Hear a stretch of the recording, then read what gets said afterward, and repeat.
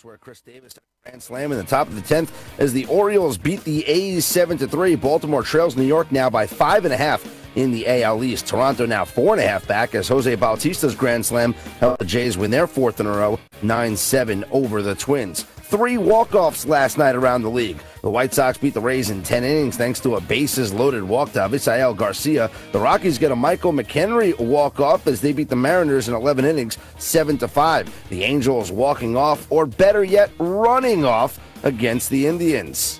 Gets away. Featherston's going to try to score. Can't handle it. LinkedIn, baby, up. The Angels walk off on the Indians, 4-3. What a great read by Featherston to score on that one. Perez unable to get the handle of the baseball. Head first slide for Featherston. On Fox Sports West, capping off a 3-run ninth as the Angels beat Cleveland 4-3. The Rangers complete the sweep of the Astros 4-3, so the lead in the AL West now down to 2 games. The Mets win their 6th in a row despite almost blowing an 8-0 lead. They beat the Marlins 8-6. For the full scoreboard, head to NBCSportsRadio.com. And football Texans running back Arian Foster will have surgery tomorrow on his injured groin. He could miss the first half of the regular season. I'm Scott Seidenberg, and you're listening to NBC Sports Radio, NBCSportsRadio.com, and streaming live on the NBC Sports Radio mobile app. ESPN 950 and Sports FM 100.5. Now to the Richmond Sports Center. Here's Nick Bailey. Redskins welcome the Houston Texans to practice for the 8:35 morning practice. Junior Glad will not be on the field for the Redskins shoe shooting for the first preseason game in Cleveland. Shaw Breland spoke to the media yesterday. He's talked about having Terrence Knighton up the middle to help the secondary. Open up. We'll actually see today. It's going to open up run gaps for me to hit and be able to, come down here and make plays in the back. But hopefully get more TFLs. Hopefully be more disruptive to offense. I think it will show today because we put the pads on for the first time. So now, instead of playing patty cake with him, they're going to have to really block him. Otherwise, he's going to be in Robert's face all day. So it's going to be fun to see. I'm interested to see how it turns out later on today. Squirrels beat New Hampshire 3-2. They look for the sweep tonight. First pitch 7:05. Fireworks following the game. They'll be on the road for 7 games starting in Altoona on Friday. Richmond tied for second in the standings, just 4 games behind first place Bowie. Nationals got a quality start out of Gio Gonzalez, but will allow 10 runs after he was pulled after one batter in the 6th. Nats lost to the Diamondbacks 11-4, fall 2 games back in New York for first place in the NL East. Washington and Arizona will face off again today. First pitch 4:05. Joe Ross takes the mound for the Nats. Richmond, JMU, and William & Mary all hit the field for practice today to get set for the 2015 football season. The FCS Coaches Bowl has the Spiders at 18, JMU at 13, and the Tribe are not ranked in the preseason poll. 8:03 right now. You've been updated on the Richmond Sports Center. You're listening to live coverage of Washington Redskins training camp on ESPN 950, Sports FM 100.5, ESPN950AM.com, and the ESPN 950 mobile app. Brought to you in part by our sponsor of the day, Herman Allen Plumbing and Heating. A Richmond tradition for 50 years. Let Herman Allen certified specialist help you during your next air conditioning or plumbing emergency. Available 7 days a week by calling 746-5853. I'm Herman Allen, and I want to be your plumber. Whether you have a small leak or major remodeling job to do, our reliable service always gets the job done right. We also can repair or replace your heat pump. Just don't think of us for repairs. We install the finest products in the industry. Names like InSinkErator garbage disposal, I'm already typing in my Rude update. water heaters, and fixtures by American Standard. Give us a call for free estimates. We're Herman Allen, Plumbing and Heating, 746-5853, 746-9231. We want to be your plumber. Live from Washington Redskins training camp, you're listening to Sports Phone with Big Al, powered by Comcast Business on ESPN 950 and Sports FM 100. Online at ESPN950AM.com and also available on your smartphone and tablet. That would be great. J.J. Watt's the best, and be a great challenge. I want to see who's going to line up first against some one-on-ones. It's going to be a fun one. But, anytime you go against another professional football team, they're going to have good players, obviously, and Texans are no different. And it's going to be a great challenge for any young offensive line. And it's very important for us to, whatever happens in these 3 practices, just continue to grow and get better and continue with the line of communication. It's so important for offensive linemen to make sure we're all on the same page. And they're going to get beat from time to time, but they just stay steady in their progression and continue to work hard and continue communication. Good things will work out. Yeah, and obviously they want to see JJ Watt too. So I'm a big JJ Watt fan too. So I'm excited to watch him practice, and I'm just excited for our whole team to get our whole defense go against other new faces in the O-line. Not just our O-lines.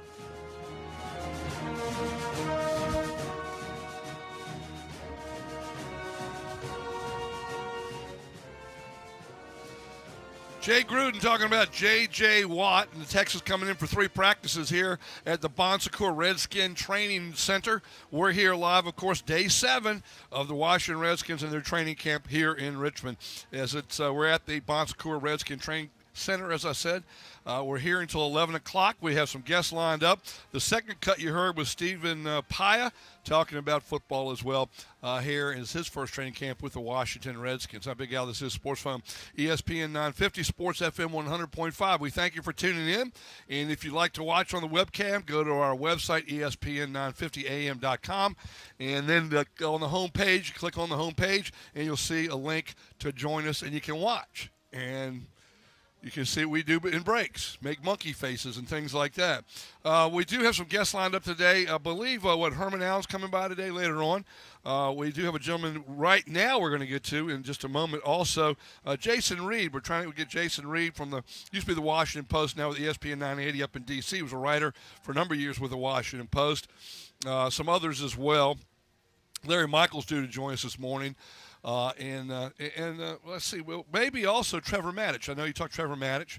I talked to him last year on the field, and we'll hopefully get him on here today to talk about the Redskins. College football, too, with him. I mean, he is an ESPN guy as well as doing the postgame on Comcast with Chick Hernandez and the guys, Brian Mitchell. So we're hoping to get a full lineup today. Kevin Sheehan is due in town this morning. I did go by and see Al Galdi yesterday. I hadn't seen him in 5 years.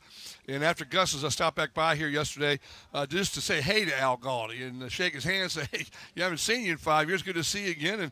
And then just to thank him and Sheehan as well for what they bring to the show in the mornings. And I think he's going to be Mondays at 9 this year, isn't he, Galdi? And we'll move Larry to Tuesdays. Is that the idea? All right. So just to see Galdi and say hello to him, it had been a while since I caught up with him. And Al Galdi's Al Galdi. He knows football. He knows the Redskins. He knows sports.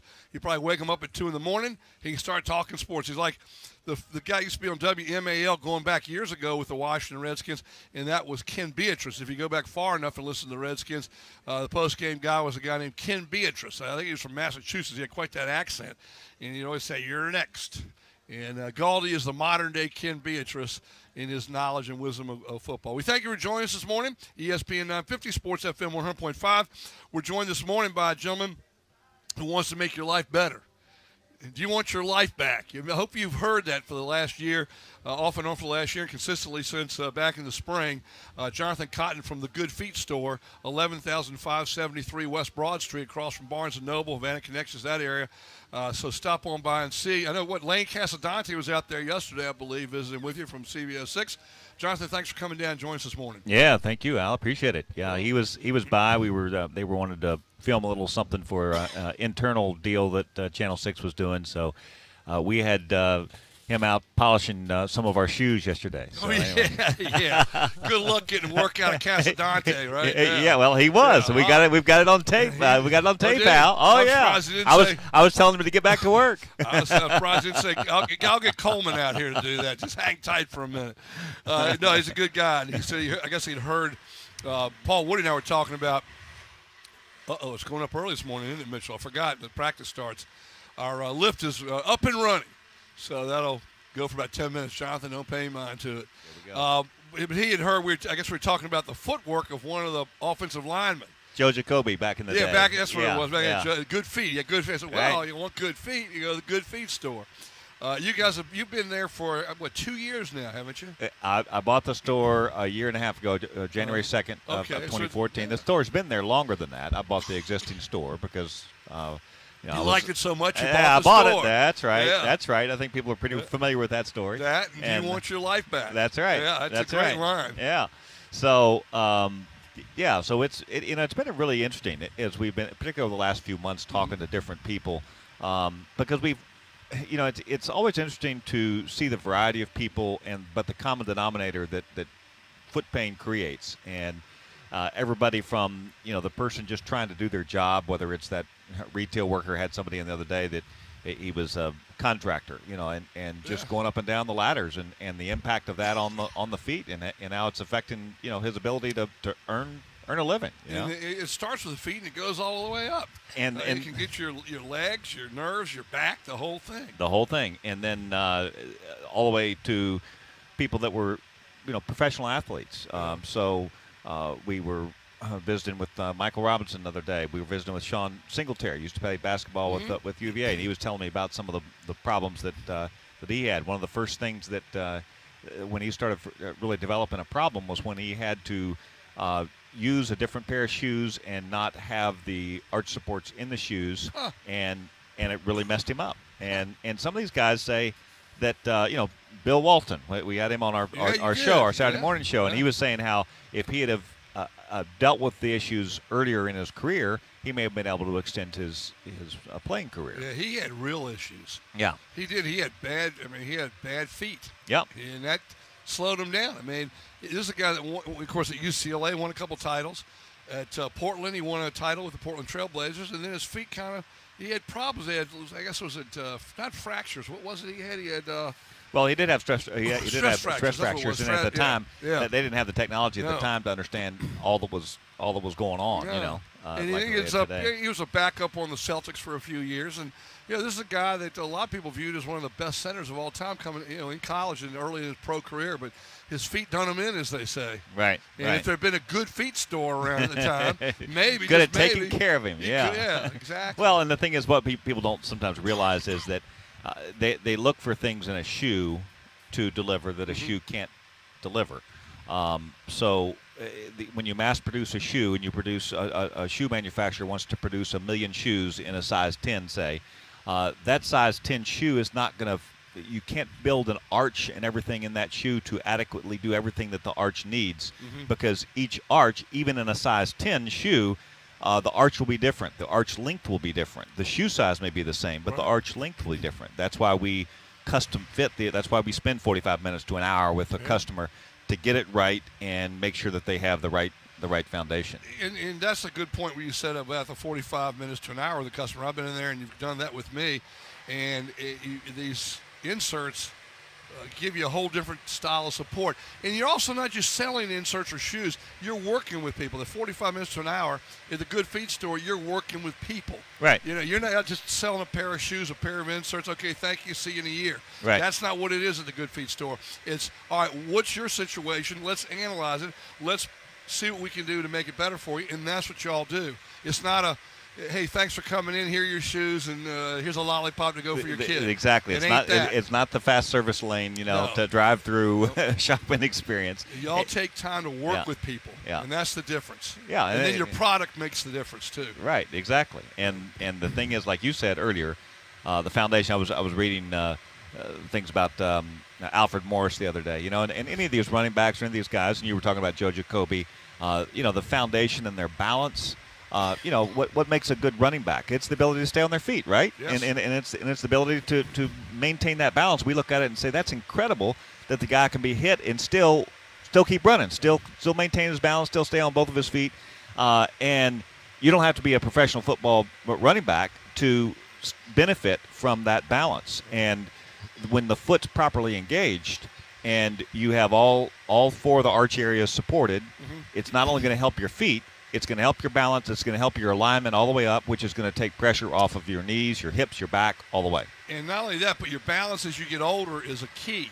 Right. Because you don't want to fall down when you're older and break a hip, break a pelvic bone, something like that, break your arm, shoulder, anything along those lines, because it takes so much longer to heal. We always hear about older people falling and breaking things, and that being the case, you want your balance, and you want to maintain your balance as you get older.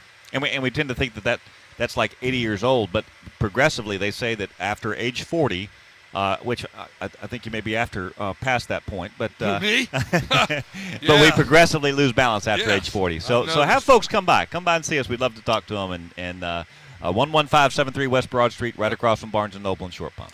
Yes, indeed. It's called the Good Feet Store, and Jonathan Cotton has owned it for a year and a half now, early January of 14. I encourage you, if there's any sort of imbalance or pain, it's worked for me. It's worked for thousands of others. The Good Feet Store, 11573 West Broad Street. Again, across from Barnes & Noble, and another fine sponsor, Humana Connections, right there as well. And you're going to walk out of that store feeling a lot better about from the feet up when you go to the Good Feet Store. So, Jonathan, thank you. Thank you, Al. It's great, and thanks for ordering this weather this morning. That's great. I appreciate that. It's a lot nicer. Isn't it? This is not. We don't have the sun, which I mean, it always finds a way right through here to come on in here. You got one little small area, and it comes through. So, anyway, thank you as always, Hoss. Thank you. Appreciate it, Al. Take care. Jonathan Cotton, the Good Feet Store. Go by and see him today. 11,573. We're going to take a pause. We will return here at ESPN 950 Sports FM 100.5. We're here today until 11 o'clock. Of course, the midday show with Matt and City Dogs midday show. And Sheehan will be, we got a full day. We'll tell you about it coming up. ESPN 950 Sports FM 100.5. Stay with us. You're listening to Sports Phone with Big Al, powered by Comcast Business. Live from Washington Redskins training camp on ESPN 950 and Sports FM 100.5. HCA Virginia is Richmond's home for women's and pediatric care. With 3 campuses, Henrico Doctors, Chippenham, and Johnston Willis Hospitals offering superior quality care for women and children, HCA Virginia delivers more babies and treats more women than any other network in Central Virginia.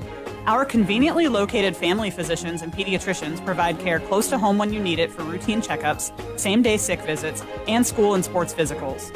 Visit hcavirginia.com or like us on Facebook at HCA Virginia Physicians to learn more.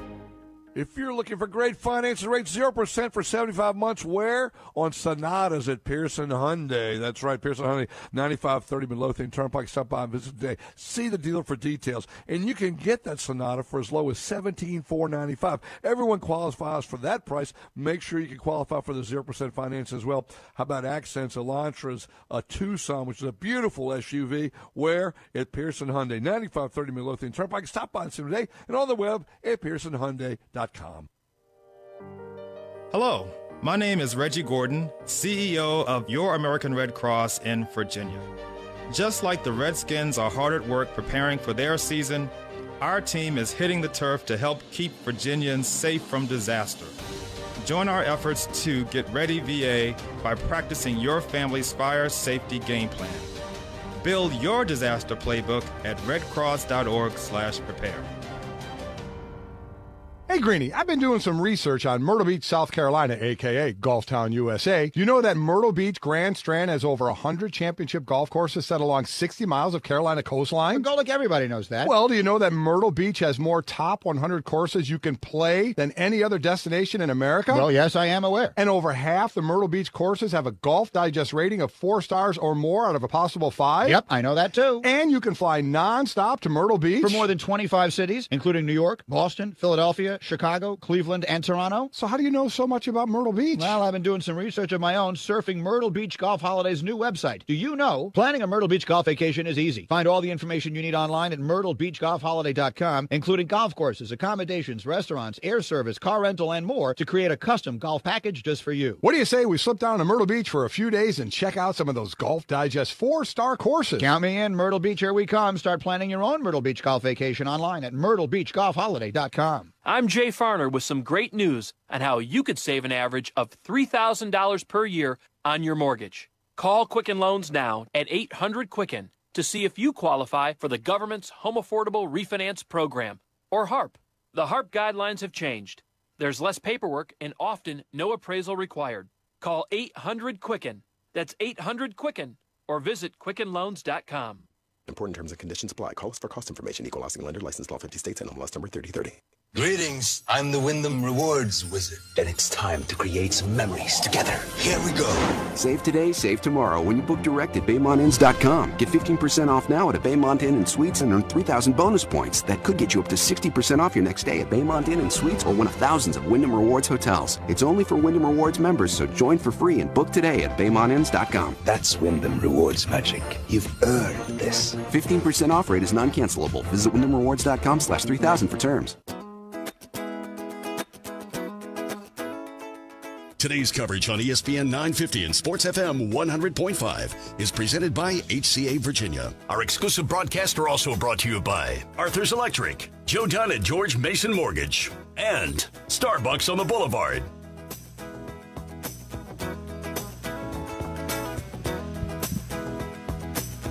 Yeah, well, listen to the music. There you go. All right, 8:20 in the morning, ESPN 950, Sports FM 100.5. We thank you for joining in this morning.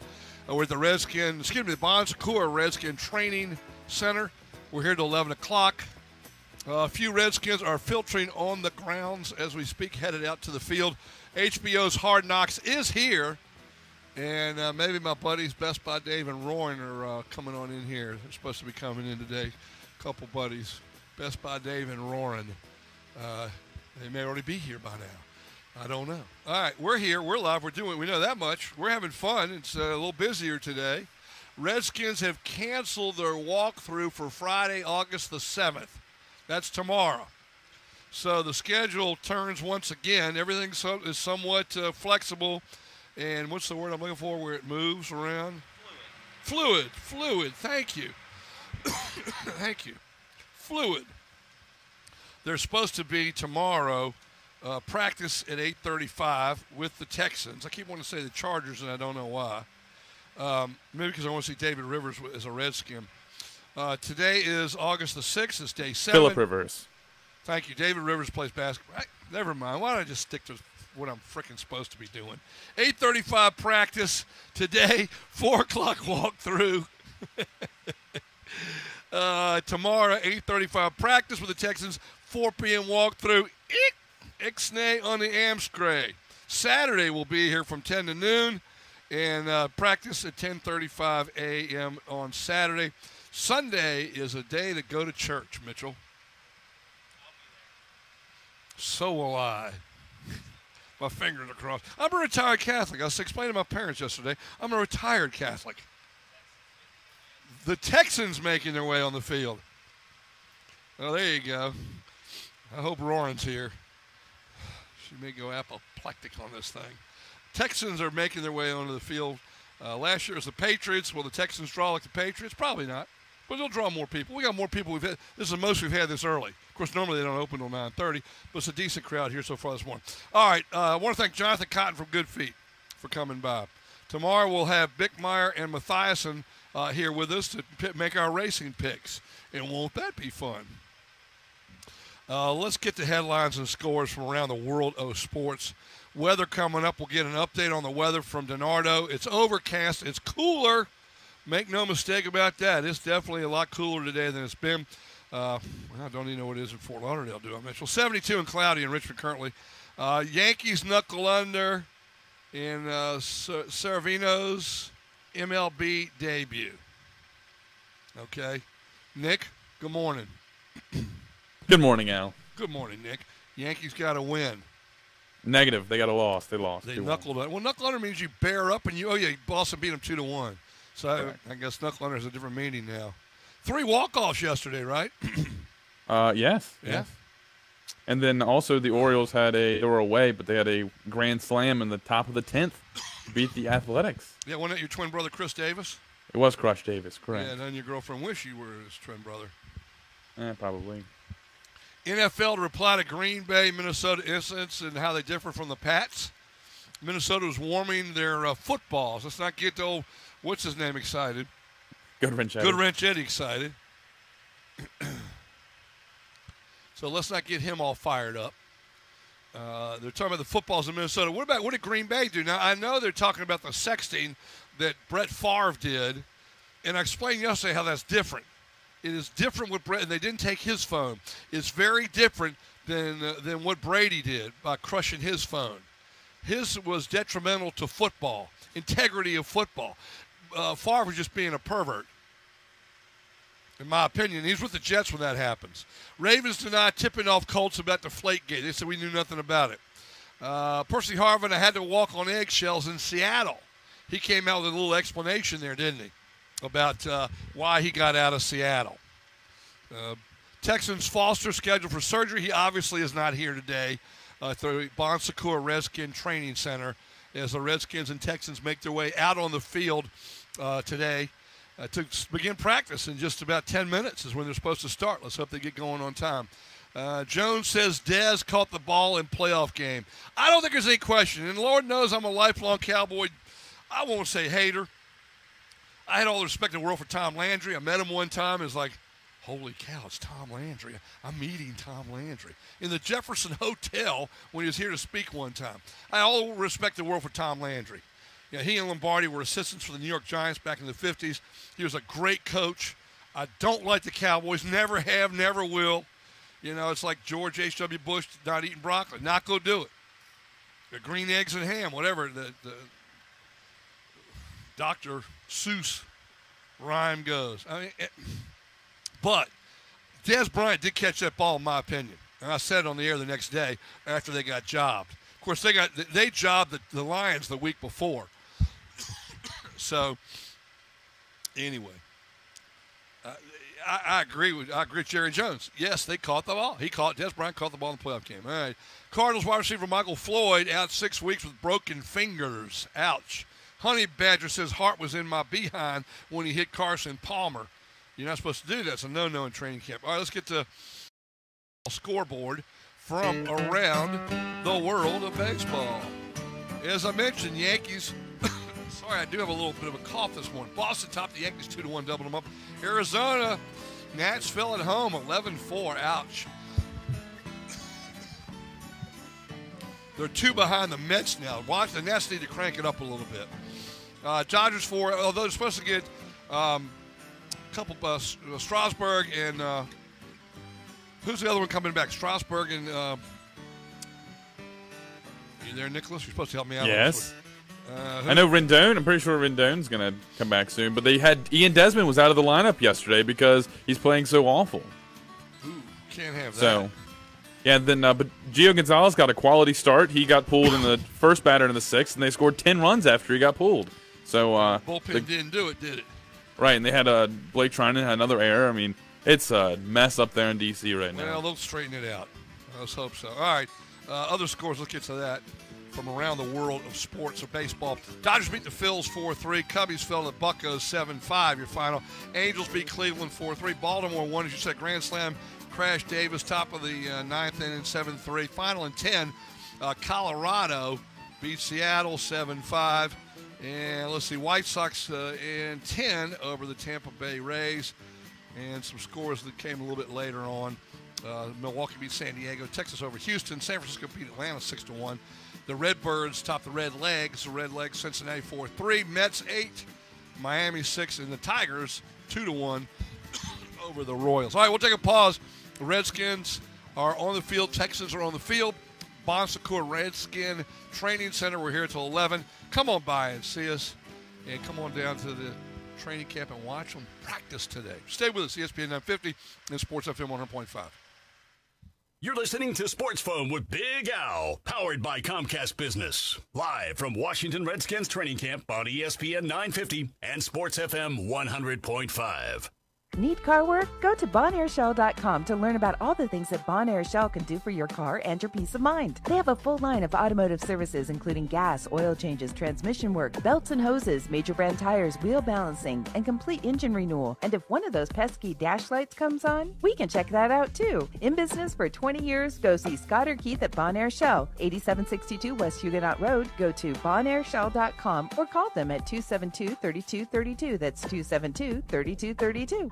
If you're in the market for a beautiful new Honda, then stop by and see the good people at Richmond's most convenient Honda dealership. That would be Pearson Honda, 14,001 Hall Street Road. Visit today and check out the Civics, Accords, CRVs, a Honda Odyssey, beautiful SUV. 2 minutes west of 288 is where you'll find Pearson Honda. Stop by and see Keith Hightower and all the good people at Pearson Honda today.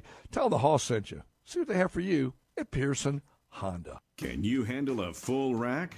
Buzz can. He's been smoking, chopping, saucing, and glazing barbecue his way for over 30 years, specializing in succulent, spare, tender baby back, and jumbo beef ribs with recipes handed down for generations. And don't forget about the award-winning pulled pork sandwiches, cooked daily over Buzz's signature hickory smoked wood. Stop by the original location at 1119 North Boulevard in the Fan, or the new Buzz & Ned's Real Barbecue at 8205 West Broad Street in the West End. ESPN 950 and Sports FM 100.5. Now, to the Richmond Sports Center, here's Nick Bailey. The Redskins welcome the Houston Texans to practice for the 8:35 practice. Junior Glad will not be on the field for the Redskins. He's shooting for the first preseason game in Cleveland. Also, the team has announced that the walkthrough for Friday has been canceled, to the joint practice with the Texans at 8:35 tomorrow is still scheduled. Jay Gruden spoke to the media yesterday. He talked about the Houston Texans being in town. We just want to compete some more and look at our guys against different people. You know, our ones against their ones, our twos against our twos, and see how our guys progressing and see who steps up as the competition will step up. Squirrels beat New Hampshire 3-2. They look for the sweep tonight. First pitch 7:05. Fireworks following the game. The team will be on the road for 7 games starting in Altoona on Friday. Richmond tied for second in the standings, just 4 games behind Bowie. Nationals got a quality start out of Gio Gonzalez, but would allow 10 runs when he was pulled after one batter in the 6th.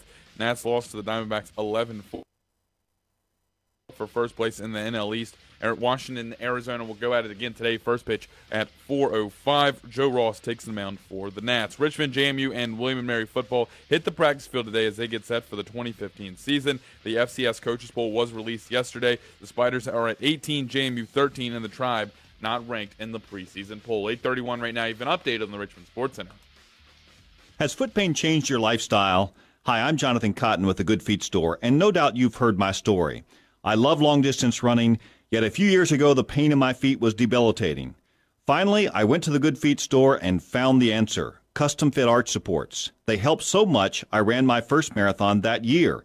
Then, because I believed in the Good Feet products so much, I bought the store. Today, our customers tell stories of their own. Nurses, construction workers, and retail employees all tell of the debilitating pain that comes from long hours on concrete floors. Then there are the golfers, the runners, and the basketball players who fear losing their favorite activities due to foot or joint pain. The best part is when they come back to say, Good Feet gave me my life back. Do you want your life back? Come see us at the Good Feet store in Short Pump right across from Barnes & Noble, or call us at 804-364-FEET. That's 364-3338. Good Feet.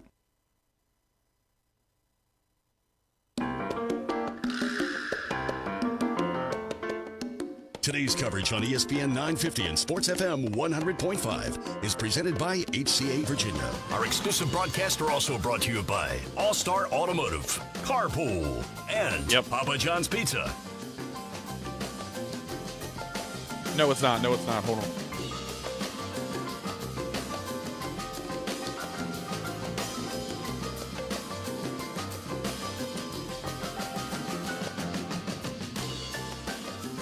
.33 in the morning, ESPN 950, Sports FM 100.5. Field goal, a.k.a. target practice, underway. Oh, this will be a little wide. Watch out, Buck. Ball's coming in. Hit the net. Incoming. I feel like radar. Incoming. All right. Hello, Rick. How are you, Hoss? Grab a seat. Put on the cans. Talk a little Redskins. Come on, Rick Carmine. He's the Grand Poobah of Red Zebra. So come on, sit down and talk a little with us. What kind of year we gonna have this year, Rick? Come on, dog. You ain't got anywhere to go. Come with which one you're watching. You're here. All right. Rick, of course, is the main dog with ESPN 980 and ESPN 950 up in D.C. Come on, Rick. Come here and talk a little sports, a little football here. Come on. How the Redskins can do this year? Sales depend on us. All right, we got weather. And weather right now is 72 and overcast. It feels very nice out here. It's not hot, blazing, all that kind of thing. We're having good weather. Weather brought to you by Independence Golf Club. Get out and play that day. It might be a good day to play before the rains come in. And, of course, Independence located 288 and Robius Roads over on the south side. Stop out there and smack that egg around. Weather is with Channel 8 Storm Tracker meteorologist, none other than Matt DiNardo. Matthew, good morning. Big Al, good morning to you. How are you this morning? I'm fine, but I got a cough that will not go away this morning, and that's not good for somebody on radio or TV, is it? No, it is not. That's the big problem. Yeah. Hey, we got lucky last evening. Maybe where you live and certainly where I live, we had some real heavy downpours and some gusty winds, 2, 3, 4 o'clock in the morning. But it was, in Chesterfield County, it was in the West End, it was in the East End. But the city of Richmond, got some, but it was very little. compared to others. I picked up almost 2 inches at my house, but the city of Richmond itself, we got about a quarter to maybe a half inch. So the field there, I'm looking at your shot right now, and I know you're under the tent. Yeah. It doesn't look ultra wet, does it? No, it's not. It's not ultra wet. I mean, it probably got a little rain, but it didn't. The field is fine for playing. They're out there warming up now before they practice. I live out Goochland, and I didn't hear rain or wind last night, but I was wet outside when I got outside this morning about 5:45, 5:50. It was wet out. Right, and that's the thing. Here's the story. We're really lucky that the schedule is flipped around today, as you talked about yesterday, with the Texas and then the walkthrough this afternoon, because after 2 o'clock, I got to say all bets are off, as we'll see some showers around, and around 4 or 5 o'clock, thunderstorms developing in this very humid air mass, and some of those areas of rain and thunder will be pretty heavy with downpours. So that afternoon walkthrough may be tough to go by for sure. Yeah, they've called off the walkthrough for tomorrow. Now, I don't know why tomorrow, but they've called it off for tomorrow. And they're scheduled to have the walkthrough this afternoon starting at 4 o'clock. Practice is underway now. More of a warm-up here. They're exercising. Loosening up would be the terminology there. And so that's what they're going through now. Now, I don't know whether they'll get done this afternoon. What time are storms and rain supposed to pull through here?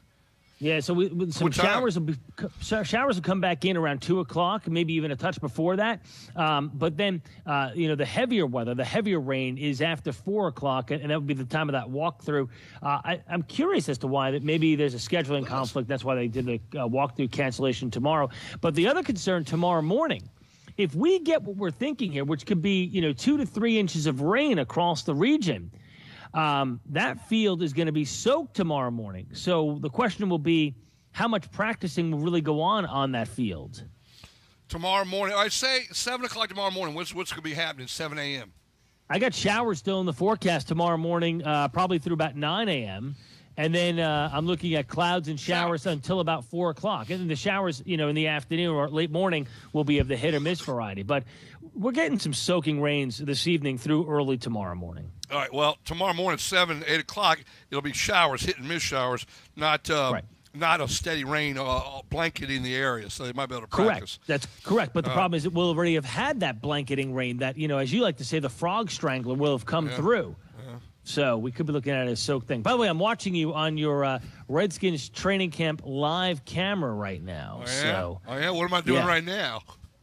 You've been sitting there talking, moving your mic off and on, talking with Mitchell or somebody off the scenes. Yeah. It's fantastic. Now you're taking to the left there. It's about a 3 or 4 second delay. Yeah. So. Come on down here. Come on. Now you're staring at me. Oh, there you go. Come on, dog. You want a piece of this? Yeah. I want Weather boy. Come on, weather boy. All right, let me give you this forecast. I'm here, weather boy. Oh, yeah, you're waiting. I know. Yeah. Yeah, whatever. I'm real brave when we're 20 miles apart. I'm waiting, weather boy. There's a little bit of delay. Waiting. Here we go.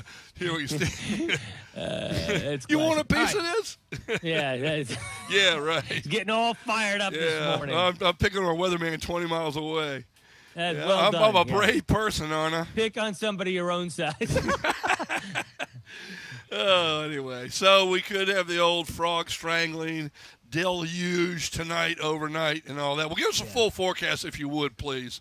All right, here we go. Clouds around for the next couple of hours, obviously. Warm and humid. High today, 84. Now, showers will push back in around 2 o'clock this afternoon. Maybe a touch earlier, some spotty showers, but here's the story. Once we get past 4 or 5 o'clock, showers and thunderstorms will develop across the region, some with heavy downpours.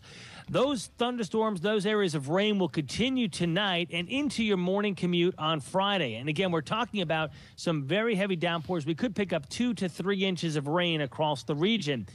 Friday itself, we're looking at a few possible showers after 8 o'clock, otherwise cloudy with a high of 80.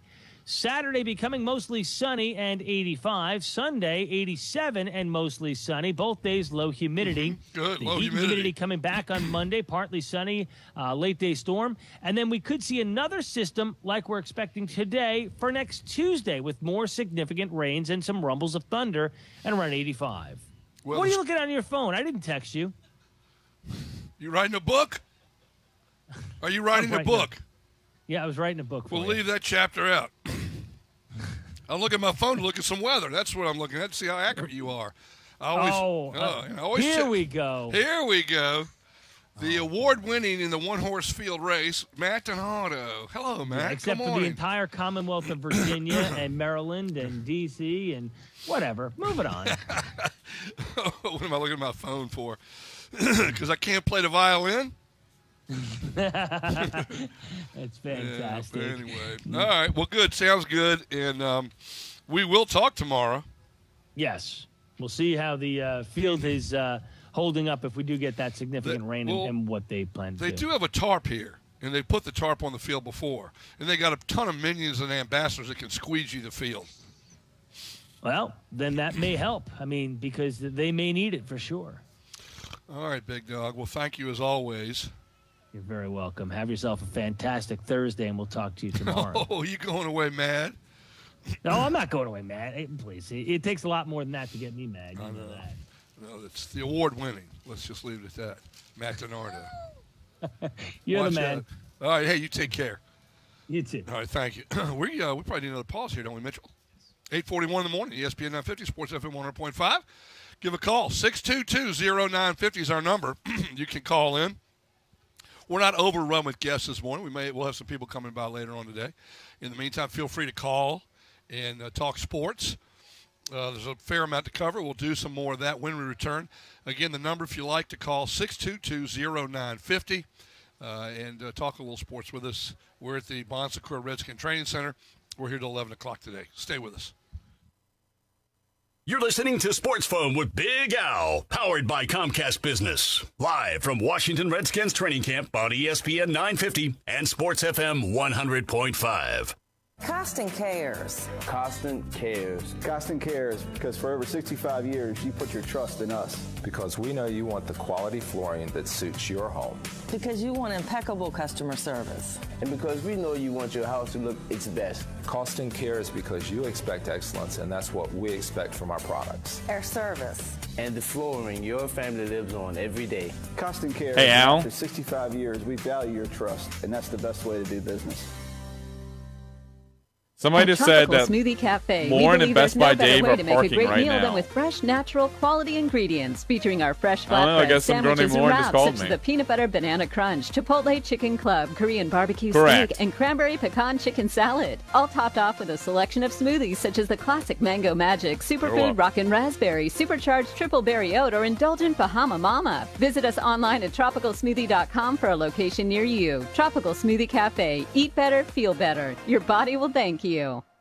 Gus's Italian Cafe and Sports Bar, located in the Hanover Square Shopping Center. As you know, Bell Creek Road in Mechanicsville. We're there every first and third Wednesday of the month for the Chow House. But Monday through Thursday nights, great specials ranging from pasta night to burgers all day and all night on Tuesday. Hey, Mitchell, how do I Large get this cheese thing to work? pizza, family night Wednesday, and of course Thursday night fried oyster baskets. With this, How do I get this stupid?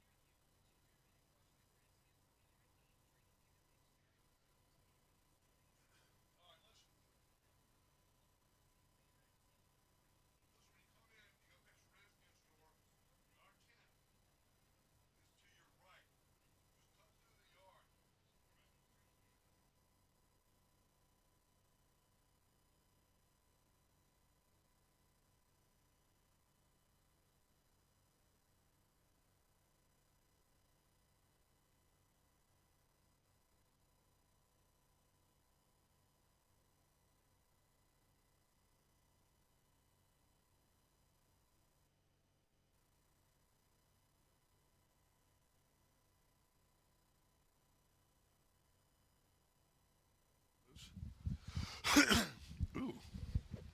What was with them?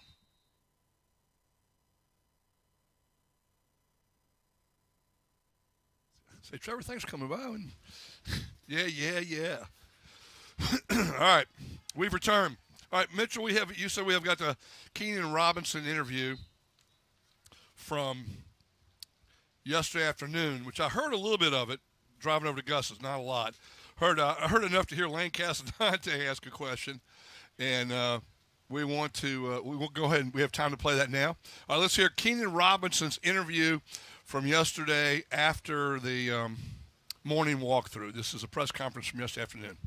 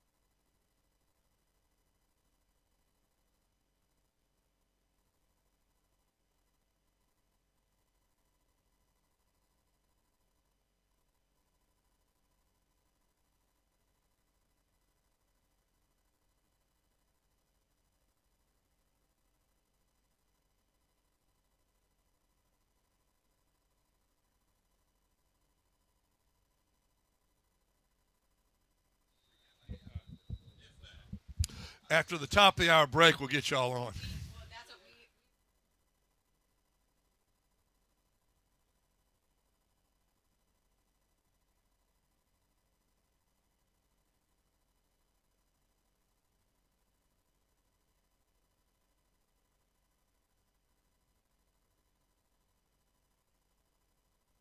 All right, Keenan Robinson talking yesterday in a press conference afterwards, and we'll be having some more of that later this morning as well. We're at the top of the hour here, ESPN 950 and Sports FM 100.5. Give a call, and we've got a top out right here, top of the hour. Stay with us.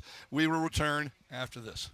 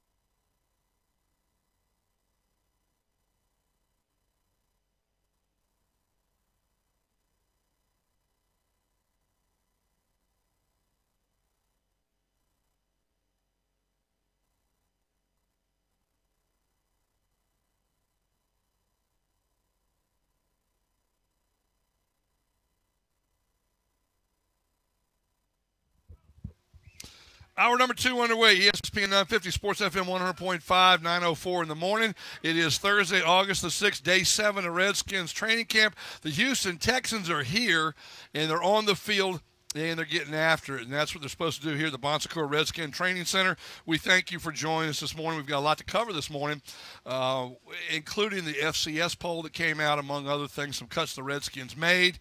And we're going to have some guests lined up. Also around 10:30, when practice is over, there may well be news conferences that we'll pick up. Our webcam is available if you want to tune in there.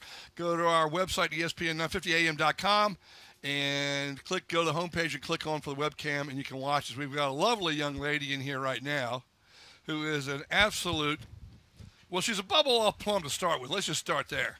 And now she's a Texan fan. Huge Texan fan. You went to the Houston-Washington game in Houston last year. In Houston. Lauren, a.k.a. Roarin' Hamill, is with us this morning. Roarin'. Roarin', don't get it wrong. Roarin'. And there's a reason behind that. Well, you know the reason. Yes. We'll leave that alone. Stereotypes at its finest. Yes. So you got your Texan wife beater shirt on. I got my Texan shirt because I thought it was going to be hot today, and it wasn't. Show the camera. We got a camera. It was my little brother got me this when I went to San Antonio a couple weeks ago. Good. And yeah, there you go. Your Houston Texan shirt, and you went to the game last year. I went to the Redskins game last year for sure, and because I had to break Valley girl for sure. No, I had to break the curse. Because I went to the Baltimore game in Baltimore, and then after I went to that game, we went 2-14. But what happened? It was third game. When you went to the Ravens game, Houston Texans, Raven game in Baltimore a couple years ago, what happened? It was not friendly. That you got kicked out. Well, pretty much I got kicked out. I removed myself before anything happened. Did you cause a rumpus, maybe? No, I didn't. No. That might have been it? Huh? I was sitting in the visitor section, and it was fine. I made a point to be very nice, and I just removed myself. And we lost, and then we didn't win a game. After that. So I had to go redeem myself and try to break the curse going to the Redskins. Playing the Redskins, it wasn't too difficult. Well, it was difficult, especially after our first round draft pick. Who you just yelled at. Yeah, I just yelled at. I had to. Walking up the way here, Clowney's over there, I guess, doing some exercises with a couple guys that aren't on the field, and I said to Davion, you going to play this year? And he said, I got you. And I said, no, are you going to be whatever? Are you going to play? And he said, no, I got you. And I said, all right, well, me being an SEC girl anyway, I don't really like the South Carolina. And me being a Gator especially, I don't like Steve Spurrier. So it was kind of difficult for me to be able to, talk to somebody I don't want to talk to and talk to a South Carolina boy. So I walk over to get you, and you're yelling at Clowney. I'm going, oh, great start. This is going to do it. Clowney, you going to play this year? Get out there, you big wuss.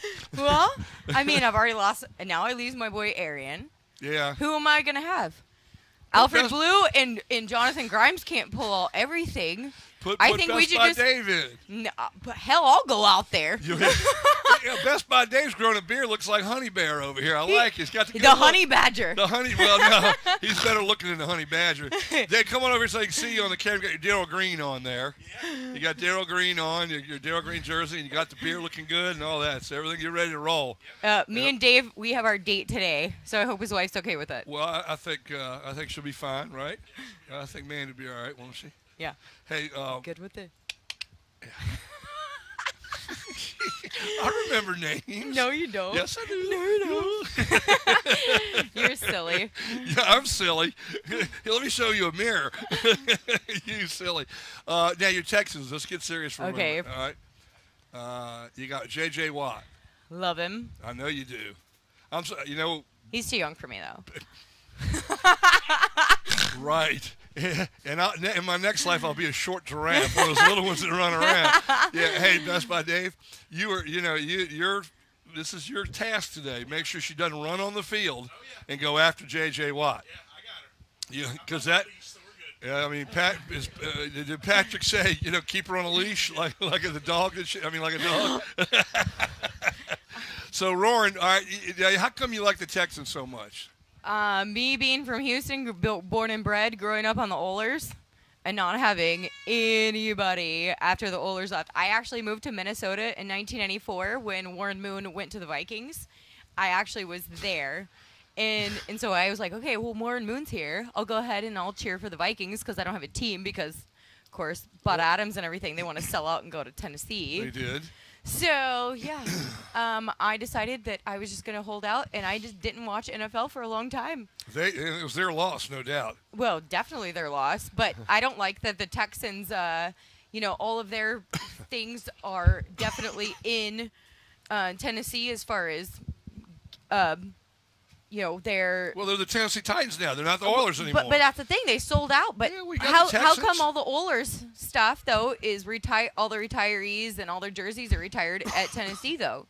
Because the franchise moved. That's how it works. I understand the I know, it's but like I don't like it. the Baltimore Ravens or the old Browns. And the Colts, Baltimore being the Colts before that. Yeah. It's fine. Well, I understand all that, but no. I held out until I got my Texans. And did you know that Bob McNair only bought the Texans for $750,000 because he actually wanted to put an NHL team in there? Oh. And Houston says, nope. And NHL said, no, we don't want you. And NFL said, Houston is dying to have a football team. And you went to the game down there last year, so they've got a beautiful stadium. It's beautiful. Well, it's Reliant, but now it's NRG because they bought out. And you're moving to Texas at the end of this month. Yeah, but I'm moving. Look out, Texas. No, I'm moving. I'm moving to the bad part. I'm moving to where you're moving to Dallas. I'm in the Dallas area. Yeah. I'm not welcome there. Well, are you going to get down to Houston for a few games this year, you think? Of course I am. Okay. It's only 4 hours away. Lord I can do Texas, that. The state of Texas will not be the same. Yeah, the other Texas team that's not so good. Well, Cowboys were 12-4 last year, and they won the division. And, we went 10-6 on our fifth-string quarterback. 9-7, I think, weren't you? 10-6 with our fifth string. We had to call freaking Case Keenum back because he was on practice squad on the Rams. And we released him, and he was on practice, and we had nobody, so we had to call him back. Is this the first time you ever been on a radio show? No. When were you on a radio show before? Is it when you were a stripper? Oh, really now? No, sir. It was when actually I was in college and going to school for sports broadcasting communication. Oh, you were? And a minor in journalism. And then I just ended up working at your sports bar. Why didn't you pursue journalism in radio? Because I had to have something else, so I minored in journalism. I think it was called kids, too. It was definitely called bad decisions, husband-wise, and then having kids, yeah, for sure. But that doesn't make me any less of a Texans fan. Or a human being. All right, well, y'all have fun here. For sure. Thanks for having me on. No yelling at the players. I will try not to. Like no cheering in the press box, no yelling to the players. No, I won't do any of that. You don't want to get escorted out of here. Well, you know. You text me, Dave. Yeah, good luck. I am not like that. Because you love the Texans so much, you might streak the field. Oh, that might happen. That might happen. Yeah. No. Get the video cams going. Oh, yeah, hey. No, I mean, one's out there for you when you streak the field for the Texans. JJ. Too young for me. Too young. Yeah. Yeah. Ain't nobody buying that one that knows you. Yeah. Tim Tebow's due here later as a reporter. Oh, there you go. You and Tebow and Watt at lunch. Oh. I'm not going to say that. I'm not going to even use those three little letters. F-O-R. All right, we got to roll. Thank you for coming by. All right. Stop back by for y'all leave. We're Absolutely. Love you guys. All right. See ya. We'll take a pause. We're at the Bon Secours Redskin Training Center, ESPN 950 Sports FM 100.5. Don't touch that dial.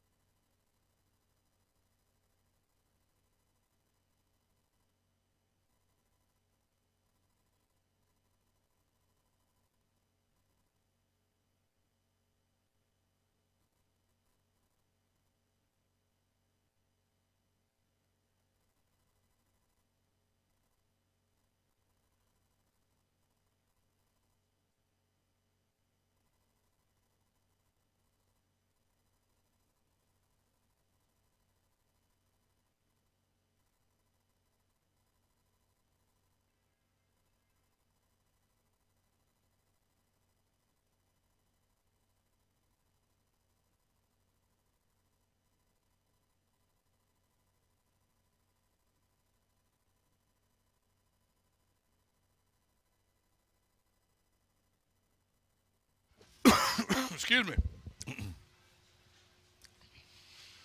9:18 in the morning.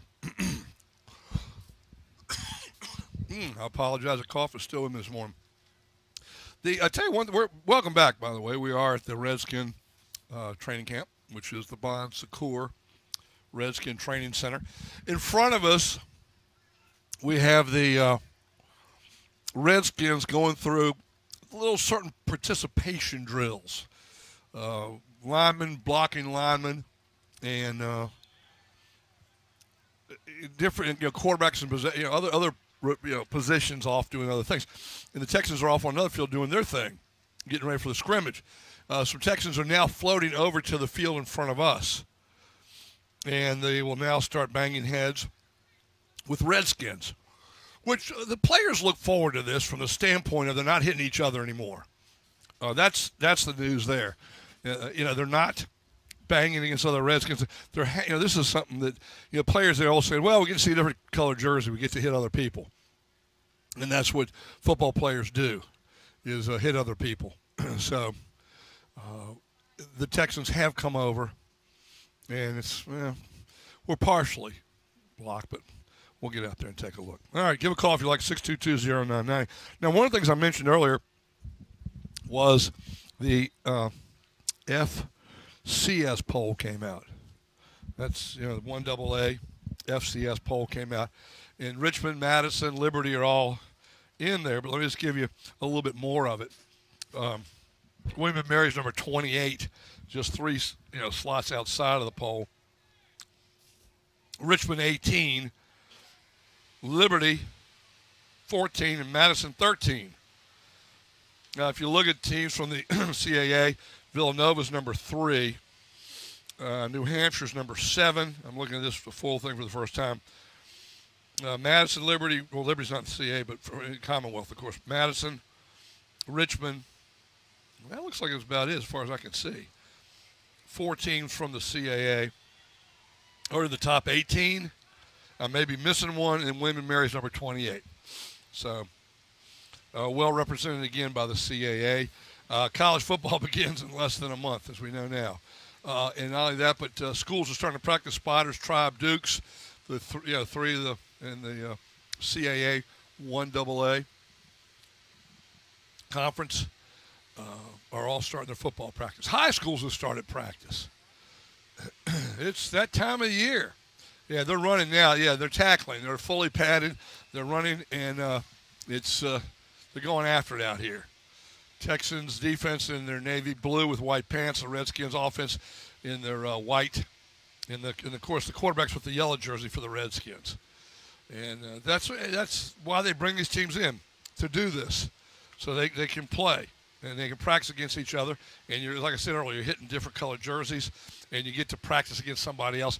And that just it breaks the boredom in the tediousness of training camp. They've lucked out a little bit today too, because it's not really hot. It's a little. The humidity's beginning to climb. It's overcast. That helps a little bit. And Colt McCoy is under center now, but they rotate everybody in and out. So it's not just one set of players going at it, quarterback-wise and player-wise. I mean, it's not other players, other position players, not just the quarterback. So it means things are getting a little more serious in training camp. The Redskins will be here through, I think, Tuesday, and then fly to Cleveland early Tuesday out of Richmond and play the Wednesday. They fly up Wednesday out of Richmond, I believe, and then on to play the Browns Thursday night, fly back probably Friday, and then back at practice next Saturday afternoon. Fan Appreciation Day, I think, at 1:35. So that's the name of that story. Final day of camp is Sunday the 16th, 10 days away. That will be the last day of training camp. It seems like it kind of starts to fly by. We've been here a week. This is day 7 of training camp with one off day. 7th day they've actually practiced. They started last Thursday, July the 30th, as you know, and things are progressing. They made a cut yesterday. Sorry to see. Philip Thomas, a safety, I think it was a safety. I think he was from out in California. I'm not sure.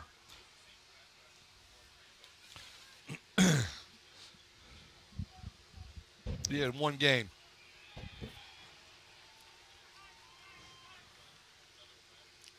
Yeah, there's only, I think, 3 remaining from that class, if I'm not mistaken.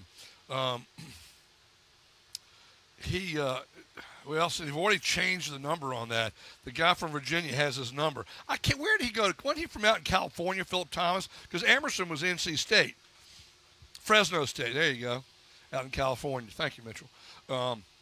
And now, from that draft of 2013, see, this is why you need a lot of draft picks. This is what Scott McLuhan did. He upped the ante. I think that's Thompson running wide there. Got a little break out there. He upped the ante. Got more players in. He got 10 picks.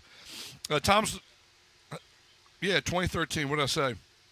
2013. Thomas is the 4th member of the 2013 draft class who's been cut. Only Emerson, Jordan Reed, and Chris Thompson, who were 2nd, 3rd, and 5th, remain. Only 3 players from a draft on a team that's already kind of old before this year started. Now, they got 10 players, as we know, from this draft. I think they've already cut one. Mitchell, a cornerback, was cut yesterday along with Philip Thomas. And he was a 6th-round pick yesterday. So they've got 9 right now. They've got 9 players from the draft class of 2015.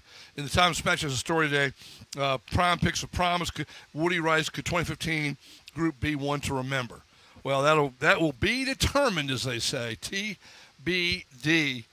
There will be more than 3, 4, I guess they'll have up to 6 or 7 guys from the draft make the team, is my guess. Now, some of them might be stashed away on the practice squad. Some of them won't dress on game day. You have 53 players on your team. On game day, you dress 45. So, but it's going to be an infusion of youth, and that's what's good. That's what we're looking for. Is a younger team, a stronger team, a tougher team, a mentally tougher team, a physically tougher team is what the Redskins are looking for.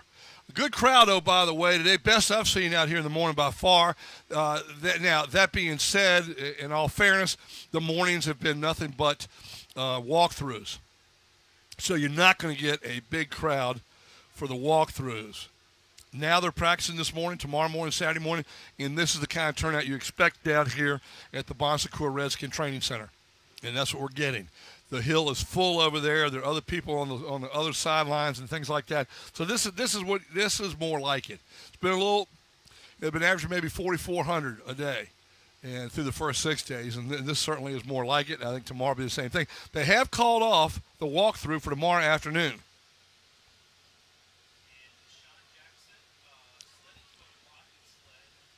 Oh no.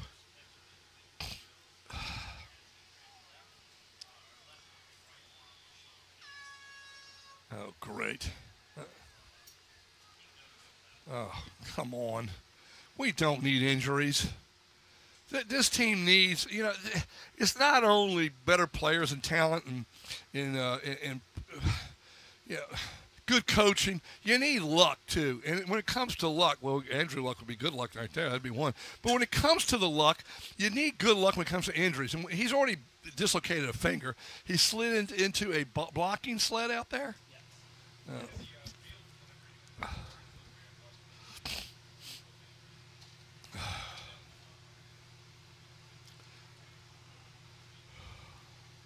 Well, for the Redskins at least.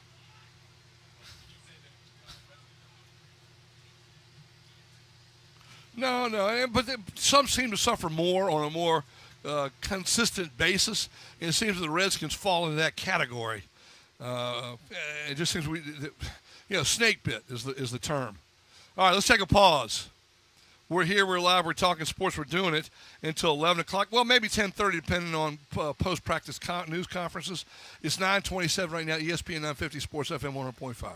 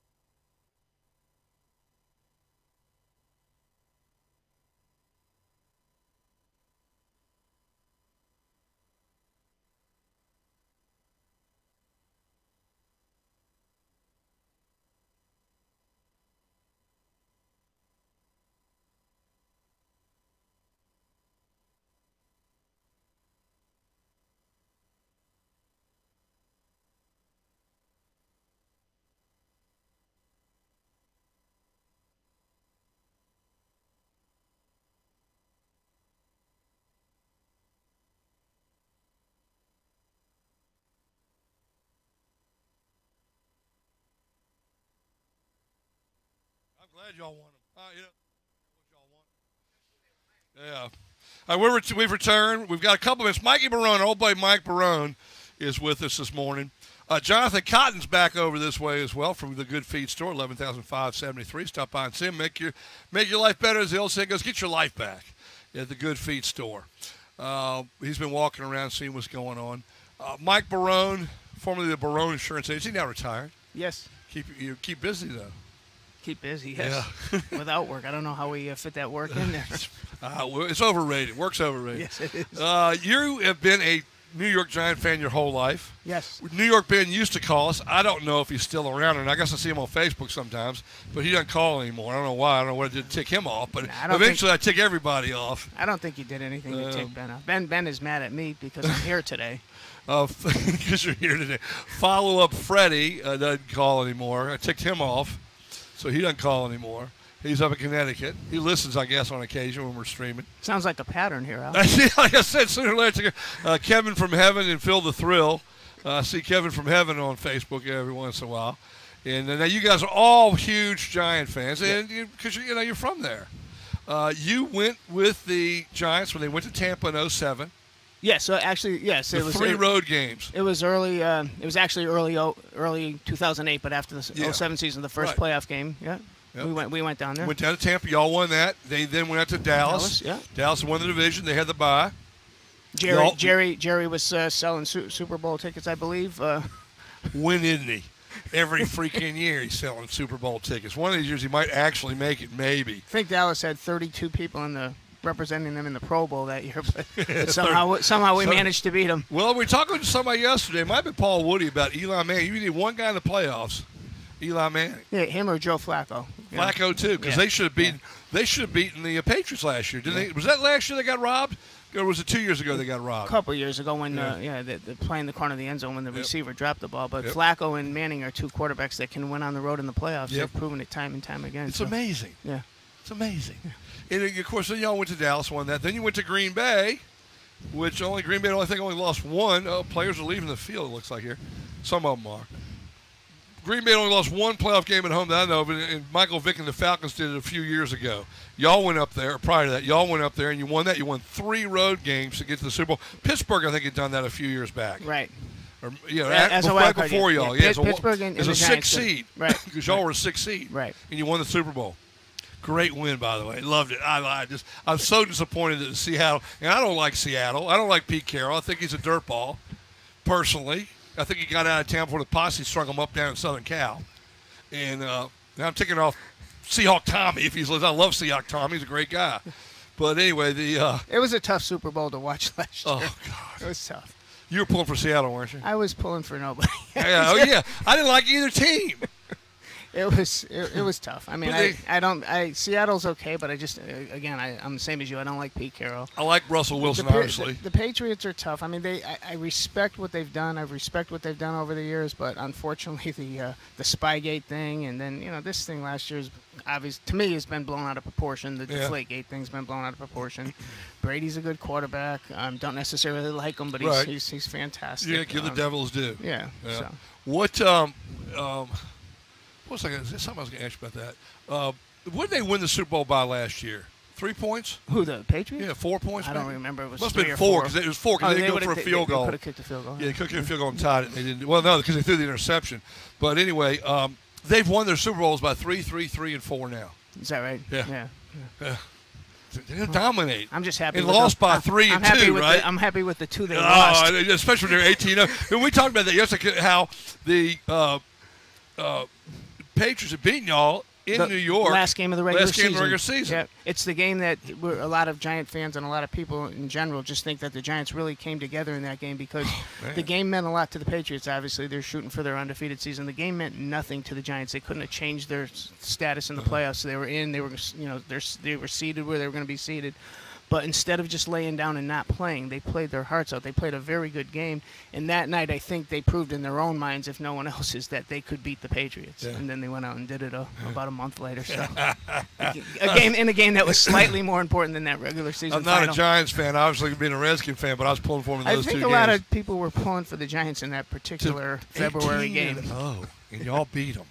And Brady looked like he'd been hit by a frying pan in the back of a coconut. Yeah, they beat him up pretty good in that game. Well, y'all did what everybody should do: go after Brady, go after any quarterback, go after Brady. Yeah. Well, the Giants had that. I mean, and they have that fella back this year, Steve Spagnuolo, as their defensive coordinator, I mean, what they basically did was they called it, I guess, the NASCAR, where they would set up people. I mean, Justin Tuck would sometimes he'd be lined up at defensive end, sometimes he'd be lined up standing up as in the defensive tackle position, and they just Brady never, I think, in that game really knew where the rush was coming from, and that's why they had him. They had him all game long. Yeah, we got Mr. Patriot standing over there, Scott Hawthorne. Yeah, and his Red Sox beat us last night. Yeah, well, yeah, but you guys are y'all are not running the weather division, but you're winning the division. Yeah.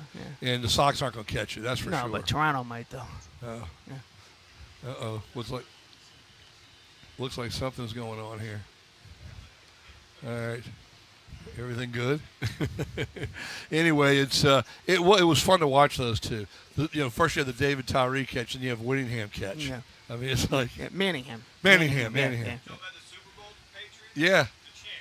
We're talking about those two great wins that the Giants had over the Patriots, and then the lucky, incredible break y'all got when the brain trust for Seattle went boneheaded collectively all at one time, and don't give the football to the biggest back in football and let him punch it in for the win. It's a gift. It's a gift from the football gods to the Patriots. And and they cheated to get there anyway with the flake game. They cheated to get there anyway. But if you don't want to give the ball to Lynch, right? If somebody's saying something, go ahead and talk, Mikey, because I can't hear what this guy's saying. If you don't want to give the ball to Lynch on that play, why is Russell Wilson not rolling out with an option to run it in or throw it in? I mean, come on. Yeah, what down was it? I don't even. What down? It's probably second down or something. Down, I don't even know. But in the kind of pass you threw, that pass is so dangerous. I mean, it really, because even if it's right in the receiver's hands, he's so close to him, the ball could easily bounce off him, bounce off his shoulder pads. And, I mean, it just was a silly call. Absolutely the dumbest call in Super Bowl history, I would think.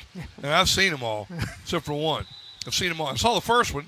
There's like number 10 I missed on purpose. Oh, you missed one? Yeah, I think it was Dallas and or I don't know what it was, Pittsburgh. I don't know, it was 1976. Anyway, is Larry coming? We don't know. Okay. We'll take a pause. If Larry Michael shows, we'll ask you to step aside. I'm out of here. If not, we'll talk some more. Larry may not show because it's so much going on in the field, he may not show up. All right, we're here live. Michael Barone with us this morning. Mikey Barone, Giants fan, true loyal, good reason from there with all those other guys that are Giants fans. Stay with us, ESPN 950, Sports FM 100.5.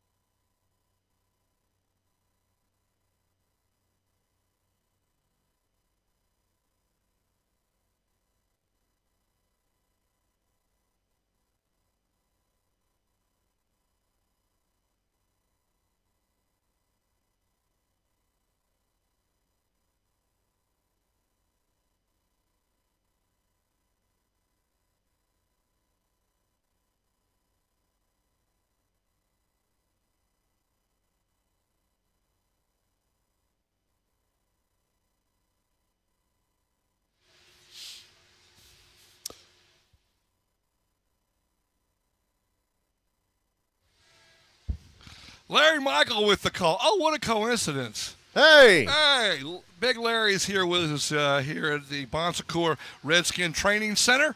We're here until 11. Just passing through. I saw one of your employees out there. I understand. Big fan of the Houston Texans. Here we go. Big fan of the Houston Texans. Yes, she is. Yeah, I heard. She's 10 feet from J.J. Watt. And get a crash card out there Niagara for us. Falls is occurring as we speak. Yeah, she's a trip. I don't know her. You do. I can't talk about anybody. No. I'm just she's saying. Crazy as the old you-know-what rat. The old house rat, She's a bubble off plum, maybe 2. But great bartender for me for years. She's now retired. Had another little bambino, and she's retired. Hopefully she'll be back while you're here, Larry. She'll Too much information. She'll give you a run for your money, Lawrence. Too much information. She will. I promise I'm you. a married man, okay? No. I'm not talking in terms of it. Okay. I'm talking about verbally. She'll give you a run for your money. I thought you were talking about something else. No. I'm a married man. So is she. She's married as well. Okay, good. We're all married. We're all married. That's it. Everybody here's married. At least for now. Even Mitchell's married. At least for now. Mitchell's wife's pregnant. Just to announce that on the air today. Great. That's a great announcement. Congratulations. Any other personal information you want to reveal on this great radio show you do every morning? Yeah. No lies, bunions. Anyway. All right, Larry. Day 7 training camp. Texans are here.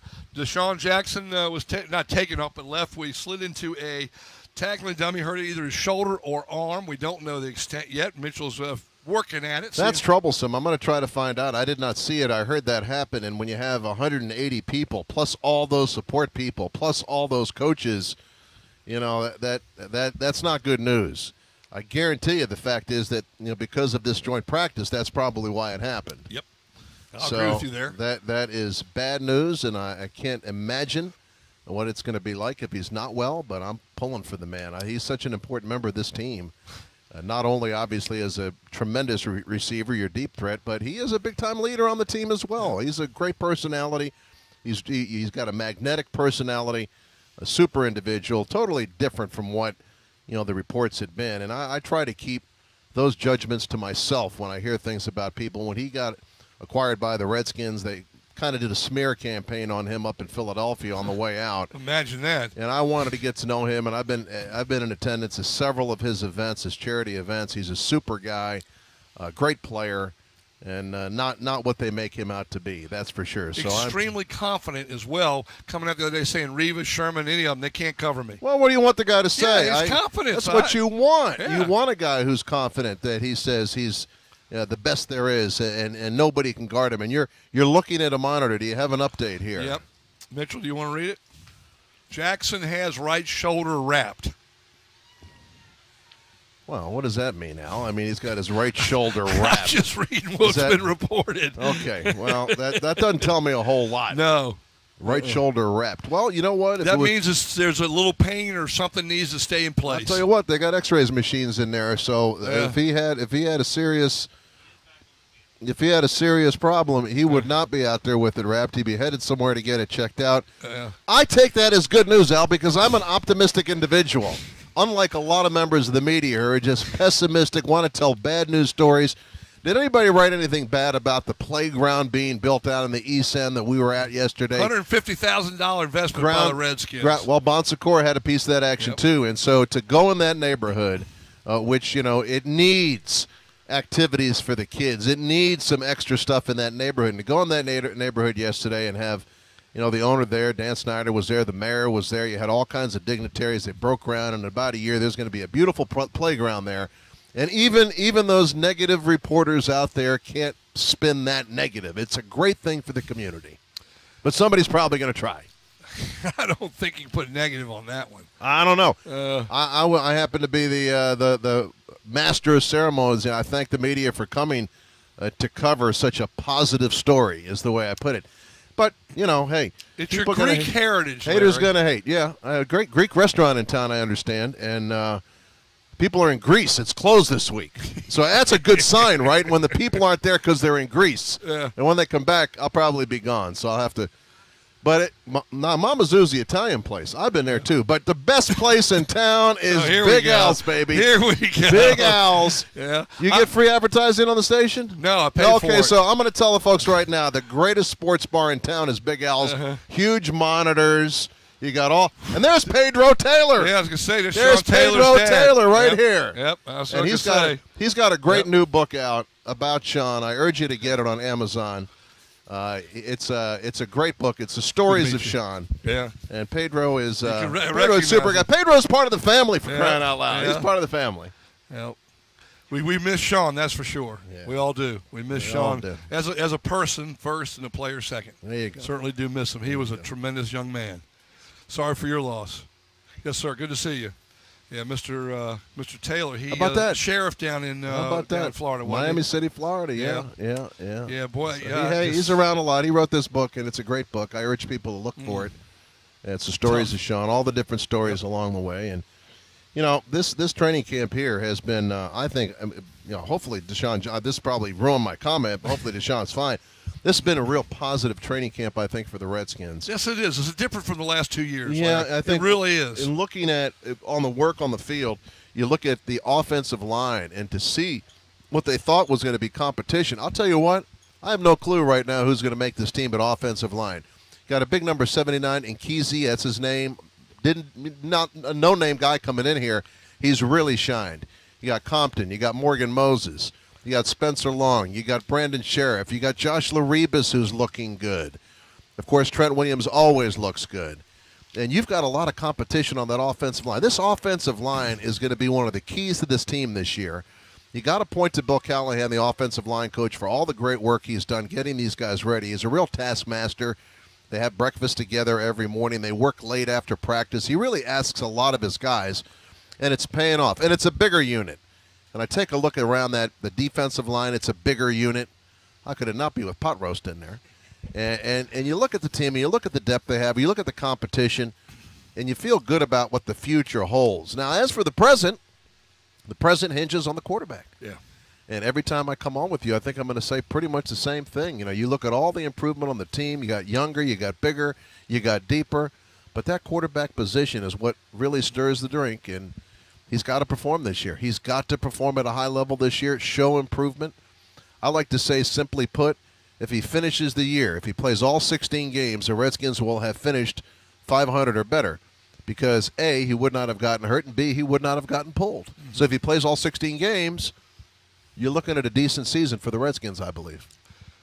Everybody's hoping for that.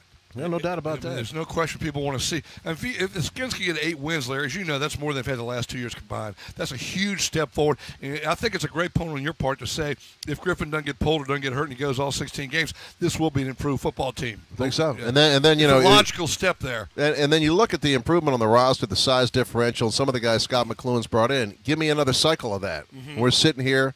Yeah. I'll probably be sitting right here next year this very time, actually. It won't be long. I'll be sitting right here with you. We'll be here. I tell you every year at the last day, I said, before you know it, we'll be back, and that's going to happen. And we come down during the off-season, too, but I don't come to the bar during the off-season because I don't want to disturb your private life. I'll wait for you every night, Larry. About 11 o'clock, the tears start welling up, and I have to go home. But think Larry about didn't make it again. But I like your logical conclusions. It's like was it Plato that had the allegory of the cave, the great Greek philosopher? You know, you might as well be speaking Greek to me.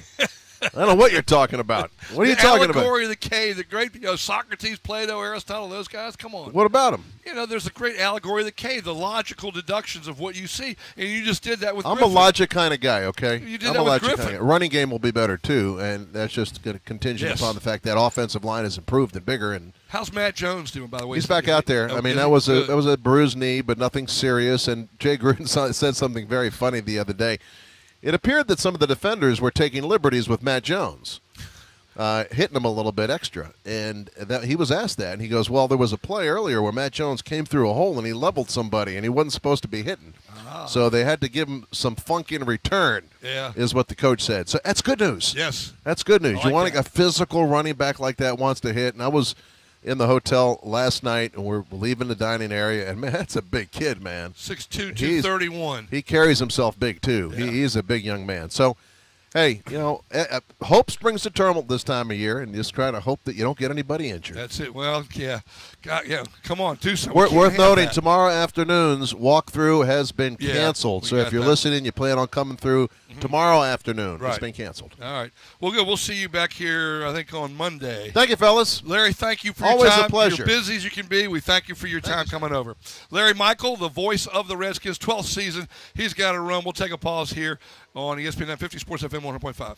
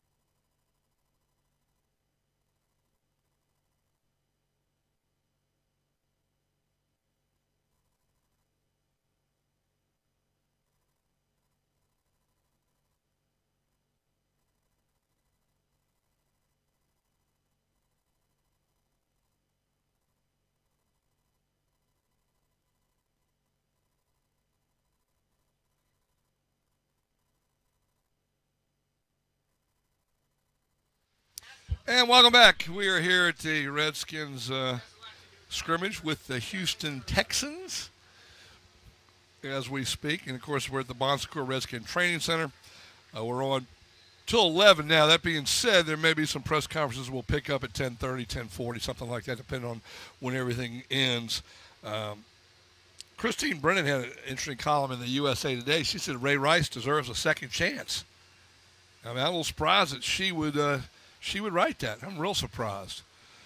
Anyway, I haven't read it yet, but I will. Mike Barona stayed through the Larry Michael interview. I've asked him to stick around if he wanted to. And equipment trouble. Derby Bill must have been here tonight messing with these things. That's all I can think of. You're a Giant fan. We talked about that before. We talked about what the Giants have done, et cetera, et cetera.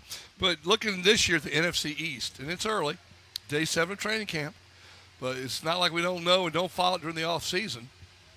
The Cowboys were first last year, the Beagles second, your Giants third, and the Redskins held up the rest of the division for the 6th time in 7 years.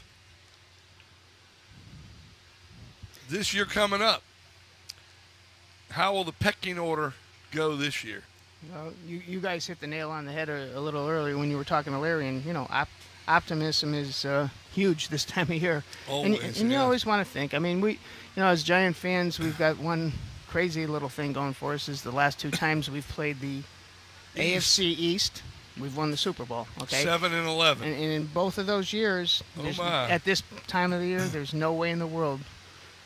We're thinking, okay, if we can get to 9 and 7 type of thing. And in fact, the first year we won the Super Bowl in 07, that was the record, 9 and 7. You guys swept us. The Redskins beat us. In 7? No, that was in 11. I'm sorry. That was in 2011. You guys swept us. Well, I know that Todd Collins quarterbacked the Redskins to a win in 07. Yeah, you beat us against the Giants. Yeah, that was you were the last NFC team to beat us for a long, long time. Yeah. You beat us late in the year. Yeah. Then we went up to Buffalo the following week and got the playoff berth.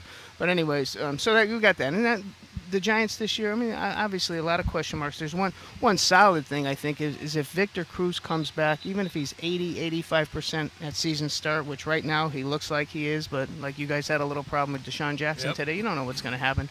But right now, going into the season, the Giants have to be very, very optimistic about their offense. Last year, their offense improved.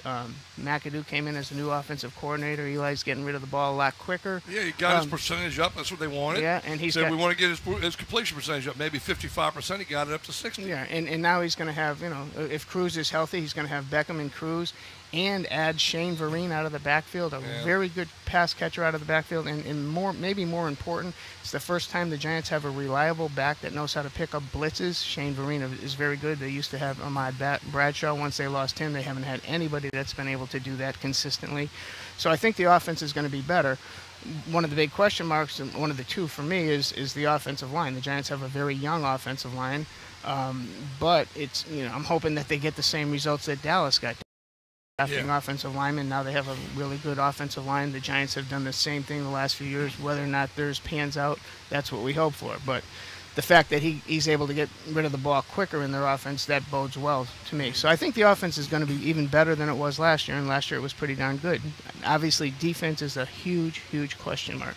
They got huge question marks. Jason Pierre-Paul, when is he going to come back? Is he going to come back? I mean, that's a ridiculous situation. Blew his index finger off, right? Well, we don't. No one knows. I mean, the Giant brass doesn't know because he's not allowing anybody from the Giant medical group to look at him, so they haven't seen. He hasn't been in the camp yet. He hasn't been in the camp. No one knows when he's coming to camp. He might know. I don't even know if he knows, but supposedly he's going to come. These football players blowing their fingers off. Whatever. But and then the other Giants don't have any safeties that have any solid NFL experience. So they're coming into camp. Antrell Roll and Stevie Brown have been their safeties for the last couple of years. They're both gone. So they're going to be very young at safety. But you never know. I mean, in 2007, 2011, both of those years, a lot of guys stepped up. So that's what you hope for. I mean, you guys are going to camp, I'm sure, with the same things. Larry Michaels was just talking about your offensive line. He sees big improvement. But will that really happen when the regular season? Will it translate into a regular game, right? And as opposed to what's going on out here? And that's what I mean. As a Giant fan, that's what I'm looking at. I mean, I think our offense is going to be very, very good. I really believe that. Defense is going to take time. We've got Steve Spagnuolo back as the defensive offensive coordinator.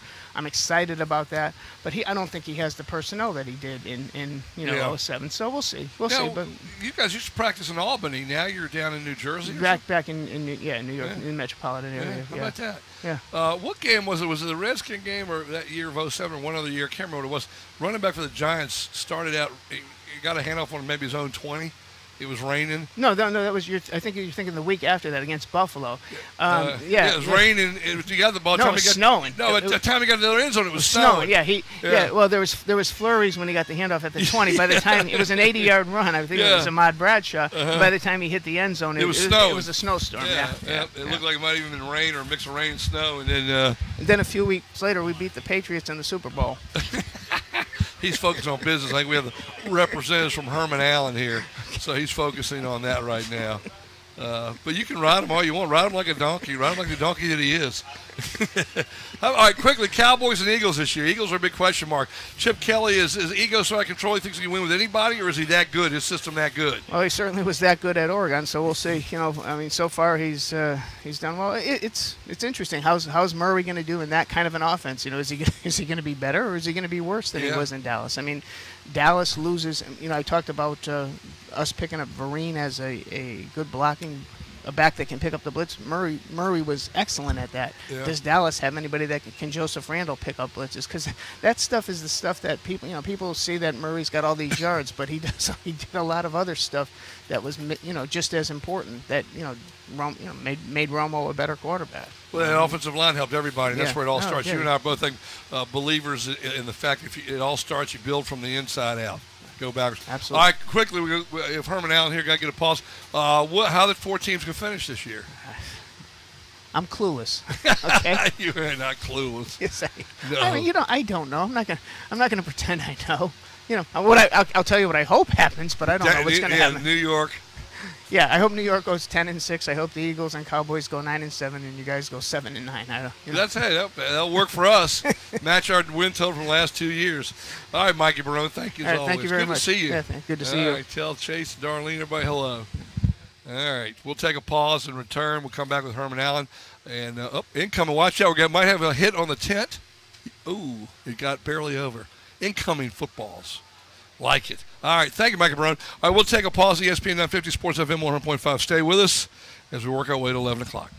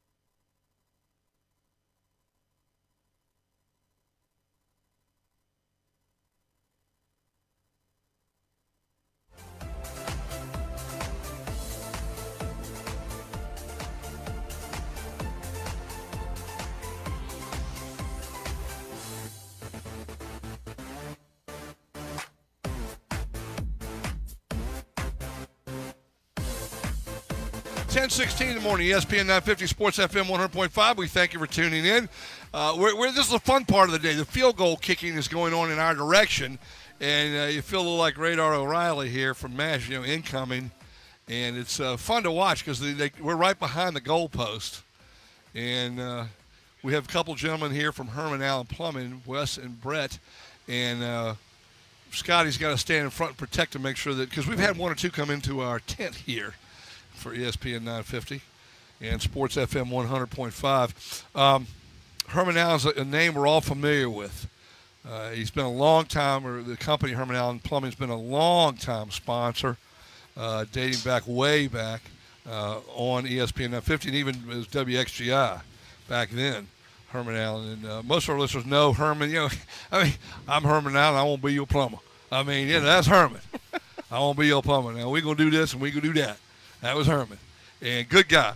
And he had that good old Southern drawl. We all know Herman. And, of course, now Brett, you made a purchase. You came in, and you and Herman worked out a deal. Herman's been was at it for 50 years, and good old boy from that Mechanicsville way. And now, hello, your physical location's the same. You're still there. Yes. Mm-hmm. Oh, look at there you go. For over 50 years, and now Herman has now a division of what your business is, the Bantam Plumbing, correct? I'm glad I got that right. So you're a young man. You're 37 years old. You already have your own family business, and it's just grown by adding Herman Allen Plumbing. So good. That's great. Now, what inspired us? What was the genesis for this? What happened? Bantam Plumbing was a more commercially oriented company, and diversifying and keeping up with the times. We wanted to create a service industry, and Herman Allen became available, and they're synonymous with service. Right. Are you from, your family's from around here, obviously? Yes. Yep. Well, good. How long have y'all been in the business? My father's been in business for 25, 30 years, and I took it over, I think about 10, 12 years. Did you really? Yeah, you're a young man, 27, 25 years old. Yep. Oh, good. And of course, Herman Allen Plumbing and Heating can help with air conditioning, plumbing, emergency service. You have 24-hour service now. Yes. Call 746-5853 on weekends, evenings, anytime. So, all right, now, Wes, you're with us, and your role with the division of Herman Allen Plumbing. I try to handle the day-to-day operations of the residential and the service side for Herman Allen. Previously, before working for Brett, I was with Herman Allen for several years. Oh, were you? So I have a lot of familiarity with the existing client list and some of the existing employees that we have as well. So that's a good transition for you. Because you bring with you that knowledge and information that you had with Herman Allen. That's what I try to do. Yeah. I think you're probably succeeding still. Now, when did all this take place? I know it's been, has it been 6 months, 4 months? How long has it been? Yeah, September. Mid-September. That's almost a year. And, of course, available for residential, commercial, remodeling, construction. Herman Allen now offers 18-month financing with 0% interest with low rates on all extended terms on major purchases. In other words, if you need a new furnace or new plumbing or anything like that, you get that kind of finance. Good. That's very beneficial. 18 months of 0%. That's that can help a person make the decision to go ahead and get something done instead of putting it off and saying, well, I can't afford it now, and the interest on this thing, and you go on and get it and you offer that to customers. That's a real bonus. That is. Right. Uh-huh. Well, that is a good thing. Now, either one of y'all Redskin fans? I'm not a Redskin fan. How about that? All right, that would make you a Redskin fan because it's a double negative. We'll go. All right. I'm not. Fan by default. You're fan by – all right, now who's your team? I don't want to lose business, but personally I'm a Patriots fan. Okay. All right. We got to get a break now. I got to leave. I got to go to the men's room. Oh, God. You're with Mr. Insufferable over here. You do know that. Y'all were so freaking lucky. Unbelievable that the brass of the Seahawks. Now, we'll give you credit. You got 14 points in the fourth quarter to take the lead. In another lucky catch, it was ready to do the Pats in. And then the brain trust of the Seahawks, we're going to throw the ball from 1 yard instead of giving it to the horse. Now, you had to know you were going to lose that game. Well, the ball's bounced both ways before because we lost a couple close Super Bowls. And you won a couple. You won 3 by 3 points. Let's not forget that. Hey, that makes for a good game. It's a win. Yeah, there you go. Now, who's your team, Brett? So y'all got a nice little thing going, don't you? Dolphins and Patriots. Yeah, well, here's the deal. That division's been such a cupcake division for so many years. Now, finally, it's coming around. Going into last year, the prior 10 years, out of 30 opportunities for the Jets, the Dolphins, and the Bills to have winning seasons, they had 6 among the 3 of them. In 6 for 30. Finally, maybe somebody can throw a little competition up for Brady and Belichick. What do you think? It'd be nice, wouldn't it? Yeah, always next year. Yeah, it's like the old Dodgers. So you're a Dolphin, you're a Patriot fan. Well, that's good. Number to call again if you're interested. Of course, not interested, but when you need a plumber, and Herman Allen still wants to be your plumber. 746-5853. Now, if you think about remodeling a bathroom or you need a new hot water, hello. There you got it down. If you need a bathroom to remodel or a hot water heater replacement, call you guys. That's included in the 18-month finance with 0%, correct? That's right. Good. How about inspection? Now, maintenance is key for all these things. Maintenance is key. We offer some preventative maintenance programs for those that want to, stay ahead of a problem before it happens.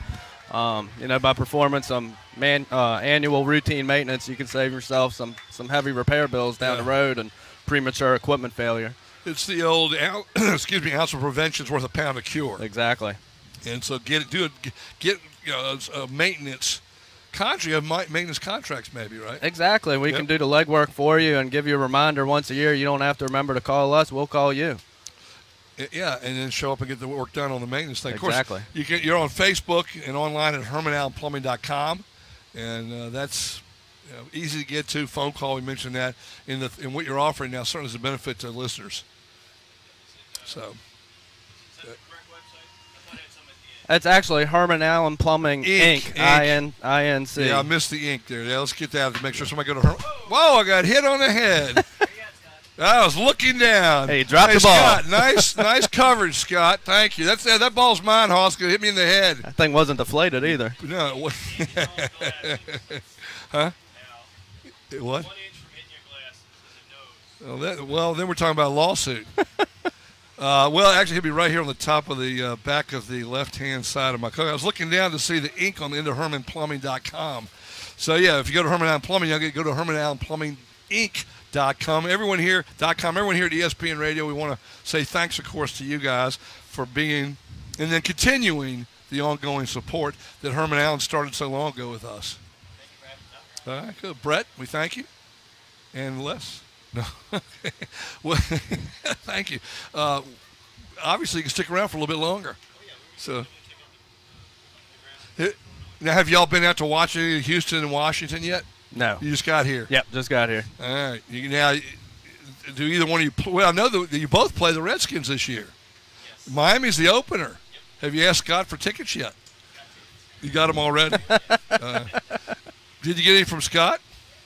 Scott's got to have some. He's the man. He's tight on those tickets. I think we're only offered like preseason tickets. I mean, what's up with that, Scott? Yeah, Scott, what up with that? Oh, I can't hear you. We open with the Dolphins. We being the Redskins. I'm a Skins fan. Over with you guys. The Dolphins play y'all. I think November 8th up in New England. Yep, that'll be a good game. Yep, that will be a game. I think last time we played up there, your boy Belichick had the audacity to run it up on Hall of Famer Joe Gibbs. What was the score? Do you remember? 52-14, I think. What can I say? You're just staring at me. I don't know what you want me to say. I mean, it wasn't my call. It wasn't your call, was it? Yeah, I'm still. Yeah, that was. I hope we get a little paid. The last time you played us was in 2011. Play every 4 years. Yep, and that was at FedEx. Yep, I was at that game. Actually, Rex Grossman made it a close game, 34-27. Yep. Hard to believe, but true. Yep, I remember that. We owe you a little payback now. Hey, I'm looking forward to seeing a good game. Fall is a great time for football in New England. It'll be a good game, and hopefully it'll be a little closer for everybody's sake. Make it worth watching. Are you coming out? You going up for the game, you think? Not that one. I don't think so. But another game. You go up to New England for another game? I try to catch one a year. You know? All right, good. How about the Dolphins? You're on the Redskins Dolphin game. You said you already got tickets. All right. Do you think, that's a good Baltimore, Charlotte, or Washington? Those are your choices, obviously. And you can get up there for games. Well, good. That'll be a lot of fun. That will be. I hope the Redskins can get off. We need to get a couple of wins out of the chute. Because then we go to New York, the Giants, and then we play the Eagles, and so we really need to get those wins against the Dolphins and the Rams to start the season. Otherwise, it's just another long season. Y'all don't want long faces around Richmond, do you? No, I like seeing the Redskins win. I think it's great for Richmond. The energy picks up a little bit. Yeah, it does. And it does pick up. The energy does pick up, and people are more positive about things. And, we were so bad the last 2 years, the Redskins at 7-25. You want to see something change. But your Dolphins are supposed to be better. The Jets are supposed to be better. Bills. I mean, the division's going to be better as a whole. As long as Rex Ryan's still in the division, we're good, right? Well, how do you put up with this stuff? Of course, I own a bar in the West End, and one of the cooks wears a cowboy hat. Cowboy fan. Yeah. So that's how I get federal government money for hiring the handicap. That's how that works. Maybe I'm leaving that one alone. Brett, maybe you can do the same thing. There you go. All right, we're going to take a pause right here, ESPN 950 Sports FM 100.5. We thank you for joining us. I want to thank the folks, Brett and Wes, for coming over from Herman Allen. They still want to be your plumber, and give them a call today if you get the opportunity. 746-5853. Herman Allen Plumbing Inc.com is the website, and, of course, on Facebook as well. Thank you, guys. Good to meet y'all. Thank you for your support as well. Thank you. We want to be your plumber. There you go. There we go. Herman Allen Jr. working right over here. You got a future, kid. I don't have the same voice. No, you can work on it. Where are you from? Do you really want to know? Yeah. I'm from Boston, okay? Condolences. But you got to work on your southern draw. I'm Herman Allen. I want to be your plumber. Give me some time. There you go. Stay with us. ESPN 950 Sports FM 100.5. You're listening to Sports Phone with Big Al, powered by Comcast Business. Live from Washington Redskins training camp on ESPN 950 and Sports FM 100.5. Here at Carpool, we're excited to welcome the Washington Redskins back to Richmond. Stop by any full-service Carpool location during training camp and check out our mini detail service discounts. $5 off any individual mini detail service or $10 off any combo mini detail service. Beat the heat by giving your car a cool, clean wash by the professionals at Carpool. No coupon required. Just stop by our Mechanicsville Turnpike location, one of our 3 full-service locations on West Broad Street or Southside locations on Midlothian Turnpike or Hull Street. For more information, log on to carpoolcarwashes.com. Ever think of your vehicle as 4,000 pounds of glass and steel hurtling down the highway? At Aero Transmission and Automotive, we do. For 3 decades, we've been Greater Richmond's choice for automotive health and safety. With convenient locations in Short Pump and Midlothian, we've got you covered on both sides of the river and are proudly A+ rated by the Better Business Bureau of Central Virginia. Aero Transmission and Automotive, where experience... ESPN 950 and Sports FM 100.5. Now to the Richmond Sports Center. Here's Nick Bailey. Redskins and Texans joint practicing wrapping up on the field right now. Deshaun Jackson was taken off the field with an apparent shoulder injury after hitting a blocking sled, though he's back on the sideline with his pads off and ice on the shoulder. The team did announce that a walkthrough for tomorrow has been canceled, but the joint practice is still scheduled for 8:35 tomorrow. Squirrels beat New Hampshire 3-2. They look for the sweep tonight. First pitch, 7:05. Fireworks following the game. The team will be on the road for 7 games starting in Altoona on Friday. Richmond tied for second in the standings, just 4 games behind first place Bowie. Nationals got a quality start from Gio Gonzalez, but would allow 10 runs when he was pulled after 1 batter in the 6th. Nats lose to the Diamondbacks 11-4. They fall 2 games back of New York for the first place in the NL East. Washington and Arizona will wrap up the series tonight. First pitch at 4:05. Joe Ross takes on Jeremy Hellickson for the Diamondbacks. Richmond, JMU, and William & Mary football all hitting the practice field today, and they get ready for the 2015 season. The FCS coaches poll has the Spiders at 18, JMU at 13, and the Tribe not ranked in the 2015 FCS coaches preseason poll. 10:31 right now. You've been updated on the Richmond Sports Center. This update is brought to you by American Tap Room, offering you a casually sophisticated approach to fine food and great beverages. American Tap Room is celebrating the good life in the Willow Lawn Shopping Center. More at AmericanTaproom.com.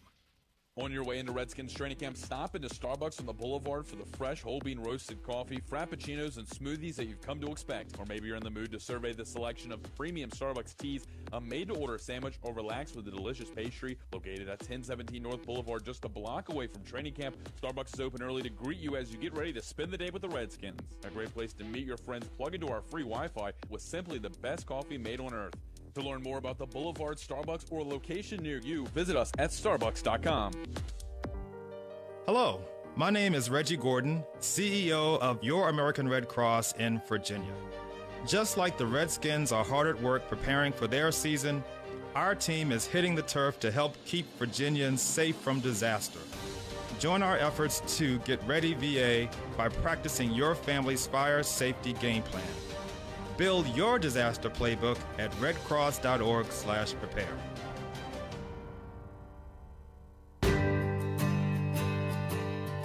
For more than 45 years, the Kelleher Heating and Cooling family has built an enviable reputation throughout Central Virginia for installing and maintaining high-quality home comfort systems.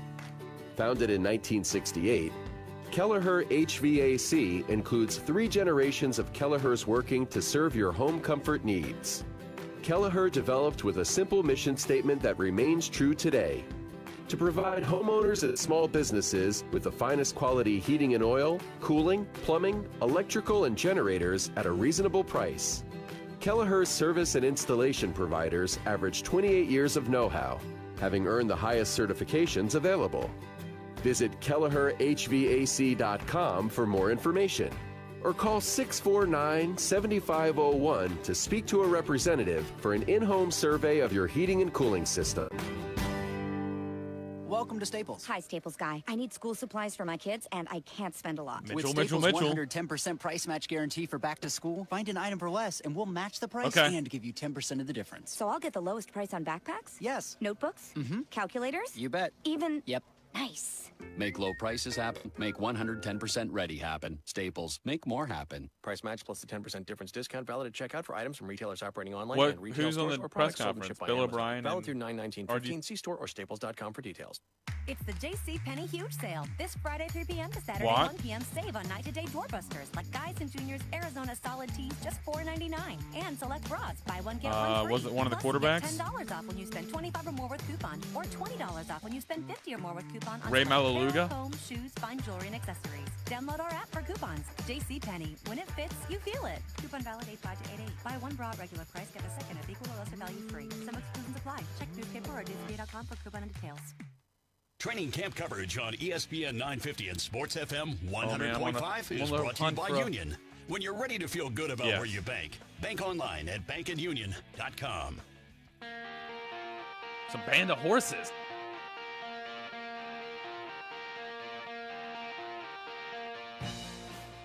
Today's coverage on ESPN 950 and Sports FM 100.5 is presented by HCA Virginia. Our exclusive broadcaster also brought to you by Aero Transmission, Herman Allen Plumbing and Heating, and Moe's Southwest Grill.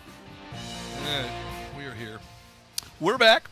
Thank you for tuning in. It is the clouds are giving way to sunshine. Isn't that what the weather people say there, Mitchell? The clouds have given way to sun. It's 10:35 in the morning. It's Thursday, August the 6th, 2015. Day 7 of Redskins training camp. And we're here till 11. We thought possibly that there might be some post-practice press conferences, but they're still practicing. Thought it possible that maybe, just maybe, they'd be done practicing by now. But they went through a lot of warm-up drills for about probably 45 minutes before they started hitting. So that's the difference. I can see Trent Murphy there, and Greg just got in the way. Greg, move over. Trent Murphy, Keenan Robinson, Riley Perry, linebackers lined up. Redskins defense out against the Houston Texans offense. And they're hitting to them. This is a practice. This is a scrimmage. This is hitting. It's not. There's no walkthrough here. There's no, touchy-feely. They're playing football out there. Grown men playing football. Who's the quarterback for Houston? I can't see. Mitchell?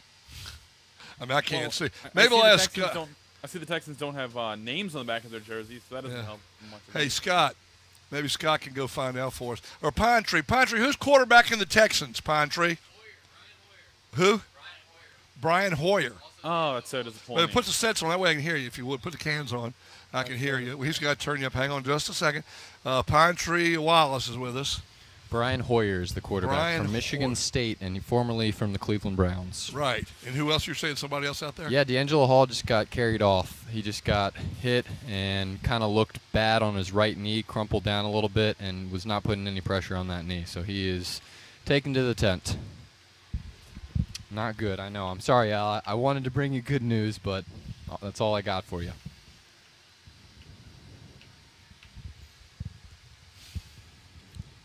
They keep taking hits. It's the one position that can't afford to take hits. Cornerback. Breland out at least the opener. There's one or two other injuries out there. He could be fine. It could just be a stinger, and he could be back out there. I'll let you know if I hear anything. Snake bit is the only term I can come up with. Snake bit. And it's just a shame. Maybe it is a stinger. What you said, he crumpled? Yeah, Did he grab his knee? It was just awkward. He didn't grab it. He didn't grab it? No, he just didn't want to put any weight on it when he was getting helped off. Well, we'll find something out soon here, maybe by tweet. Yeah, I'll go see if I can get you a word. Anything. All right, nothing coming up yet. Thank you, Pine Tree. Our roving reporter, Pine Tree Wallace. Nothing yet, but maybe something will come up in the next 20 minutes before we get off the air. Hopefully D'Angelo Hall is doing okay. Phone number 622-0950 if you feel like giving a call. 622-0950. Lines open. We're on till 11. Matt in the midday show, City Dogs midday show, will join us after that. And then we'll have Sheehan and Lavero from noon to 2 or 1 to 2. 1 to 2, right? And then Rick Doc Walker and Brian Mitchell 2 to 3, and then Greg will be here at 3. There's a walkthrough this afternoon. Tomorrow's walkthrough has been canceled, actually. Not just postponed, but canceled. So that's the story there. All right. Give a call if you like. Hey, Al, are you going to come back and talk to your boy Kevin? I already went and said, hey, thank you for the food there, Matthew. I already went over and said hey to Kevin real quick. Yeah. He's on the air doing a show now from 10 to 2. Yeah, he's got a 4-hour show. Yep. So he was. I said hey and left him alone because I had to get back over here, and then of course he had to get ready for his shows. But 4 hours. He and Tom 4 hours. So that's the name of that story.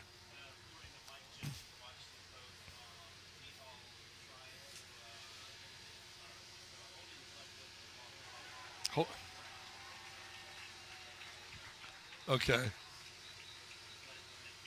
All right. Let's do. Definitely we'll follow along. The injuries. We don't want injuries. We don't want any injuries. No team does. Every team's going to have them. It's part of the game. It's a collision sport. It's going to happen. There will be injuries, and there'll be some serious injuries. There'll be people that will be lost for the season. Some teams have already suffered that. A position of weakness that you've built a little bit of strength, you're hoping not to get them in that position. That seems to be where the Redskins get hit. Here's a guy now, wide receiver for the Texans. His name is Jace Davis. He went to college at Northern Colorado, and he's from his hometown. It's a great hometown, Lone Tree, Colorado. Lone Tree. You get the vision of what. That's a nice sort of image you get from Lone Tree, Colorado. All right. The teams are still practicing. They will probably go, I'm guessing, until about 11. There's some scheduled press conferences after that, and Matt may run some of those when he gets to it. And we have any names yet on who's going to be on the podium?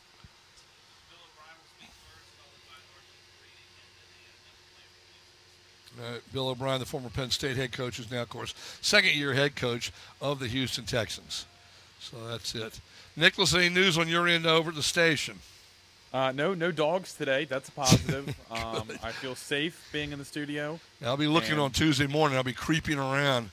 Yes, and Tuesday. Oh, I guess we will be here Tuesday. Yeah, Tuesday, Wednesday, Thursday, Friday, there.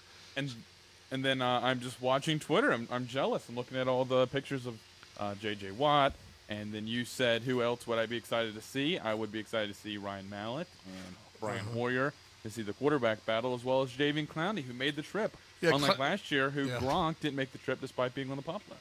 Clowney, of course, already took an earful from my former bartender, Lauren, a.k.a. Lauren, when she walked by him. All right, we'll take a pause. ESPN 950, Sports FM 100.5.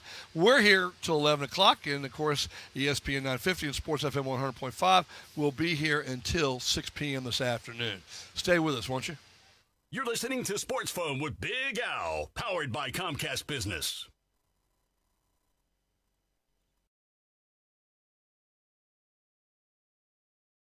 Taste of fresh apples? Try an Angry Orchard hard cider. At Angry Orchard, we believe in tradition. That's why we use apples from a 100-year-old orchard. It takes 2 apples to make each bottle of Angry Orchard. So raise a glass to a time when apples were best served in a pint glass. Angry Orchard, when you're looking for something a little different. Crisp, refreshing, and not too sweet, just like me. Angry Orchard hard cider. Branch out. Angry Orchard Cider Company, Cincinnati, Ohio. Drink responsibly. Save your business time and money with Lowe's Pro Services. You'll find everything pros need for the whole job, like 15% off fiberglass extension ladders and 15% off Property Advantage paint manufactured by Sherwin-Williams. Plus, save an extra 5% when you use your Lowe's business credit card. Go to Lowe's today or visit the new Lowe'sForPros.com. Ladder and paint offers valid 8/1 through 8/7. Credit. Handle a full rack? Buzz can. He's been smoking, chopping, saucing, and glazing barbecue his way for over 30 years, specializing in succulent spare, tender baby back, and jumbo beef ribs with recipes handed down for generations. And don't forget about the award-winning pulled pork sandwiches, cooked daily over Buzz's signature hickory smoked wood. Stop by the original location at 1119 North Boulevard in the Fan, or the new Buzz and Ned's Real Barbecue at 8205 West Broad Street in the West End. That person driving in the car next to you, do you know who they are? Hey, Al. They might look like an everyday Joe, but in reality, they could be a local Geico agent, and you'd never even know it. That's right. They're among us. Is Al If you there? don't believe it, take a closer look around you. They're helping people save money on car insurance. And they're not about to stop. To see how much... Alan. On West Broad Street in Richmond. Looking for fresh, fast, authentic Mexican food while you're visiting the Redskins training camp? Head into Lalo's Cocina Bar and Grill for daily lunch specials that include favorites, such as the slow-cooked pork carnitas, beef enchiladas, cheesy quesadillas, crispy chimichangas, tacos made to order, and of course, warm tortilla chips with freshly made salsa. With Lalo in the kitchen cooking up daily delicious treats for a true, authentic Mexican experience, you'll be glad you made Lalo's Cocina a training camp destination. Just 1 block from training camp at 2617 West Broad Street. Training camp coverage on ESPN 950.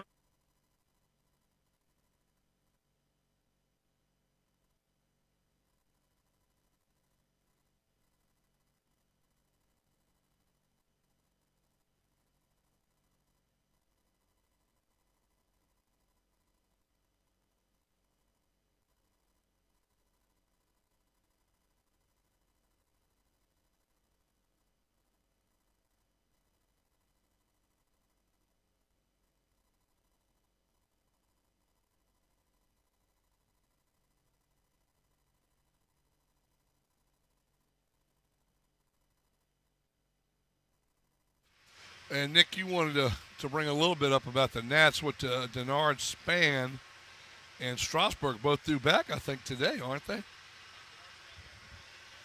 Oh, okay.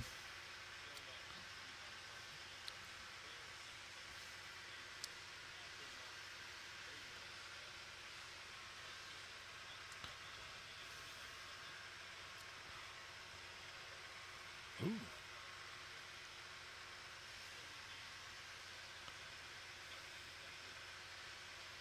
Yeah. Yeah, it's a long season, and it takes a while. I mean, you go get pitchers are going to have great games, and they're going to have, like Scherzer pitched a no-hitter, then a one-hitter, or a one-hitter, then a no-hitter, right? Yeah, I mean, but then you're going to get tattooed. I mean, look at Verlander in the last 3 starts. He gave up 1 run in 7, 1 run in 8, and then 5 the other night. Yeah, pitching staff.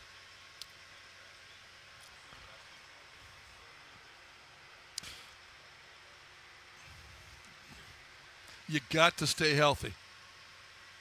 That's the key. And they haven't been healthy, have they?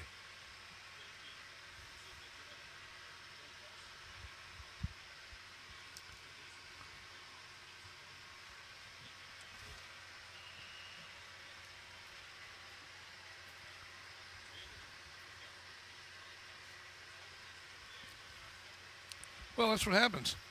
Tom Boswell, the Post, writes that the Nats have to do a easiest 1, 2, 3. He says first Worth, Zimmerman, and Rendon must hit. If they return close to career norms with Harper in the mist, they are potent as a mid-order and exists in baseball, and that's true. Second, Casey Janssen with a 1.40 his last 20 games. Drew Storm with a 1.30 in last 2 years, and then Jonathan Papelbon with a crazy good 2.32 career. I must also do that 1, 2, 3 in the bullpen. And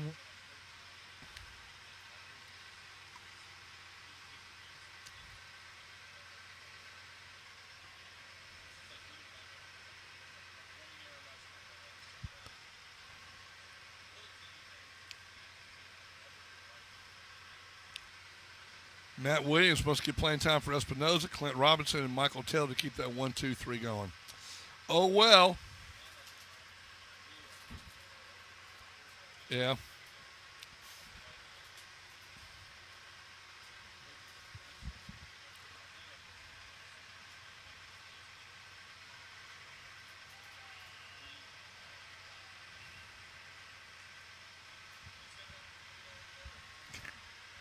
Well, that's sort of the key for sports, is being able to do that and stay relatively injury-free. And the Nats have had a lot of injuries this year, have they not? What?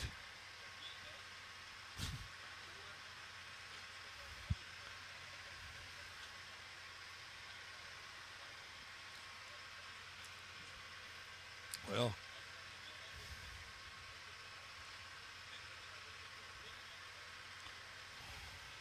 let's hope that Harper doesn't go down like is his want.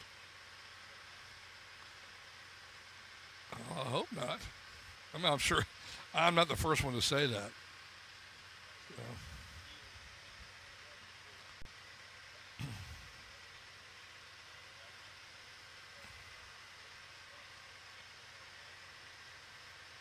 Yeah, well, I don't think it will do that.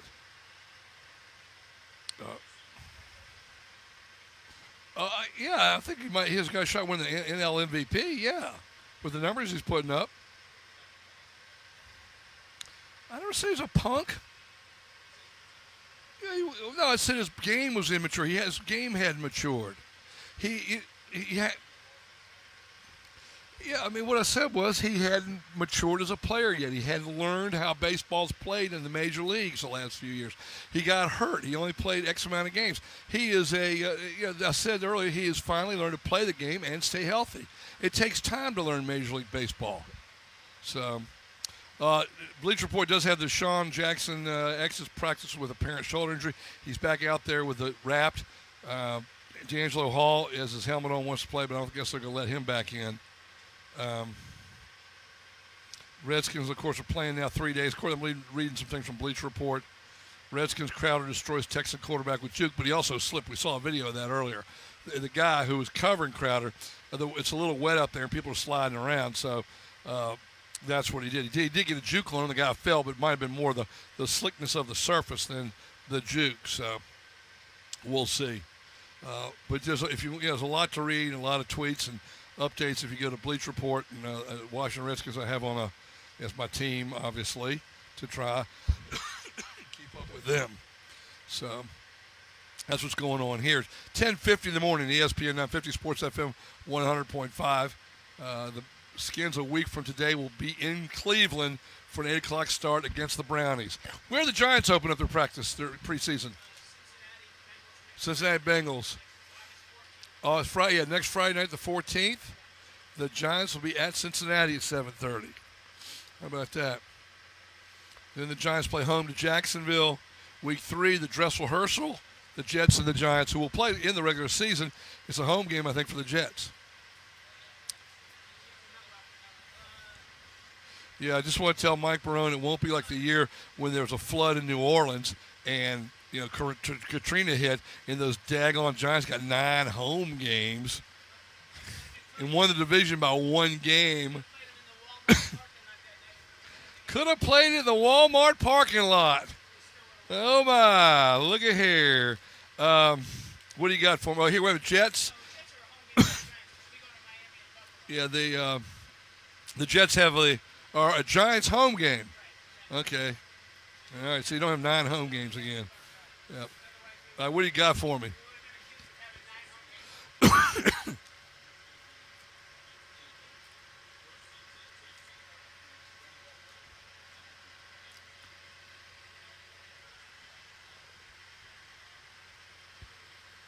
Well,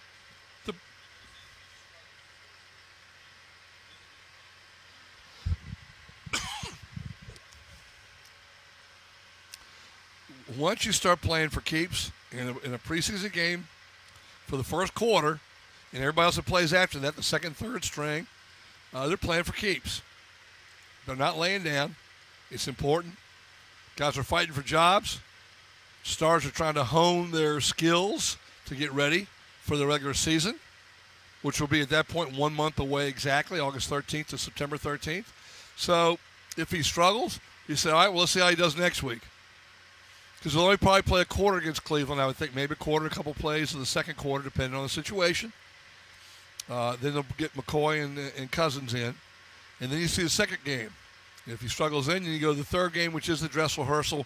It's against the Baltimore Ravens in Baltimore for the Redskins. That's their third game. That's their dress rehearsal game. That's the one where the stars play 3 quarters, and you try and get ready for the regular season. Fourth game is, as we know, all the Scribinis, second, third stringers are all fighting for jobs, and that's what happens there. So, excuse me, if he struggles against Cleveland, you wait for the second game for the Redskins, which is home against Detroit, and see how he does. If he's still struggling then you get a little concerned. Yes.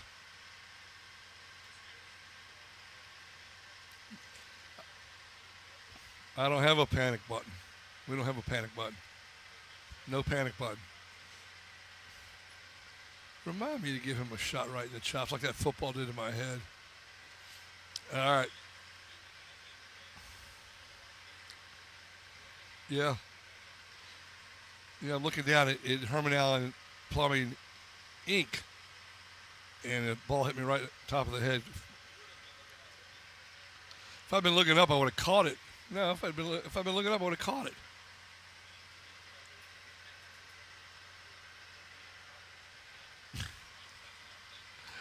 If I'd been looking up, the ball had been right here, I would have got it. Right there. Come on. If I had speed, I'd been in the NFL. The hands are golden. Yeah, hands are still there. Ask. You mean the bull?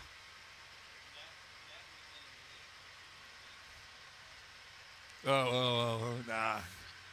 Maybe. We'll take a pause and come back. ESPN 950 Sports FM 100.5.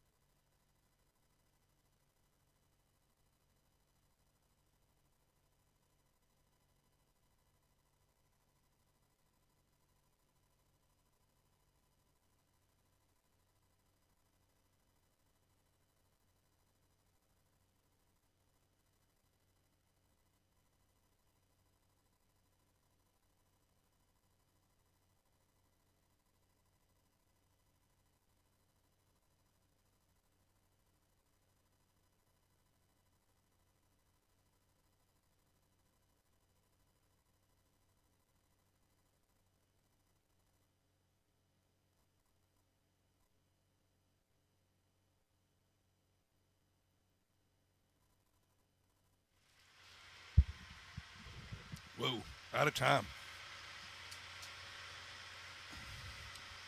10:58 in the morning. We've got to get out of here, make room for Matt and the Midday City Dogs Midday Show. They were by here earlier this week, I think it was. Monday. Oh, there you go. Anyway, Nick, thank you for your work back in the back in the studios of ESPN 950, Sports FM 100.5. We're back tomorrow morning. Mitchell, thank you for your work here. And I want to thank everybody for stopping by. Mikey Barone, great to see you, Hoss. Thanks for coming by.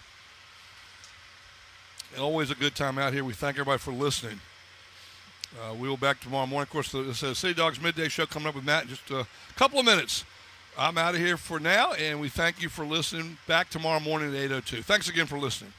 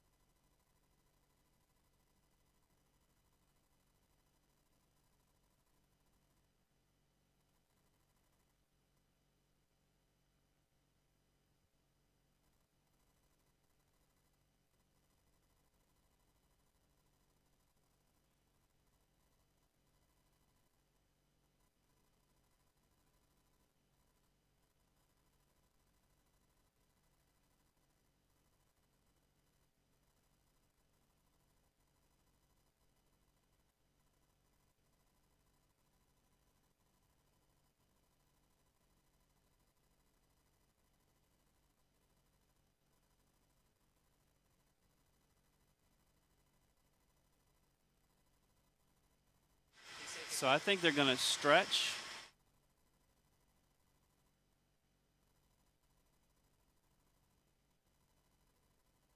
Welcome to day 7. Got the day right there, Nick. Day 7 of Redskins training camp as they are still on the practice field.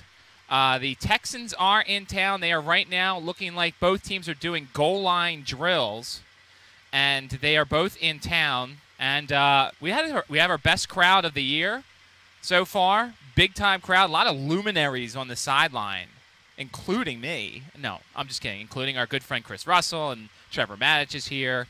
Jamie Eisenberg from CBS Sports is here. So there's a lot of people enjoying the practice. And we are about 2.5 hours in. They started at about 8:35 or so, and they are still going right now. And it's been great. I'll talk about some of the things that we've seen so far. They've done a lot of one-on-one drills. As I said, right now they're doing goal line stuff, which is always intense and fun. There's been some hitting between the two teams. Of course, there's also been a little bit of injury news as Deshaun Jackson is not practicing right now. During one of the drills when they were doing one-on-ones with the Texans secondary, he finished a route off, and he ran into the tackling dummy and was down, and he has an injured shoulder, it looks like. He's heavily wrapped, ice up there, so Deshaun Jackson probably not going to participate in the afternoon walkthrough. D'Angelo Hall was just helped off the field. He was not putting any pressure on his left foot, but now he has his helmet on, and seems like he wants to go back in. Jamison Crowder looked really good out there. We'll talk about all of that. 622-0950, 622-0950. We are scheduled to have Kaishawn Jarrett in the tent. We're scheduled to have Kaishawn Jarrett in the tent. And the former Hokie safety, we'll talk to him about how dual practices are going. We'll talk to him about the safety position and trying to get things done. 622-0950. Coming up, we're going to continue our opponent previews at some point. We're going to do the New England Patriots, November 8th, the first week after the bye. Patriots are on the road at 1 o'clock. And if we could try to get our guest now, we could try and slip him in and just, Nick, tell him that we may have to get off. We may have to get off if a Redskin player is in our tent. They're still doing some goal line drills. This is we have a contingency plan in place. We've done the 11:15 opponent preview. We had him scheduled for 11:15, but now with them still out there practicing, we're going to try and slip it in here. And I know it's the Patriots, so everybody wants to know about what's going on in Patriots camp. But I think we're going to try and slip it in here, and if Kaishawn joins us, we'll do that. Bill O'Brien is supposed to be on the podium. We'll play you that at some point, Robert Griffin III. And I believe they're also going to try and put Dwayne Brown up on the podium. And he will be up on the podium because, a lot of people want to talk to him. Local guy. J.J. Watt will be on the podium tomorrow, so we won't hear from J.J. Watt until tomorrow, just in case you're listening. And you're saying, I want my J.J. Watt, and he won't be until tomorrow. It's been fun. It's gotten a little hotter, I'm not going to lie. It's gotten a little hotter here outside. We know that the rain is in the forecast for the afternoon. We know that there's a chance that whatever this afternoon's festivities is may not occur. He's on.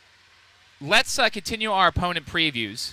And, of course, we anytime we need to go New England Patriots, we go to one man from the Providence Journal, Jim Donaldson. Jim, how's it going?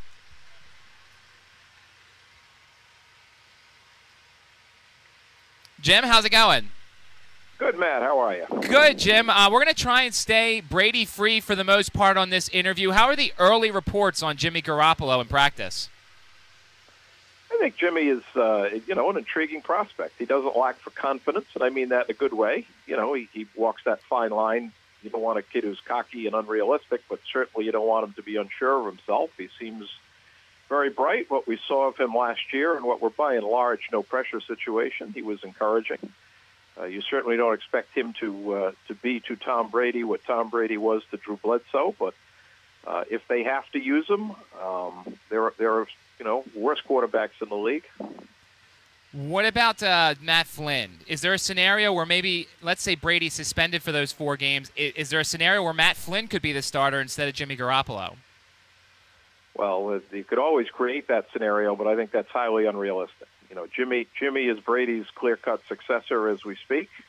There's no reason to think he shouldn't get the playing time, nor wouldn't do reasonably well if he gets the playing time. So I think Flynn is there strictly as an insurance policy.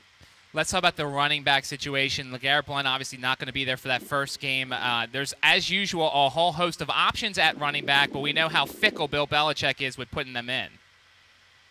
Well, Belichick is, if you look at the numbers, obviously they've had guys. Blount has had some great games. Corey Dillon was a mainstay back in the day. But by and large, Belichick is a firm believer in I can pretty much plug anybody in there and get done what I want to get done. I think the bigger question is not so much running with the ball as replacing Shane Vereen, who was, had 11 catches in the Super Bowl, is going to the Giants in free agency. Replacing that reliable third down pass catching back is going to be a much bigger challenge than who actually lugs the football. Yeah, it seems like Travaris Cadet could be in there, James White, Brandon Bolden, Jonas Gray. I mean, Jonas Gray for 2 weeks was the flavor of the week, and then all of a sudden he was in Belichick's doghouse. Yeah, he went from a great game against Indianapolis to the bench. Obviously, he has some ability, but as I said, over the years, not to say that a Corey Dillon type wasn't a feature back, but we know who's featured in the New England offense as it should be, and that's Tom Brady. So, as long as there's somebody who knows where to go with the football and doesn't put it on the ground, he's going to get the carry. Talking with Jim Donaldson of the Providence Journal about the New England Patriots, the wide receiving core filled with the usual names, Brandon LaFell, Julian Edelman, Danny Amendola. It's amazing to see what Tom Brady can do with, B and C level wide receivers, but he makes them look really good. He does indeed. Other than when he had Randy Moss and Wes Welker, when he truly that was in reaction to 2006, not to get into ancient history here, but Brady did amazing things in 2006 with a cast of characters who could at best be receivers who could at best be described as mediocre. And they should have beaten the Colts in the AFC Championship game and gotten into the Super Bowl. They put up enough points. It was the defense that let them down. So the next year there was obviously an effort to go out and get him big-time talent. That was the year that 2007 they went undefeated in the regular season. They set scoring records. Randy Moss was an incredible deep threat. Welker emerged as a great pass catcher underneath. And Brady put up phenomenal numbers. Now, you're right. He has done an amazing job, and I think people underestimate this. He has not had great receivers by any stretch of the imagination throughout his 15-year career in New England. And that's the case again this year. But certainly Edelman is a clutch performer. Amendola is a solid player. I think the hope that Andre Dobson develops, we shall see. It's kind of a make-or-break year for him. He's healthy. He's feeling better. He could emerge. LaFell is solid, not exciting. But the key there is Gronkowski, who is as good as any tight end in the game, and as long as he's healthy, and somewhat to my surprise, he made it through every game last year, coming off some pretty serious physical situations. He's the key. If Gronk's healthy, and particularly when Brady's in the lineup, they'll put up some points. Jim, I think it's underrated how much continuity there has been on this offensive line. Outside of Logan Mankins, you see the same old names up front. I think that's kind of another part of this offense that doesn't get talked about. These guys have been veterans, and they've played in this system for quite a while. Well, I was critical of the Mankins deal when it was made last year, and through the first 4 games, it looked like it was going to be a disaster. Belichick was doing more mixing and matching up front from tackle to tackle, and not just than he has done, but almost any team I've covered in a long way of covering the NFL, going back to 1976 with the Richmond News Leader covering the Redskins. So when I say there was a lot of movement on that front line, that's a lot of people changing. But eventually they settled on 5 guys and ended up winning the Super Bowl. So that's a credit to Bill and the offensive line coach Dave Guglielmo, who succeeded Dante Scarnecchia, who's a legend. So. Yeah, they're in pretty. If they stay healthy, always the big if in the NFL. They should be in pretty good shape up there. Let's talk about this defense. The Texans are in town here, so naturally we are seeing Vince Wilfork kind of talk about trying to fill the hole that Vince Wilfork's departure is going to leave. Well, Vince was a terrific player here. A Pro Bowl level player, a team leader, a spokesman. Certainly, he's a class act all the way around. You look at that Houston team with Watt, Clowney, Wilfork. I'd pay to watch them play defense. They should be pretty good. Certainly, no pun intended. Vince leaves a huge hole, but it was probably time to move on. And I think what they're doing is they're putting more emphasis on the linebacking core, more emphasis on the front 7, and This will not be a dominant defense. They may go back to the kind of bend but not break they've played in recent years. But again, I think they can get the job done. Let's talk about this. You mentioned the front seven, and it always seems like the Patriots have these guys fall into their lap. The end of the first round, they pick up a guy like Malcolm Brown, who some were thinking was going to get drafted a lot higher in the first round. How's he looked early on in camp? Well, I think Brown is a guy who certainly has potential. You're right. People thought he'd go higher. I don't get too hung up on, where guys go in the draft. Witness Tom Brady in round 6, just to point out one example. If Brown seems like a bright kid, and if you're smart in Belichick's system, he'll put you in the right situations. There's certainly potential on that defensive front with a couple of number ones, and the addition of Sheard from Cleveland. They should be better, actually. A lot of question marks, it seems, in the secondary. Of course, the hero of the Super Bowl, Malcolm Butler, and then there's Logan Ryan, Bradley Fletcher, Patrick Chung at safety. It seems like there's some holes that need to be filled in the secondary. Well, Matt, I think you hit on what at least is my primary concern. I did a piece last week. Everybody's worried about the quarterback, understandably. It's the cornerbacks who worry me. When you lose Darrelle Revis, arguably, or to my thinking, inarguably, the best cover corner in the league, and then in combination with Brandon Browner, who, because of Revis, could be very physical on the other corner. Browner to the Saints, Revis to the Jets in free agency. Those are huge gaping holes. There's a reason that Chung was allowed to go to the Eagles a few years ago. That said, there's a reason they brought him back. I think he's a solid, strong safety. I don't think he's anything special. I think McCourty is an excellent free safety. But those corner spots are certainly a concern. Butler made the game-saving play in the Super Bowl. He seems like a bright kid. He has some ability, but he's certainly no Revis, nor would you expect him to be. And Ryan in year 3 is either going to look like a player or he's not. As far as Fletcher, he was burned badly. The Eagles shed no tears over seeing him go. Maybe he gets his act together and turns things around here in New England, or maybe he's clearly on the downside and isn't the answer at all. We shall see. But I think that's the biggest concern by far, is that there's no longer a shutdown secondary for the Patriots. Wrapping up with Jim Donaldson of the Providence Journal. Follow him on Twitter at JDonaldsonPro. Joe, every offseason we seem to talk about the Dolphins, the Bills, the Jets. Can someone knock off the Patriots? And every year the Patriots keep winning the division. I guess I'll ask the question, is this the best chance for someone other than New England to win the division? Well, the chances this year are certainly better, particularly if Brady ends up sitting out 4 games, after which on paper, if he does, and I'm hoping the settlement talks next week bring sense to both sides, because neither of them, particularly the NFL, does not look good here. But if you're sitting anywhere outside the 6-state region of New England, you look at the situation, it's hard to believe that there wasn't some bit of funny business going on in that AFC Championship game. Not that they needed it to. I liken it to Nixon and Watergate in '72. It's not like he was going to lose to McGovern, but Watergate still occurred. So in this instance, they weren't going to lose to the Colts, but apparently all was not entirely on the up and up, shall we say. In terms of who can win, Buffalo defensively is very good. I don't think they have the quarterback. Miami certainly has improved. You add Ndamukong Suh. You're looking at a situation where they're going to be better.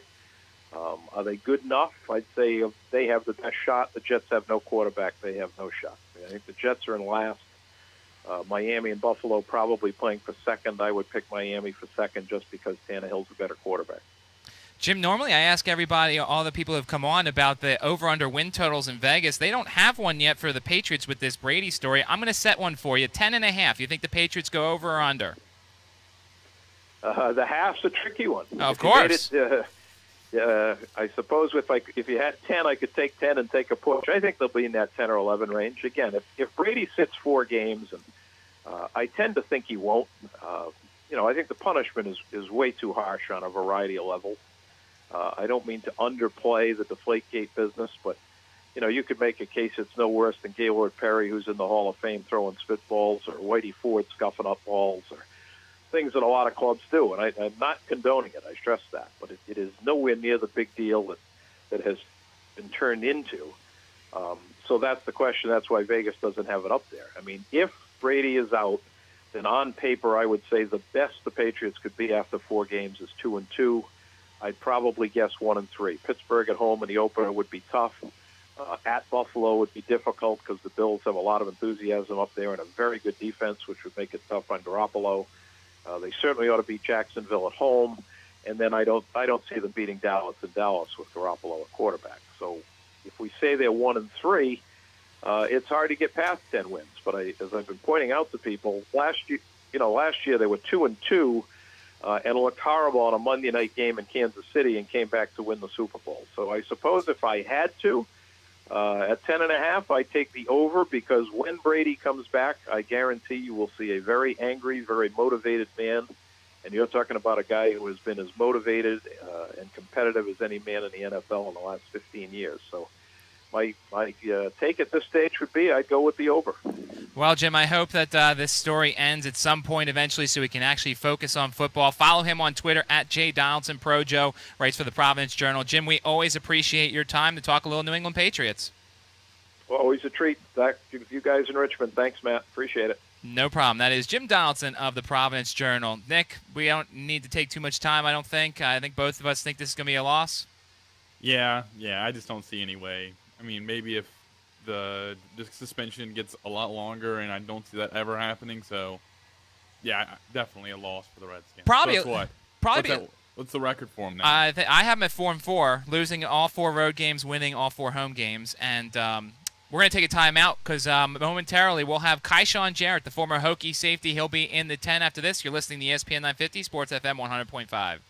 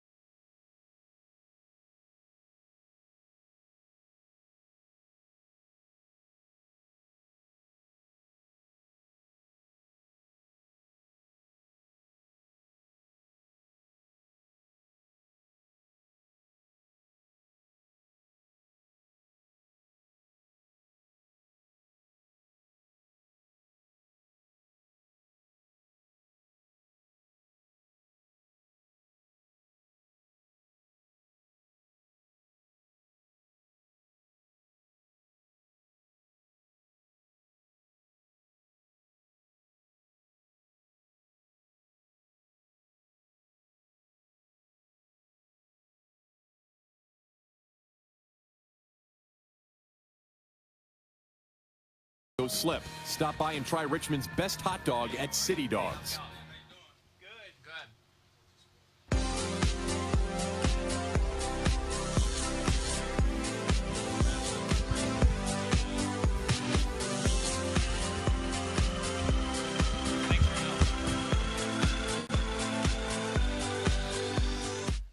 Welcome back. City Dogs Midday Show, ESPN 950, Sports FM 100.5. We keep rolling along here, and joining us now in the tent, rookie out of Virginia Tech, Kaishan Jarrett. Kaishan, how's it going? Everything's going pretty well. Blessed to be out here for sure. Yeah, how did it go practicing with the Texans? It went real well. My first experience, obviously being a rookie, but, I enjoyed the competition. Just seeing some new faces out there, getting contact with another team instead of your own. Yeah, talk about having, you're here and you're practicing with the Redskins, and but you know the plays that are coming, so it's not as easy as if you're playing against a team you don't know what's. And that's great because that just prepares you for what you need to work on and what you need to really, hit the film room on and be able to come out here, tomorrow and capitalize on what we did today. So how does this compare to a Bud Foster training camp? This is tough. You're learning a new defense, and you playing a couple different positions. So you always got to be on your P's and Q's, and just like being at Tech when I first got there, had to be on my P's and Q's, learning different positions, and trying to fit in where needed, and continue to compete. We heard from Coach Gruden that they like you potentially in the slot. How much slot work did you do at Virginia Tech, and how much different is it to do that than it is to safety? It's different with the safety because the safety, you're more in the post, so you got fit in the box more. At Virginia Tech, the nickel did have his fair share of fit in the box at times, but when it came game time at Virginia Tech, I was most needed at the safety position. That's where my value was, but between game days, you had to know all positions as DBs at Virginia Tech. To expect from that defense. We didn't have a scouting report or anything like that with the Redskins. We just came out and practiced, which is what we should do, and I thought both guys handled it well. Yes. How much are you two getting together while you're out here and communicating, both just coordinating logistics and practice, but also just talking about the trade? Yeah, we spoke a lot during the off season and setting this up. A lot of text messages, a couple phone conversations, and then out here, just having been around him at the owners' meetings and things like that. Good guy, really good football coach, and so yeah, we do. We go out there and kind of talk about, like right there at the end, we both decided to do a little red area competition, which really wasn't on the practice schedule. So, really easy guy to communicate with and really enjoy working with him.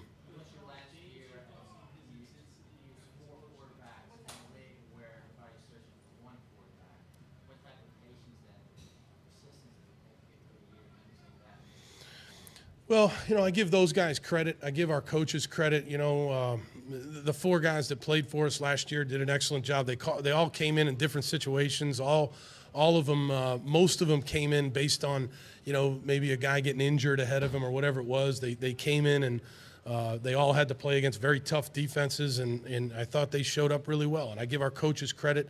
As far as patience and all that, no, this is the NFL. So. If one guy goes down or we've got to make a switch because of a competitive balance or whatever it is, a guy outworks somebody else, does better in practice, that's the NFL, and so we've got to have a next man up mentality. That's what we have, and that's what we try to adhere to.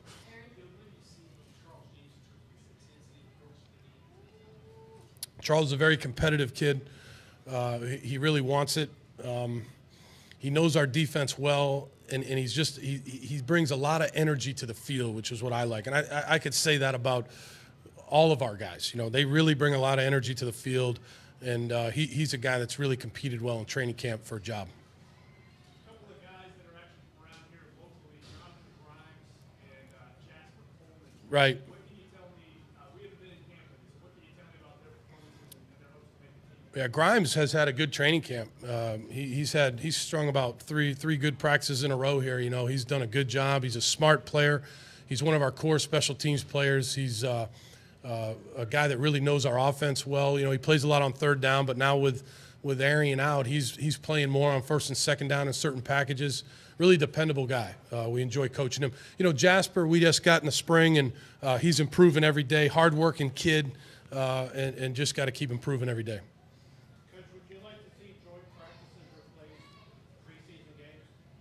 You know what? I would say I'm more in favor of joint practices. I'm almost in favor of, hey, if you could get with a team and almost spend training camp with that team, and practice against them on certain days, and then other days be separate and stay in the same area and, wherever you decide to be. I just think it's a great thing to go against another team. So I'm more in favor of the joint practices because you get more plays than in a game, and I think it works out really well.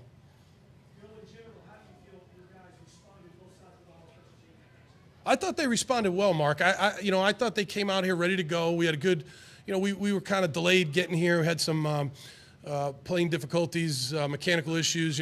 Sat on the tarmac, got in there, had a squad meeting. Let them go to sleep a little bit, and they got up early. They were all up, 6:30, 6 a.m., ready to go. They couldn't wait to get over here, and I thought they responded well. We just got to have some good meetings this afternoon, tonight, and put it together again tomorrow.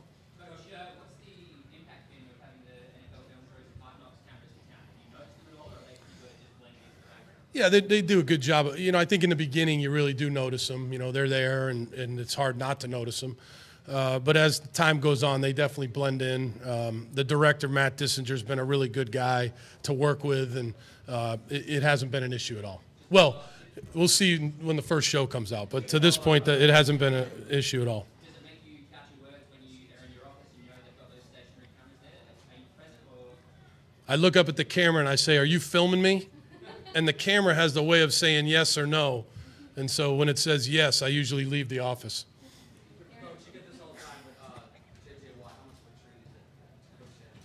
Yeah, no, he's great player and an even better guy. You know, he's just a pro's pro. You know, obviously his peers voted him the #1 player in the league. He works every single day to get better. He's a leader. He's everything you want in a player. Makes a ton of plays and a great guy. Great guy in the Houston community. Great guy for the NFL. You know, one of the faces of the NFL, and really happy he's on our team.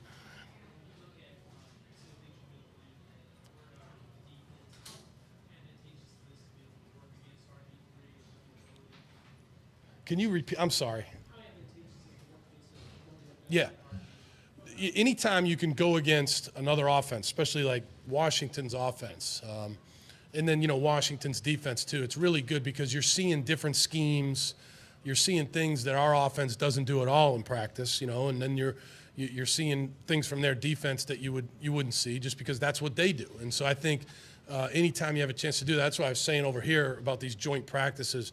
They really make the players stay on their toes because there's no real scouting. You're not getting ready for a game here. You're coming up against a team, and you have to react. And you have to react to things that you see that are new. You got to put out the fire early in practice and figure it out, and I think it's a good thing.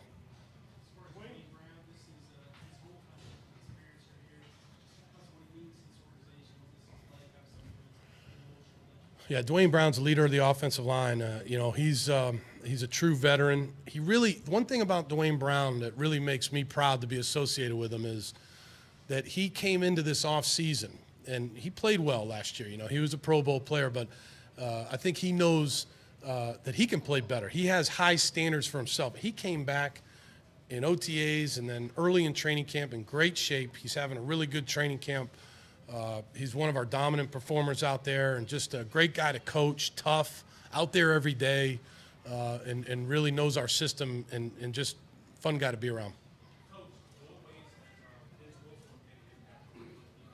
He brings a lot to our team. You know, he brings a lot in the locker room leadership-wise. He's a champion. He's one of the best nose guards to ever play the game, so he brings a lot to our scheme. And you know, that veteran presence in your locker room and on your defense means a lot. And you know, I believe it's going to help us. It's helped us already. And the key is, you know, continuing to improve as a defense. And you know, I think he's a guy that can really help us improve. Yeah, thanks.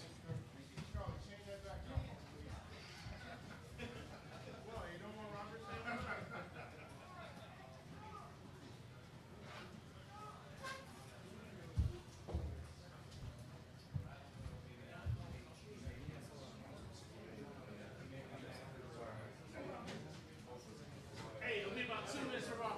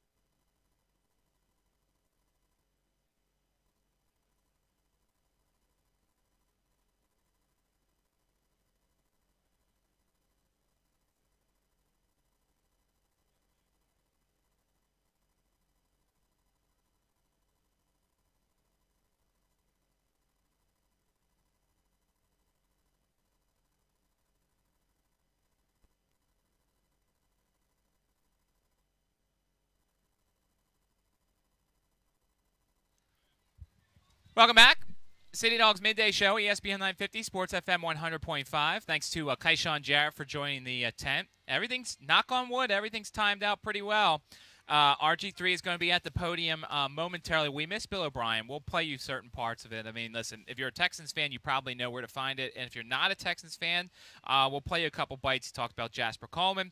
As you know, there are 4 big connections between this hometown and the Texans. Dwayne Brown, of course, the local product, and Virginia Tech Hokie, who I believe is still out there signing autographs. And Jonathan Grimes, who's in the mix now for running back. And I would say also Jasper Coleman out of Richmond and William & Mary. He's an undrafted rookie with the Texans. And, of course, Rick Smith, the out of Petersburg. So we'll try and catch up with all those guys. Greg went out in the field to talk to some of them. If he gets them, probably play them during his show coming up at 3 o'clock. 1 to 3 will be ESPN 980 programming. Kevin Sheehan's here. Nick, I know you're happy about that. I did not get a chance to talk to him. He was, he is like the mayor of this town. It used to be Chris Russell. Now I think it might be Kevin Sheehan. So he's here. And so they'll be coming up at 1 o'clock to 2 o'clock. And then, of course, Doc Walker, B. Mitch, and the guys coming up 2 to 3. 622-0950, 622-0950. I guess the predominant theme was this was the first day that we actually saw, ones versus ones with regards to the Texans and the Redskins. And it didn't seem like the other knew each other's plays. So, there were some things that stuck out. They were trying a lot of Morgan Moses at right tackle and moving Brandon Scherf to right guard. And there were times where J.J. Watt basically abused either one of them. I mean, listen, last year we talked about watching Tom Brady and watching the Patriots work. Watching J.J. Watt work is like poetry in motion.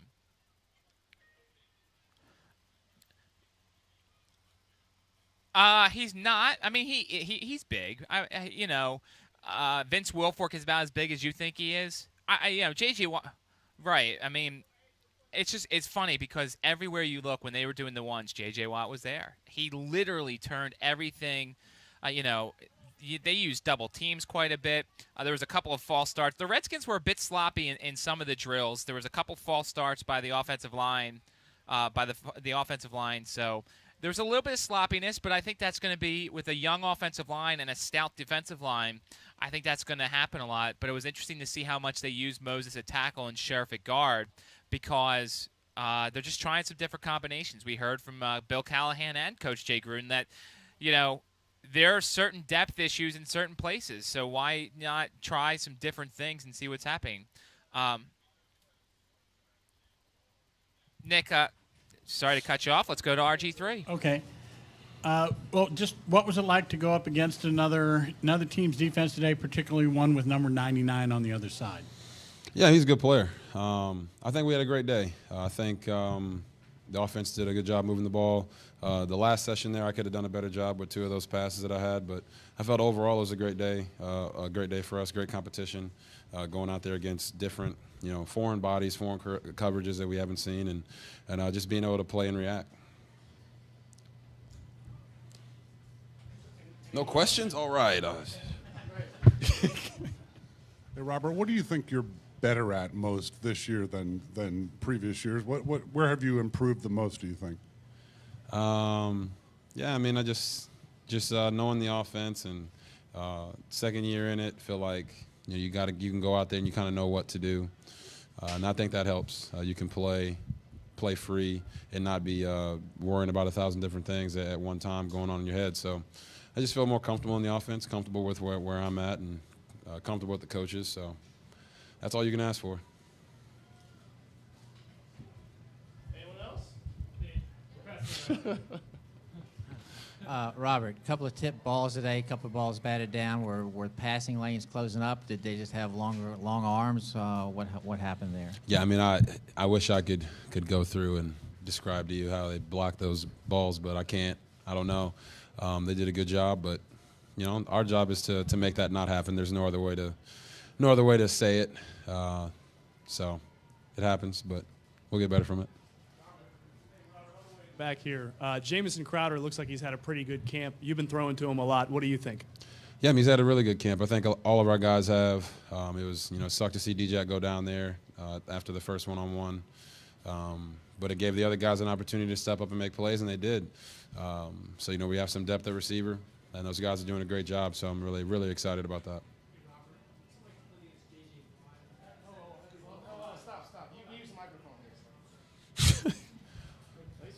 That's how we do things here, sir.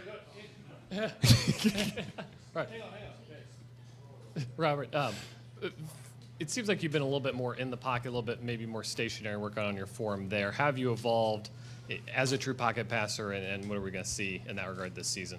Yeah, I mean, whatever they ask me to do, that's what I'm trying to do. So if they call drop back plays, it'll just be a drop back QB. They call on the move plays, be on the move QB, and when things break down, just be myself. So I'm not really focused on that. Just been focused on fundamentals and being consistent with everything every single day, coming out here trying to make sure every day is a new day and playing everything honest. Yeah, I mean, that's what you want to do. You want to make sure you improve every single day. I think I had a great offseason with these guys for the months that we were together, and then a good 5 weeks after that. So it's been a perfect setup, and just want to keep growing. Robert, your thoughts on the kind of look you get practicing against a player like J.J. Watt? What was that like, and is that something that helps you a lot? Yeah, I mean, I don't want to see J.J., so, I hope I don't see J.J. I think it's good for the lineman to go against one of the best D linemen in the league, if not the best. I'll let you guys judge that. He got to me one time today pretty quick, so it's good to see that he's had a great offseason. But from our standpoint, we're not really worried about that. Our guys they look forward to going up against him every day to kind of gauge what else it is that they need to work on. So I think that's a good test for them. Robert, how special was it to get a moment with fellow Baylor Bear John Weeks? Every Baylor Bear I see in the league, it puts a smile on my face. So, we stick together. We had a nice talk.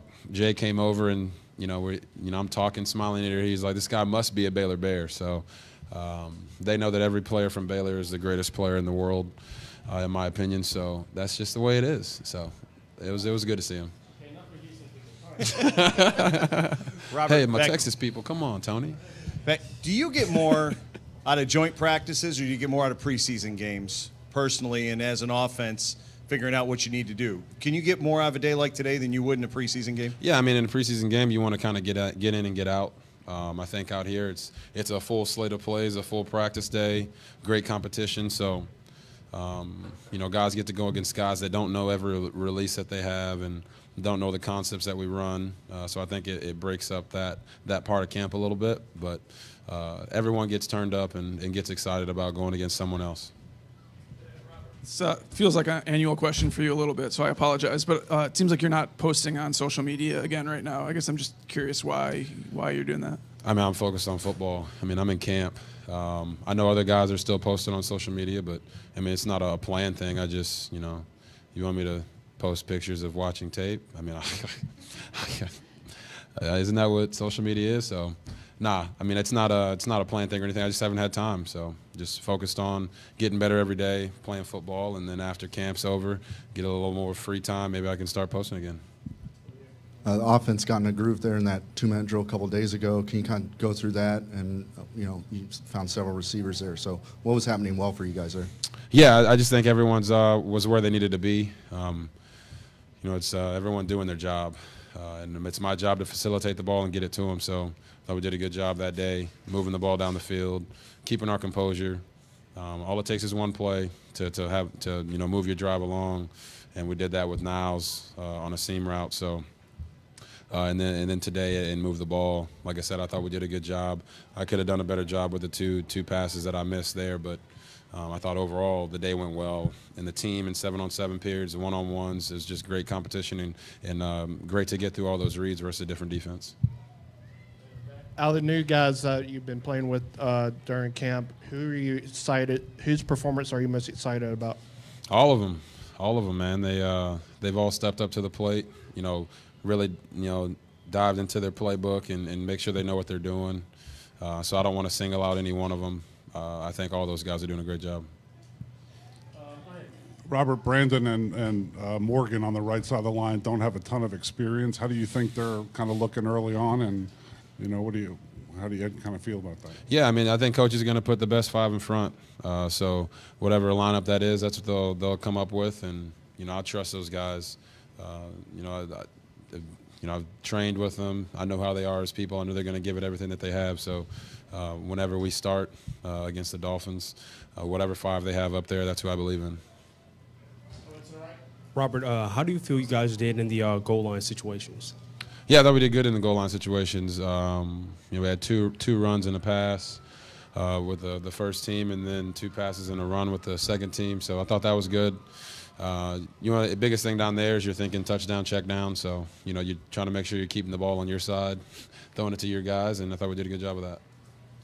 To go back to the offensive line real quick, how important is it to have continuity as a quarterback, and what do you do to kind of build that rapport there so you guys can start the season strong? Yeah, it's important to know who's in front of you, but I think those guys, it's much more important for them to be on the same page and be able to communicate. So my job is not to pick the 5 up front. It's to pick apart the defense. So that's what I plan on doing. And like I said, Coach will put the best 5 up there, and all those guys are working extremely hard, so I trust all of them.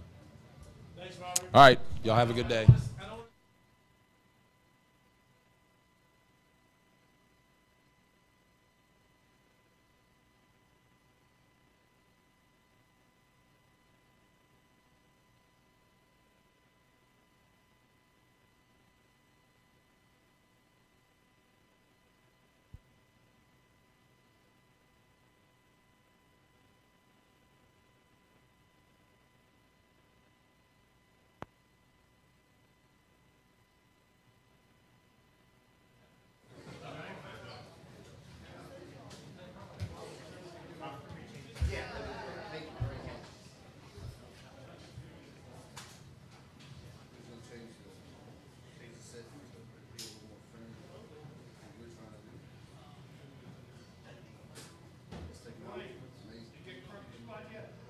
Not yet, man.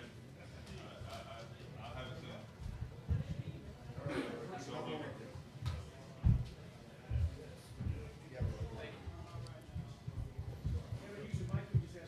Just ask questions. Just ask questions.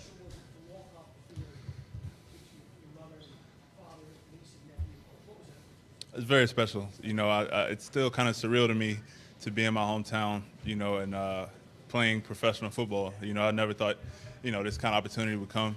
When we got the information that we we're going to come out here and practice, told my family, they were so excited. And for them to be able to come out here and, watch me practice, watch me work, behind the scenes, away from an actual Sunday, and me to get, hug my mother, my daughter's here, get to see her. It's an amazing feeling, and I'm very, very excited, to, outside of that, to be able to come here and do some good work in against Washington and in front of them, in front of my family. What's that? We'll see, man. I got to see if our schedule permits. But definitely like to get over there, see Coach Kane, see some of the guys, talk to them some if I can. It'd be nice to do that. Your mother says she recalls a moment in college that a player pushed you, she starts screaming, hit him back. Oh, God. Oh, yeah. I don't remember that. My mom makes up stuff. We'll see. I don't know.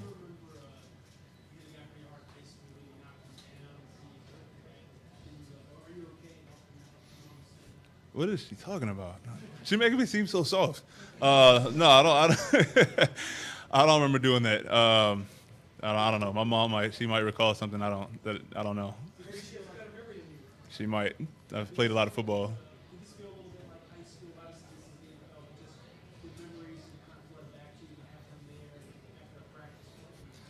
High school? No, I wouldn't say that. I mean, it's definitely a lot of energy out there. A lot of intensity. But to see a lot of familiar faces that I haven't seen in a long time, some people I've seen here I haven't seen in like 10 years. It's a very, very great feeling. It definitely brings back some memories, from all kinds of memories, childhood memories, teenage memories, seeing some of these people. And like I said, being able to have them out here witness me, do what I love for a living, do what I do for a living at a high level, it's a great feeling. It's great, man. My family has been extremely supportive of me, since I've started playing football at the age of 6, attending every practice, attending every game. And I think, we all had the dream that I would someday get to this level. And for me to get here, for the support to, continue through the roof, it's been amazing. To have that foundation, that support system at this level is very key, for just a solid foundation and, keeping your sanity. So it's good to have them always there for me, have my back and be able to witness this. No, I wasn't a Redskins fan. I was actually a Giants fan growing up. I was a Lawrence Taylor fan, but I watched the Redskins some. What kind of memories came back to you as you landed here? It's crazy, man. I mean, I come to Richmond pretty often, so it's not like it's somewhere that I don't visit a lot. But just driving down 64 from the airport, I'm like, man, with my teammates, everyone's asking me a bunch of questions that never been here before, and I'm just pointing out different areas, telling them about where I grew up and, where we're staying at, tell them about that area.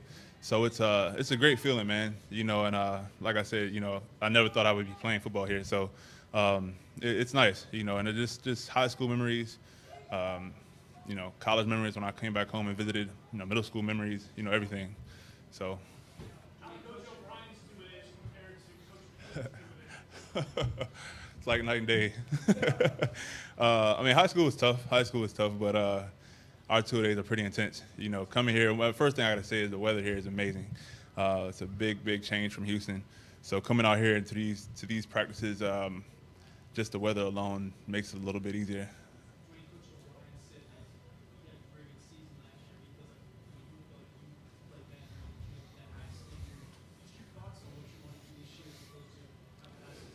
I mean, every year I want to come out and have the best year of my career, and I think I've put together some good years here the past 3-4 years. But I think there's definitely another level to reach. I'm not perfect at all, at my craft, so I'm always trying to perfect it and progress as much as I can. I think for me, the mental aspect of it with our offense is I'm leaps and bounds from where I was last year, and I think that alone can help me play faster and play with more confidence. So I'm looking forward to being able to put that all together this year. Absolutely. Yep. Going against Mario. How much that kind of changed your fortune? Man, I mean, they were trying to get me to move to tackle a bunch.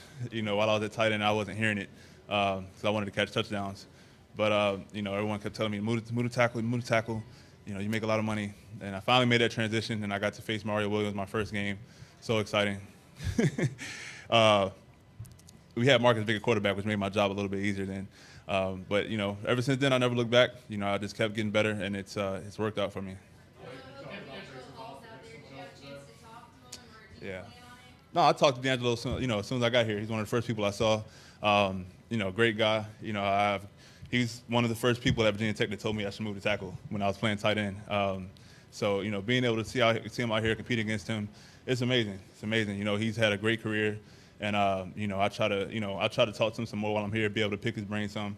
Someone that played at a high level for a long time. You can always learn from people like that. I've been trying to state my case a little bit, but I'm just trying to lock people down out there left tackle first, and just keep getting that going, and we'll see what happens. My mother, my father, lots of cousins. My daughter was here, her mother, and just a bunch of friends. So probably about 12 to 15 people total, and it'll be like that every day. What would you tell local football players what it takes to get to the level you're playing at now? Keeping your dream alive, believing in yourself first and foremost. If you're in high school, realizing that school is very, very key, and not putting that to the back burner because you definitely need that education to get anywhere you want. And just hard work, man. There's no substitute for hard work. And just trying to get better at something, every day. Whether it's your strength, your speed, your technique, trying to get better at something every day. And more than anything, just playing with confidence, believing in yourself, no matter what everyone tells you, and sacrifice. There's a lot of people that's young that don't know how to sacrifice, different things that their friends might be doing in order to get where they want to go. You have to sacrifice in order to get what you want in life. I think it was a good practice. A lot we can learn from and clean up on, but I think the energy was there. The competitive nature was there. We still have a lot to clean up, though, and a lot to do. Absolutely. Always good to see a different color jersey out there and mix it up a little bit. Very beneficial. He's the total package. He's a big guy. He's fast. He's quick. Instinctive. He has a variety of moves. So going against someone like that on a regular basis, it's very beneficial because there aren't many people around this league that can do what he can do. So it prepares you for just about anything. All right. Thank you guys.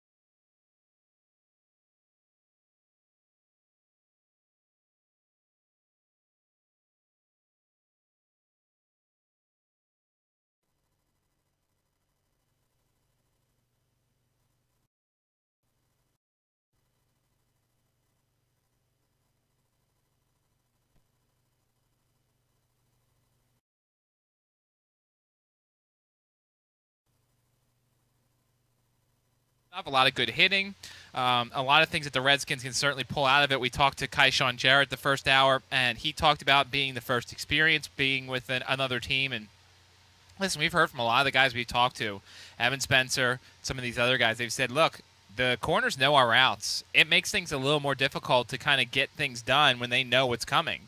So you sit there and you say, how the secondary is going to look good naturally because they know what's going on. This is the first opportunity that the teams play somebody else who they don't know. So plenty of local options, as we've said. Dwayne Brown, Jonathan Grimes, Jasper Coleman, and General Manager Rick Smith. Dwayne Brown was actually at the podium after practice, and that gave the local folks a lot of opportunities to talk to the Hermitage product out of Virginia Tech. And just to give you a heads up, he did not talk straight for 6 minutes and 16 seconds. You could not hear the questions, but we will give you Dwayne Brown's answers. So here's what he had to say after practice this morning.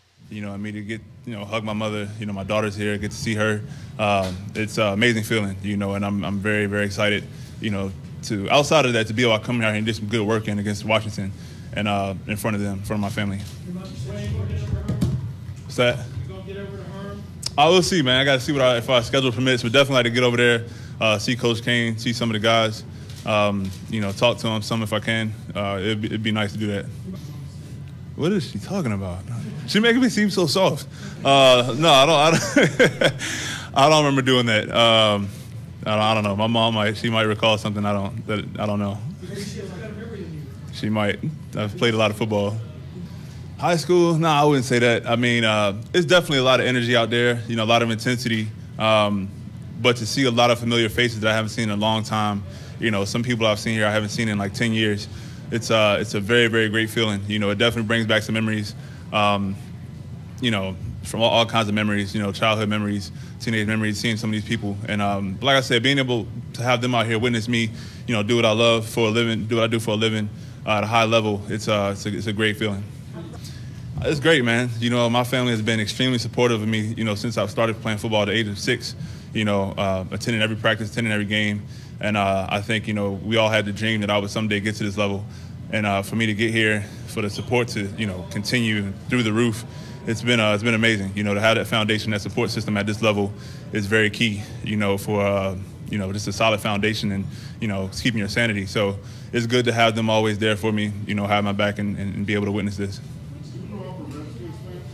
No, I wasn't a Redskins fan. I was actually a Giants fan growing up. I was a Lawrence Taylor fan, but I watched the Redskins home. What kind of memories came back to you as you landed here? It's crazy, man. I mean, I come to Richmond pretty often, so it's not like it's somewhere that I don't visit a lot. But just driving down 64 from the airport, with my teammates, everyone's asking me a bunch of questions that never been here before, and I'm just pointing out different areas, telling them about where I grew up and, where we're staying at, tell them about that area. So it's a great feeling, man. And like I said, I never thought I would be playing football here. So it's nice, and it's just high school memories, college memories when I came back home and visited, middle school memories, everything. So.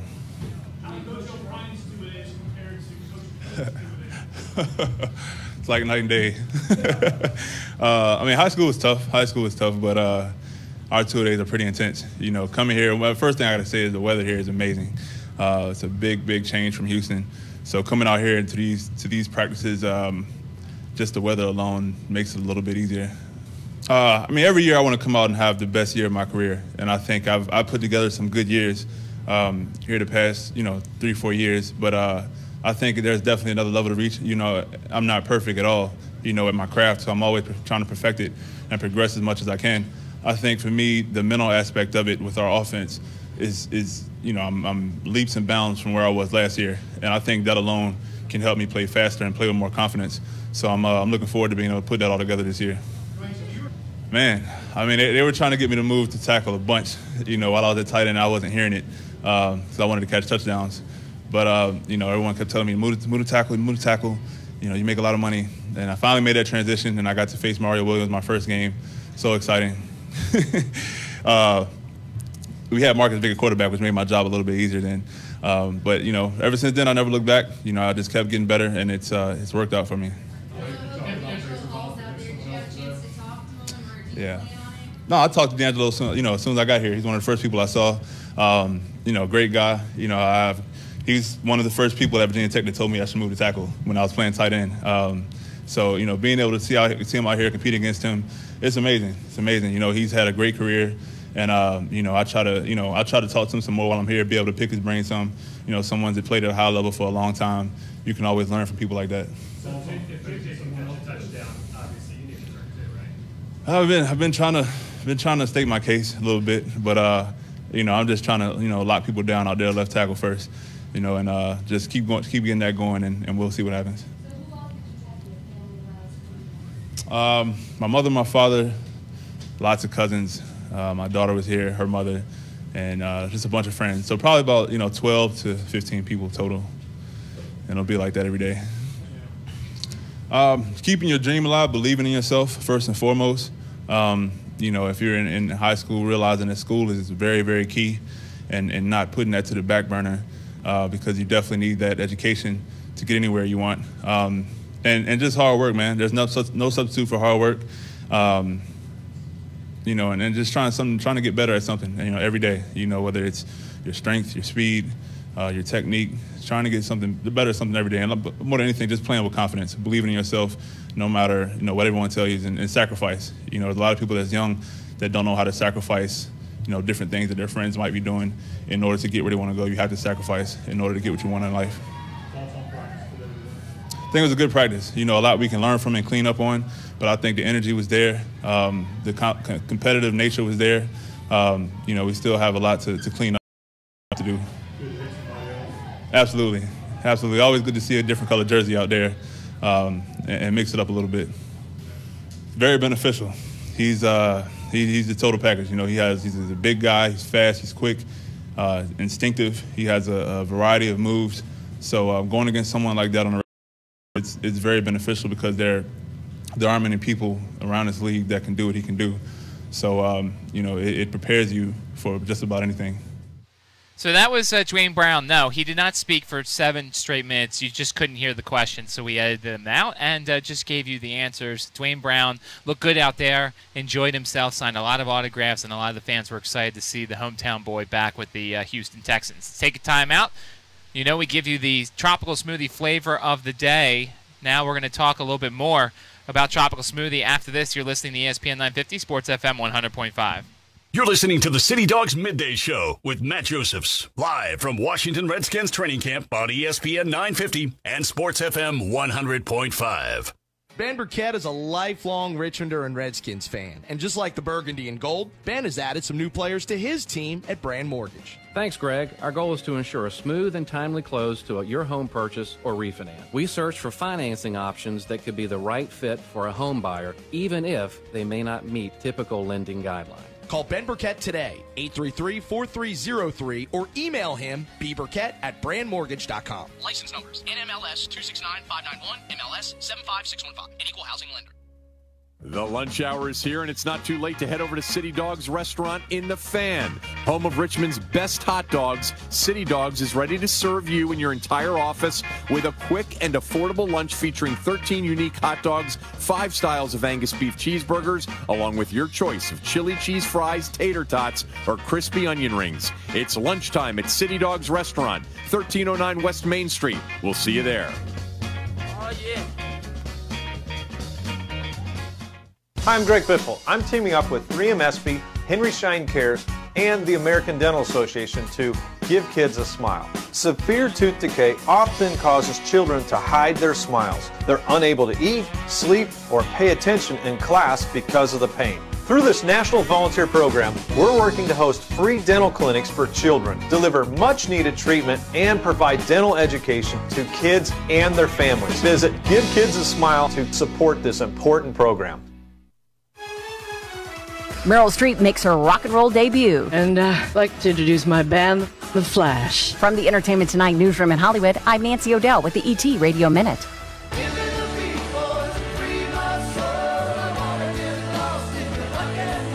Last year, Meryl Streep showed her vocal range singing the Stephen Sondheim score of Disney's Into the Woods. Well, this year, she's letting her fingers do the talking. So I had to learn rhythm guitar, which was really fun.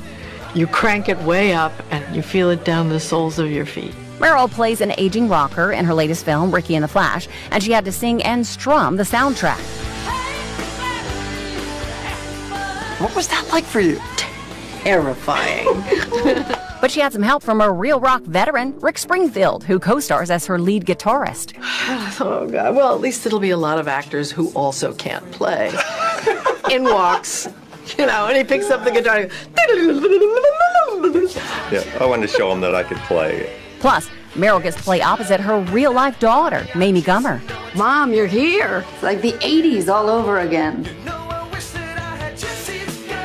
It's been a really profound experience, and it's one that I'm really proud of work-wise, and that I will also treasure just personally. Ricky and the Flash hits theaters Friday. From the Entertainment Tonight newsroom in Hollywood, I'm Nancy O'Dell. If you or someone you know is addicted to drugs or alcohol, this could be the most important message of your life. Write down this number or store it in your cell phone, but call 1-800-452-1653. That's 1-800-452-1653. By calling the treatment helpline for drug and alcohol addiction, you can turn your life around. Our advisors will match you with a proven 5-star luxury treatment center that will end your drug or alcohol addiction once and for all. Your future can still be bright. When you call right now, you'll speak to someone who understands what you're going through. Let us help you break your addiction to drugs and alcohol before it's too late. This call is completely confidential, and if you have private insurance, there should be no cost to you. Take 5 minutes of your time and call right now. It may change your life for the better. Call 1-800-452-1653. That's 1-800-452-1653. Call 1-800-452-1653. There's a reason I've been using Promotional Considerations for almost 10 years, and a reason they've been an industry leader in Richmond for more than 25 years. They get the job done right. Promotional Considerations handles jobs big and small with the same commitment and attention to detail. When you need promotional items for your next event, call Promotional Considerations 288-2224 or online promoconsiderations.com. Official provider of merchandise for Richmond. Promotional Considerations. At Tropical Smoothie Cafe, we believe there's no better way to make a great meal than with fresh, natural, quality ingredients, featuring our fresh flatbread, sandwiches, and wraps such as the Peanut Butter Banana Crunch, Chipotle Chicken Club, Korean Barbecue Steak, and Cranberry Pecan Chicken Salad. All topped off with a selection of smoothies such as the classic Mango Magic, Superfood Rockin' Raspberry, Supercharged Triple Berry Oat, or Indulgent Bahama Mama. Visit us online at tropicalsmoothie.com for a location near you. Tropical Smoothie Cafe. Eat better, feel better. Your body will thank you. Today's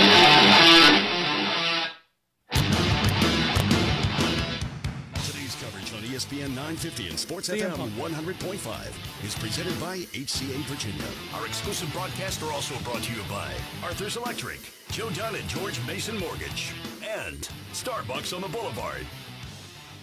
Welcome back. It's the Midday Show, ESPN 950, Sports FM 100.5. And every day at the start of the show, we kind of give you the flavor of the day. It's what we're looking for on the field, what we're looking forward to over these 2 hours. It's brought to you by Tropical Smoothie. And we are now being joined in the tent by Shaylin Patel. Shaylin, how's it going? It's going great. It's a lovely day outside. It is a beautiful day outside. And it's a beautiful day in this tent because you have brought over some of your best smoothies for us. Yes, we have. We brought over some of our new ones, some of our classic ones, and some of our superfood ones. So we've brought over quite an array. Yeah, it's a good food to have, and it's a good drink to have, especially on hot days like this. Maybe you're not necessarily feeling some food, you want to get a drink, and something like this will fill you up. Right. We have a lot of stores that really like to get hit at this time of the day. It's like a mid-afternoon snack where you don't feel guilty about going to get a milkshake. This is more of a healthy alternative. Plus, you guys have the shakes that are good after a workout. Exactly. We have ones that you can get with whey protein, soy protein.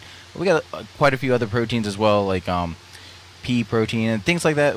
We have some healthy alternatives, things you can add into your drink, and we even have some stuff that has spinach and kale.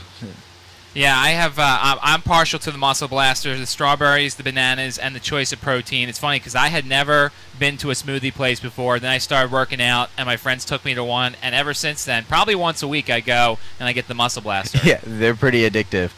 And the option is they're really good for you too. You have a lot of health benefits. You can also get any of our flavors with Splenda, or you can get it with turbinado, which is a raw form of sugar, and it helps metabolize better in the body than just normal white sugar does. Yeah, it's funny. Somebody actually suggested the turbinado to me. You can't even taste the difference that much. No, not really at all. It's straight from the sugar cane, so it's really good for you. So how many locations are there in Richmond?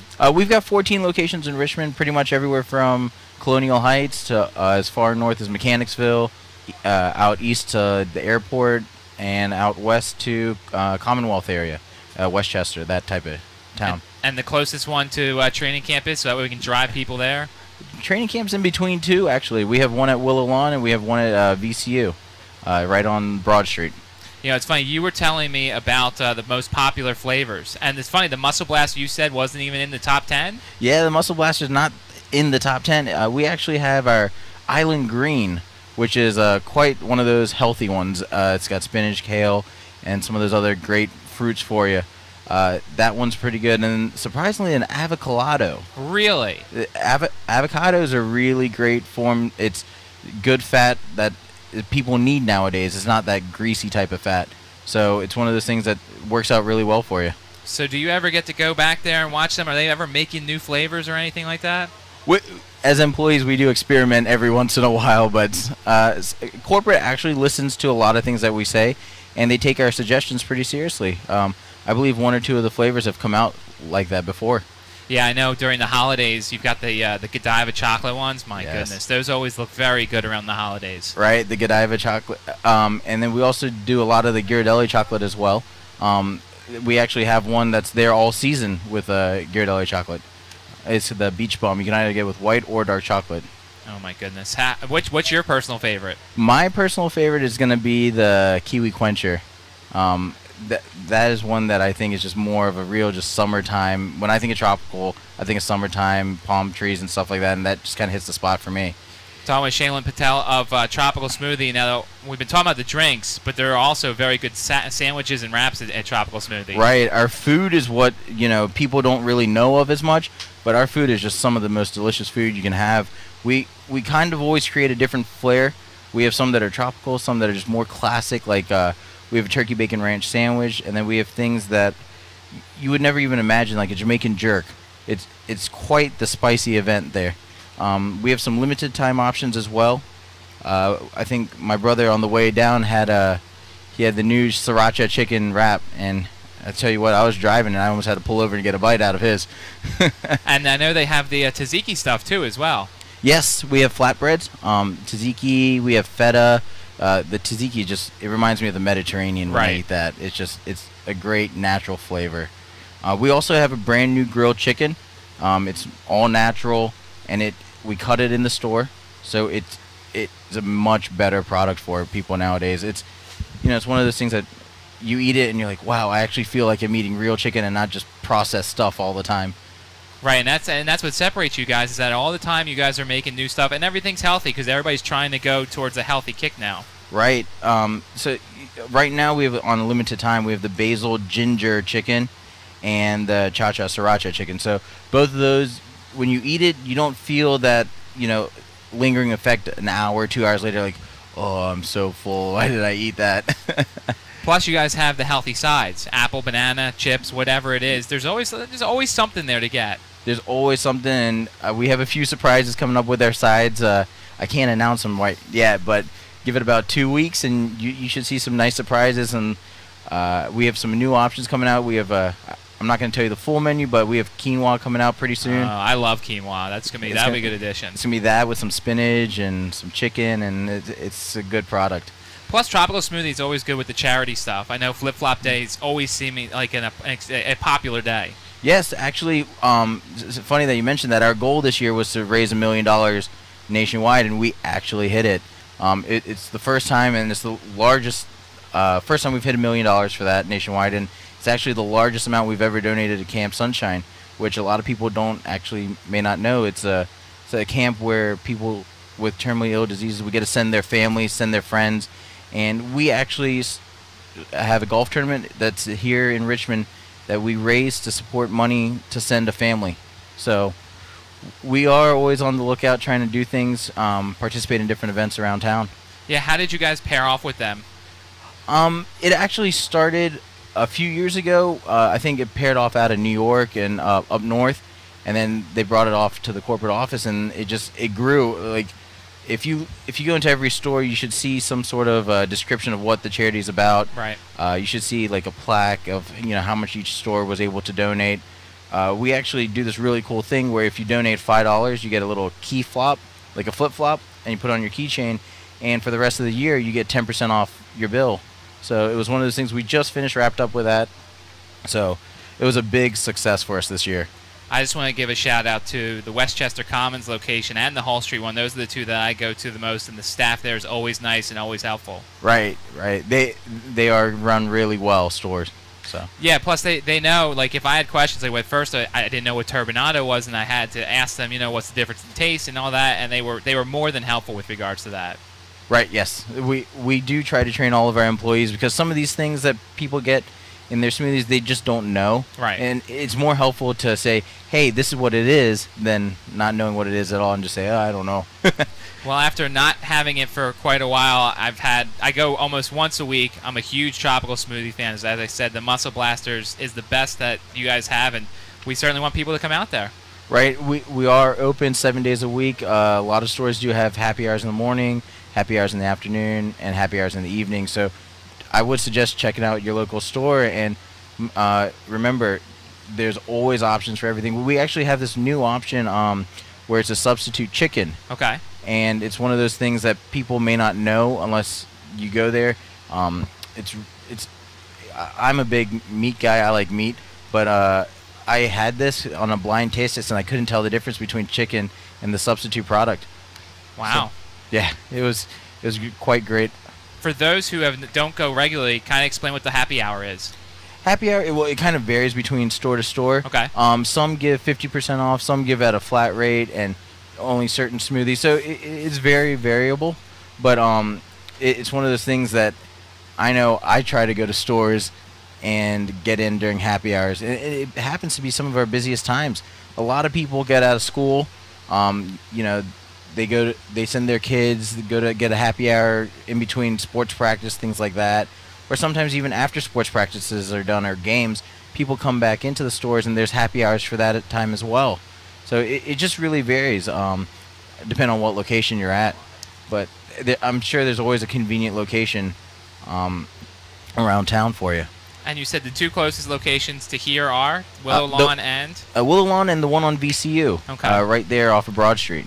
And if people want deals, I don't know if you're signed up, but we have a great text club. I am up. Yes, I love the text club. Right. So if anyone wants to sign up, the number's going to be 30364, and just text the word Metro, and we give you a special little prize for signing up, and it's redeemable. And we send out we try to send out about once a week a nice offer, something unusual. We actually sent one out yesterday, and it was quite a good success on a hot day like yesterday was. Yeah, that's for sure. A lot of hot days here at camp. Well, Shaylin, thank you so much for stopping by and sponsoring us, too. We love the product, and we'll certainly push everybody to go to Tropical Smoothie. Well, thank you for having us. We appreciate it. All right, let's take a time out. More of the City Dogs Midday Show, ESPN 950, Sports FM 100.5. You're listening to the City Dogs Midday Show with Matt Josephs, live from Washington Redskins training camp on ESPN 950 and Sports FM 100.5. If you're in the market for a beautiful new ride, then stop by and see Robert Duncan, the new general manager at Pearson Kia, and all the fine folks at Pearson Kia, 8301 West Broad Street. Do what I did. Stop by and buy a car. I bought a beautiful Sorrento. Other beautiful vehicles at Pearson Kia, the Soul, the Sportage, Rio, the Sedona, the Optima. They have them for you at Pearson Kia. Visit them today. Tell them the Hoss sent you. 8301 West Broad Street is where you'll find Pearson Kia, and then PearsonKia.com on the net. Beautiful rides in Pearson Kia. Papa John here. People say all I think about is pizza. That's not true. I spend a lot of time thinking about what to eat with my pizza. Introducing our new garlic knots, made with fresh dough and garlic Parmesan seasoning. Try them for the limited time online only price of $4. Add a large 2-topping pizza for just $10 more. Order now at papajohns.com. Better ingredients, better pizza, papajohns.com. Limited time offer not valid with any other coupons or discounts. Prices, participation, delivery area, and charges may vary. Additional toppings and taxes extra.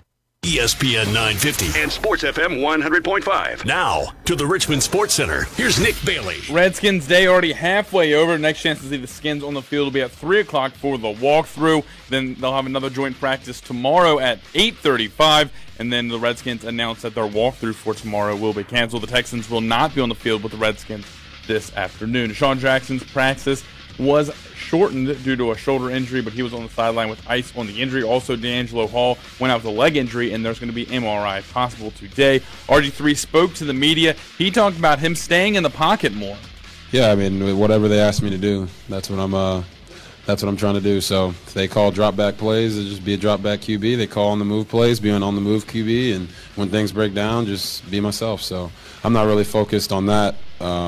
Just been focused on fundamentals and being consistent with everything every single day, coming out here trying to make sure every day is a new day and playing everything honest. Squirrels go for the sweep at 7 o'clock over at the Diamond. That's against New Hampshire. Fireworks will follow the game. Also, the Nats send out Joe Ross to take on the Diamondbacks. The Nationals look for the split of the 4-game set. First pitch at 4:05 this afternoon. Also, VCU will face Duke on November 20th as part of the 2K Classic that will be broadcasted on ESPN. 12:30 right now. You've been updated in the Richmond Sports Center. This Sports Center update is brought to you by Geico, proudly serving the military since 1936. See for yourself by contacting Geico today for a free rate quote. Call 1-800-947-AUTO or visit geico.com. Costin cares. Costin cares because for over 65 years, you put your trust in us. We know you want the quality flooring that suits your home. Impeccable customer service. And because we know you want your house to look its best. Costin cares because you expect excellence, and that's what we expect from our products. Our service. And the flooring your family lives on every day. Costin cares, and after 65 years, we value your trust, and that's the best way to do business. Costin Floors, 9840 Malin Drive, or visit CostinFloors.com. At City Dogs Restaurants, it's all about the food. For the hot dog lovers out there, City Dogs has 13 varieties of dogs grilled to perfection daily, each from the city that made them famous: Boston, Philly, Chicago, Cincinnati, Richmond. You get the picture. Locally owned and family operated. City Dogs is open for lunch, dinner, and late-night bites at 1309 West Main Street in the Fan or 1316 East Carey Street in historic Shockoe Slip. Stop by and try Richmond's best hot dog at City Dogs.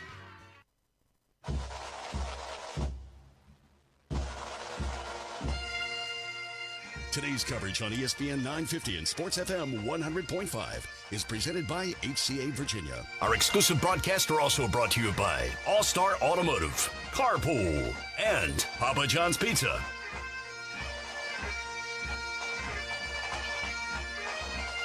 Welcome back. City Dogs Midday Show, ESPN 950, Sports FM 100.5. Thanks to Shaylin of Tropical Smoothie as we are enjoying them in the tent. I'm sure there'll still be some here for you, Nick, when you get here, so don't worry. Liquid, but well, the good thing about Tropical Smoothie is no matter what, it's always good.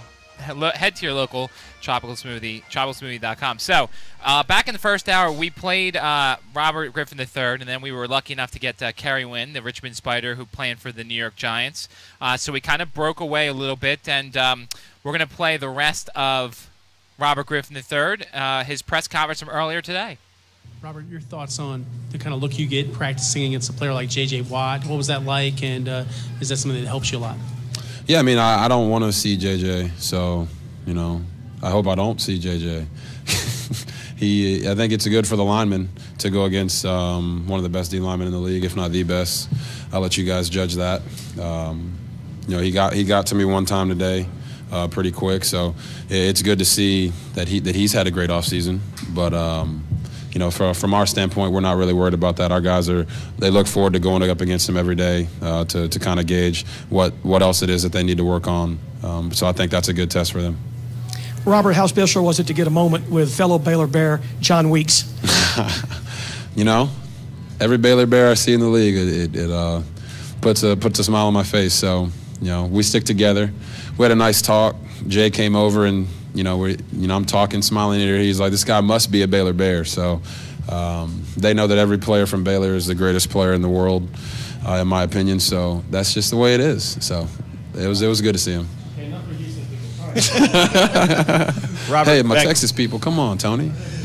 Do you get more out of joint practices, or do you get more out of preseason games personally? And as an offense, figuring out what you need to do. Can you get more out of a day like today than you would in a preseason game? Yeah, I mean, in a preseason game, you want to kind of get in and get out. I think out here it's a full slate of plays, a full practice day, great competition. So, guys get to go against guys that don't know every release that they have and don't know the concepts that we run. So I think it breaks up that part of camp a little bit. But everyone gets turned up and gets excited about going against someone else. It feels like an annual question for you a little bit, so I apologize. But it seems like you're not posting on social media again right now. I guess I'm just curious why you're doing that. I mean, I'm focused on football. I mean, I'm in camp. I know other guys are still posting on social media, but, I mean, it's not a planned thing. I just, you want me to post pictures of watching tape? I mean, isn't that what social media is? So, nah, I mean, it's not a planned thing or anything. I just haven't had time. So just focused on getting better every day, playing football, and then after camp's over, get a little more free time, maybe I can start posting again. The offense got in a groove there in that 2-minute drill a couple of days ago. Can you kind of go through that? And, you found several receivers there. So what was happening well for you guys there? Yeah, I just think everyone's was where they needed to be. It's everyone doing their job. And it's my job to facilitate the ball and get it to them. So I thought we did a good job that day, moving the ball down the field, keeping our composure. All it takes is one play to move your drive along. And we did that with Niles on a seam route. So. And then today and move the ball. Like I said, I thought we did a good job. I could have done a better job with the two passes that I missed there, but I thought overall the day went well. And the team in 7-on-7 periods and one-on-ones is just great competition and great to get through all those reads versus a different defense. Out of the new guys that you've been playing with during camp, who are you excited? Whose performance are you most excited about? All of them, man. They've all stepped up to the plate. Really, dived into their playbook and make sure they know what they're doing. So I don't want to single out any one of them. I think all those guys are doing a great job. Robert, Brandon and Morgan on the right side of the line don't have a ton of experience. How do you think they're kind of looking early on? And, how do you kind of feel about that? Yeah, I mean, I think coach is going to put the best five in front. So whatever lineup that is, that's what they'll come up with. And, I trust those guys. I've trained with them. I know how they are as people. I know they're going to give it everything that they have. So whenever we start against the Dolphins, whatever five they have up there, that's who I believe in. Robert, how do you feel you guys did in the goal line situations? Yeah, I thought we did good in the goal line situations. We had two runs in a pass with the first team and then two passes in a run with the second team. So I thought that was good. The biggest thing down there is you're thinking touchdown, check down. So, you're trying to make sure you're keeping the ball on your side, throwing it to your guys, and I thought we did a good job of that. To go back to the offensive line real quick, how important is it to have continuity as a quarterback, and what do you do to kind of build that rapport there so you guys can start the season strong? Yeah, it's important to know who's in front of you, but I think those guys, it's much more important for them to be on the same page and be able to communicate. So my job is not to pick the five up front. It's to pick apart the defense. So that's what I plan on doing. And like I said, Coach will put the best five up there, and all those guys are working extremely hard, so I trust all of them.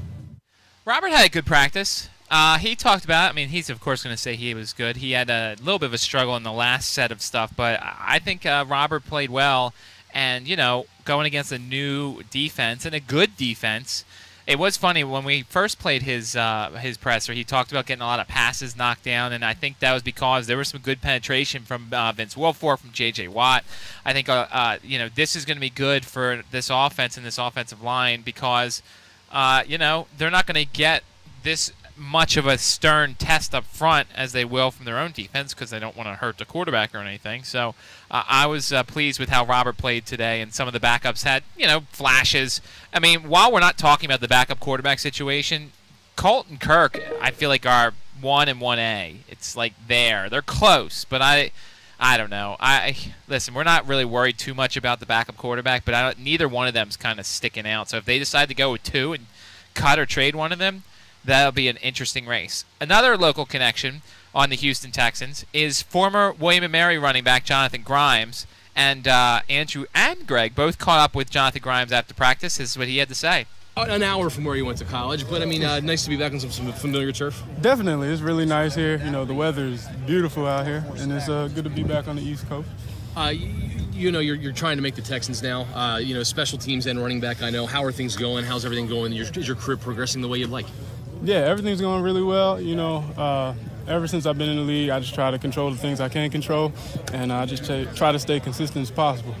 Did you get up here much when you went to William & Mary up to Richmond? Do you know any hot spots or people asking you for advice or anywhere to go or to eat or anything like that? Oh, no. You know, I visited VCU sometimes, schools and stuff like that, but I'm not too familiar with Richmond, but I've been here a couple times. How much do you keep in touch with Coach Laycock and the guys there in Williamsburg?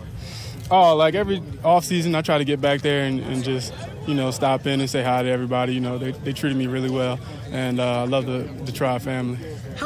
You know, I know an NFL career is really important to you. I mean, just what's the fire like under you right now to make this team and to be part of a 53-man roster?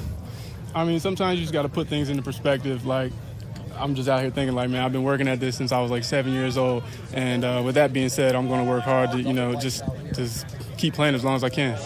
Seems like Jonathan, you found a place here to manage these guys. Definitely. I think I'm finding my niche. You know, I like being part of this organization. And, you know, I just love working hard and trying to make my team better. Talk about the intensity level here with the joint practices. Oh, it's really intense. It's good, you know, to not hit ourselves all the time, you know, stop seeing the same faces. And it's just it makes it more, you know, realistic as far as getting prepared for games and everything. You talk about finding your niche. Has that niche changed here in the last couple of days? I've been pretty consistent. You know, I know my role on this team. You know, special teams is a big thing. And, you know, receiving out of the backfield, pass protection. And I'm just going to be ready to step up and do whatever they ask me. Hard Knocks in camp, do you notice them? Do they intrude at all? I mean, or is it pretty much like they're not even there? How is that going for you? It's a two-way street. Sometimes you notice, sometimes you don't. So it's kind of cool, but it's not a distraction at all. And we're just out there working hard every day. Looking forward to seeing the finished product. Yeah, it's going to be cool. You know, I might not follow it too much because we're going to be so busy. But, you know, I'll try to catch it, especially the days when I was mic'd up. Make sure, you know, I ain't out there talking crazy. You probably edited it. Does it cause you to change what you might say or how you might act during practice? Not really. When you're in the heat of the moment with practice, you know, you're just going through it and you don't even think about it. Hey, Jonathan, what was your reaction when you found like you were headed to Richmond, Virginia, so close to William & Mary? Oh, I liked it. You know, the first thing, you know, I hit up my family. Of course, I think they're going to come down and check me out, and it's They're good, up in Jersey, you know. right? Yep. So it's good to see some familiar faces. I already seen some people that I know out here. One of my older teammates from college is on the side, and it's just good to see people. Do you feel any pressure now with Foster down, and certainly an opportunity for you to slip into that lead back role? It's no more pressure than I already put on myself. You know, I'm just going to keep doing what I'm doing, and whatever happens, happens. What did you learn from Jimmy Laycock after playing for Jimmy Laycock all those years? I learned a lot from Coach Laycock, you know, just situational football. He's a very good coach. And, you know, I still use, you know, the principles, just being on time, just like the little things that really helped me, you know, be a good pro. I think he really helped me with that. Good luck, Jonathan. Thank you. Thank you. Have you had any time to give any Tribe advice to Jasper Coleman at all? Oh, I have been talking to him, yeah. You know, I know when I came in the league at first, I didn't know how big special teams was. So I made sure I harped on him on that, like do his thing on special teams, because that's really big. You know, some people in college, I wasn't running down on kickoffs and you know, lead blocking on kick return and all that. So I harped on him on that and, you know, just stay in that playbook and just try to be consistent as possible. So that was Jonathan Grimes, the William & Mary product. Both Greg and Andrew getting in on him, and we'll try and catch up with Jasper Coleman tomorrow. J.J. Watt will be on the podium tomorrow.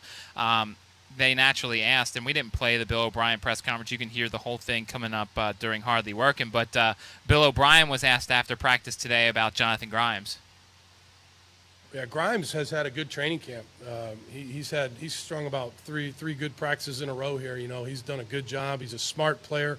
He's one of our core special teams players. He's a guy that really knows our offense well. You know, he plays a lot on third down, but now with Arian out, he's playing more on first and second down in certain packages. Really dependable guy. We enjoy coaching him. You know, Jasper, we just got in the spring, and he's improving every day. Hard-working kid, and just got to keep improving every day. So that was comments on both Jasper Coleman and Jonathan Grimes. Of course, he's in the mix to try and replace Arian Foster. You got Alfred Blue, and you've got, we talked about yesterday, Pierre Thomas did not end up signing a contract with the Texans, so he is not here in Richmond. So that running back position's kind of open until Arian Foster comes back. We'll see if Jonathan Grimes can do some things to kind of get him ahead. Let's take our final timeout. Coming up after the break, we'll do a stock up, stock down edition of Wawa Position Battles. You're listening to ESPN 950, Sports FM 100.5. You're listening to the City Dogs Midday Show with Matt Josephs, live from Washington Redskins training camp on ESPN 950 and Sports FM 100.5. Daddy, can you reach Mr. Biggles? Almost, honey. One more branch. Got him. Honey, go get Mom and tell her I'm hanging upside down from a tree. Okay, Daddy. Just go to your happy place. Happy place. Happy place. Welcome to Union. Thanks. Our free checking really is free. No minimum balance or hidden fees. And no cats. Excuse me? Nothing. When you're ready to feel good about where you bank, bank at union.com. Member FDIC, equal housing lender. Like us on Facebook. Hey sports fans! Atlantic Heating and Cooling is now part of Woodfin, your home team. From heating and cooling to electrical, plumbing, security, and more, Woodfin lives up to our long-standing reputation as your #1 faithful friend. Our dedicated team of heating and cooling technicians, master plumbers, and master electricians bring decades of knowledge and experience to each and every call. We welcome the opportunity to faithfully serve you. Uptown Alley, Richmond's 57,000 square foot family entertainment venue and restaurant is ready for the start of football season. We've got 38 lanes of bowling and 2 bars, including a 16-foot projection screen and 70-inch HD TVs with all the games. Our Red Embers Bar and Grill has a new football-themed creative menu with specials through the entire season. We've got karaoke on Thursday night and music on Friday and Saturday night. Plus, we can host up to 1,500 people for your group outing. For more information, check out UptownAlleyRichmond.com or find us on Facebook. Uptown Alley is located at 6101 Brad McNair Parkway in Midlothian.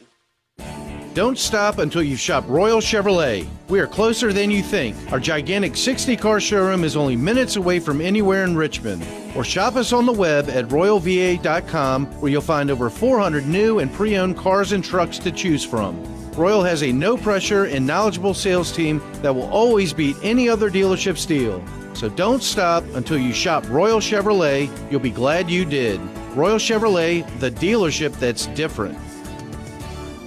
Tries to go up and over, and it's a Redskins touchdown. There's only one thing better than a Redskins win, and that's saving money. Window World is not only a proud sponsor of the Washington Redskins training camp here in Richmond, but proud to save you money on windows, siding, and doors. Right now, folks, get 10 premium windows for only $82 a month. That's right, 10 premium windows for only $82 a month. Visit WindowWorldRichmond.com to schedule a free in-home estimate and be automatically entered for a chance to win a Redskins VIP training camp experience.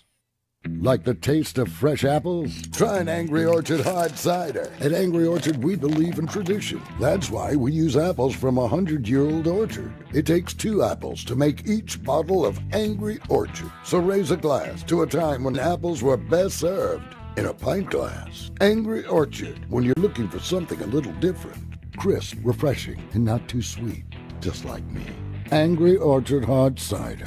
Branch out. Angry Orchard Cider Company, Cincinnati, Ohio. Drink responsibly. Save your business time and money with Lowe's Pro Services. You'll find everything pros need for the whole job, like 15% off fiberglass extension ladders and 15% off Property Advantage paint manufactured by Sherwin-Williams. Plus, save an extra 5% when you use your Lowe's Business Credit Card. Go to Lowe's today or visit the new Lowe'sForPros.com. Ladder and paint offers valid 8/1 through 8/7. Credit offer subject to credit approval. Exclusions apply and can't be combined with other credit offers.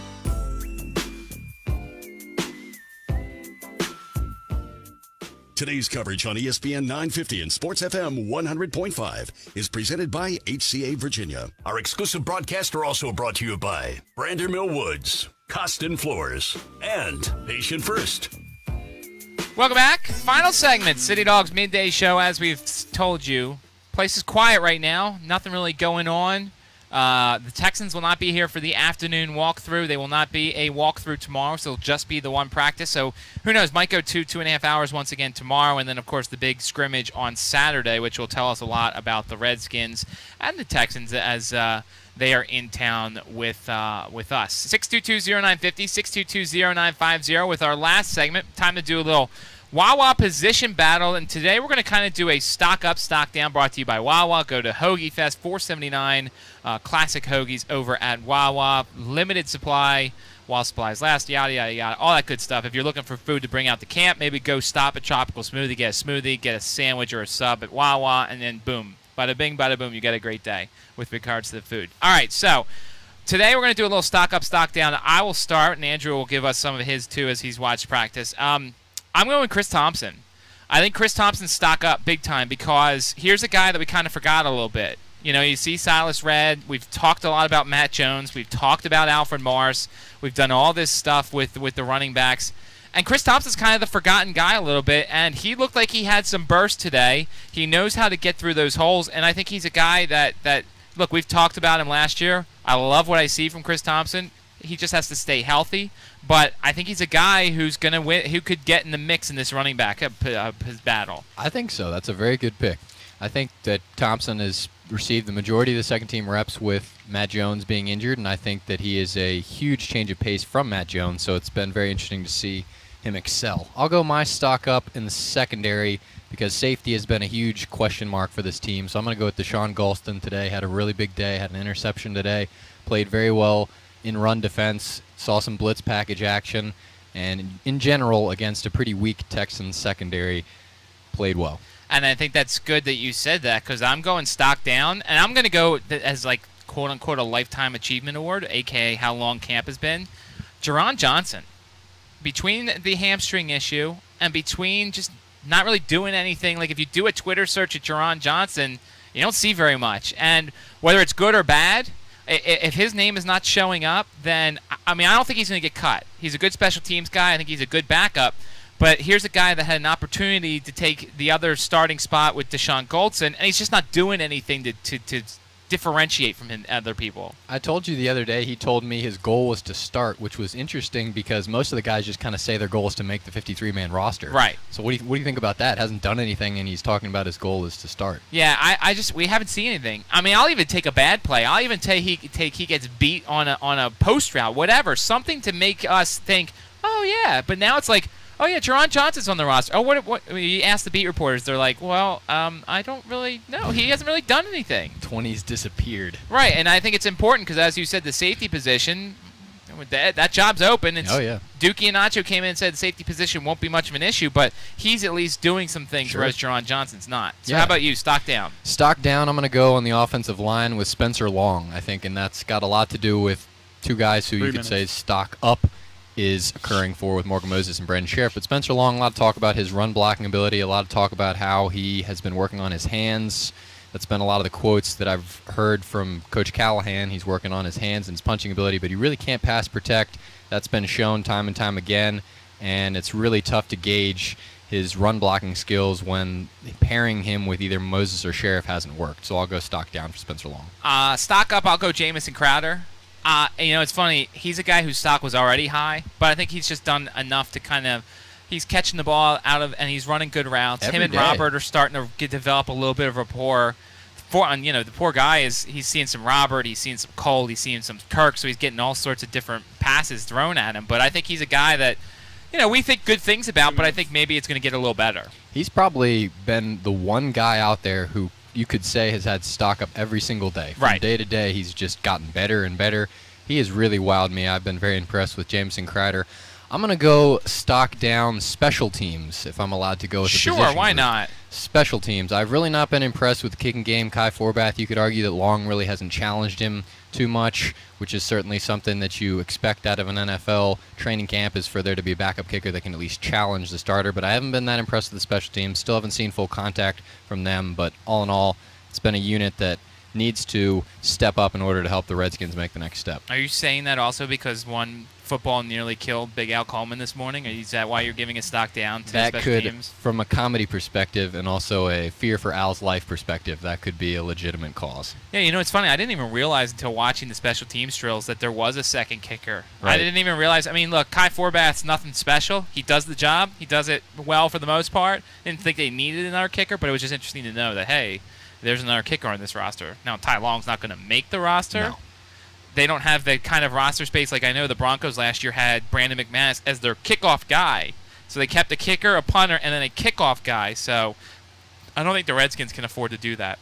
622-0950, 622-0950. So there is a practice tomorrow. It'll be at 8:35. They went about 2.5 hours today. So we'll maybe they'll go that long again because there's no afternoon walkthrough. So we'll have that, and then, of course, there'll be the afternoon walkthrough today. It'll just be the Redskins, probably about an hour. And after practice, Greg will have Jerron Johnson. Oh, I probably should have said, if Jerron Johnson's listening, we think nothing but the best of him. He will be in the tent later on this afternoon for Greg. And, yeah, a lot of fun today. A lot of fun watching everybody. I want to thank all of our guests. Kerry Wynn of the New York Giants. Tomorrow, Cooper Taylor will be joining us. Jim Donaldson of the Providence Journal. And, of course, Kaishawn Jarrett. All those interviews will be up on the audio vote on ESPN 950 Sports FM 100.5. Thanks to Mitchell for all his hard work. Nick back at the studio. Andrew as well. For all the folks out here, we'll be back at 3 o'clock with Hardly Working. You're listening to ESPN 950 Sports FM 100.5. You're listening to the City Dogs Midday Show with Matt Josephs, live from Washington Redskins training camp on ESPN 950 and Sports FM 100.5. Hello, my name is Reggie Gordon, CEO of Your American Red Cross in Virginia. Just like the Redskins are hard at work preparing for their season, our team is hitting the turf to help keep Virginians safe from disaster. Join our efforts to get ready VA by practicing your family's fire safety game plan. Build your disaster playbook at redcross.org/prepare. On newsstands now, Richmond Magazine presents its ultimate summer food guide. Tips from chefs on the perfect burger blend, locally made ice cream flavors you must try, and 10 not to miss barbecue joints. Plus, meet some of Virginia cyclists who may be racing here in the World Championships. Also, don't miss our upcoming Best and Worst issue. Receive our next 12 issues for only $10 if you subscribe before July 20th. Did you tell Greg that the Dwayne Brown press conference to get your $10 deal. It's like Christmas in July. Richmond Magazine, your neighbor in the... Yeah, it just sounds bad. You can't hear the question. It's just like him randomly saying statements. ESPN 950 and Sports FM 100.5 is available 24/7 at ESPN950AM.com. Training camp is here, and the Bon Secours Washington Redskins Training Center is base camp from July 30th to August 16th. Come out and see some of the most talented athletes in the NFL today, and be among the greatest football fans ever seen. Admission is free, and thousands of fans are expected each day. 13 days, July 30th to August 16th, at the Bon Secours Washington Redskins Training Center. Hail to Richmond, hail to Bon Secours, and hail to the Redskins. Visit redskinsrva.com and click on Training Camp for more information. Spiders football and the biggest college matchups on Saturday. Plus the Redskins. And every Sunday night game all season. Consider us your pigskin pal. ESPN 950 and online at ESPN950AM.com. Hey, this is Cliff Irby from City Dogs. When my family and I first moved to Richmond 20 years ago, we couldn't find a great hot dog. So we decided to open our own restaurant that featured hot dogs the way I knew they could be. We have the highest standards of name-branded products. We have 13 different creatively themed hot dogs topped with lots of options. We have 6 unique cheeseburgers that are always fresh, never frozen Angus beef. We have fresh, hand-cut daily, #1 graded Idaho potato French fries. Our product is authentic and purchased from the city they're famous for, City Dogs. We promise it's all about the food. Mellow is a state of mind, a culture, a way of being. At Mellow Mushroom, our goal is to provide delicious food in a fun and creative environment. We're the originators of classic Southern pizza, and our unique and flavorful crust is a true original. Here in Richmond, our Carytown location offers a variety of munchies, salads, hoagies, calzones, and of course, the star of the show, Mellow Mushrooms.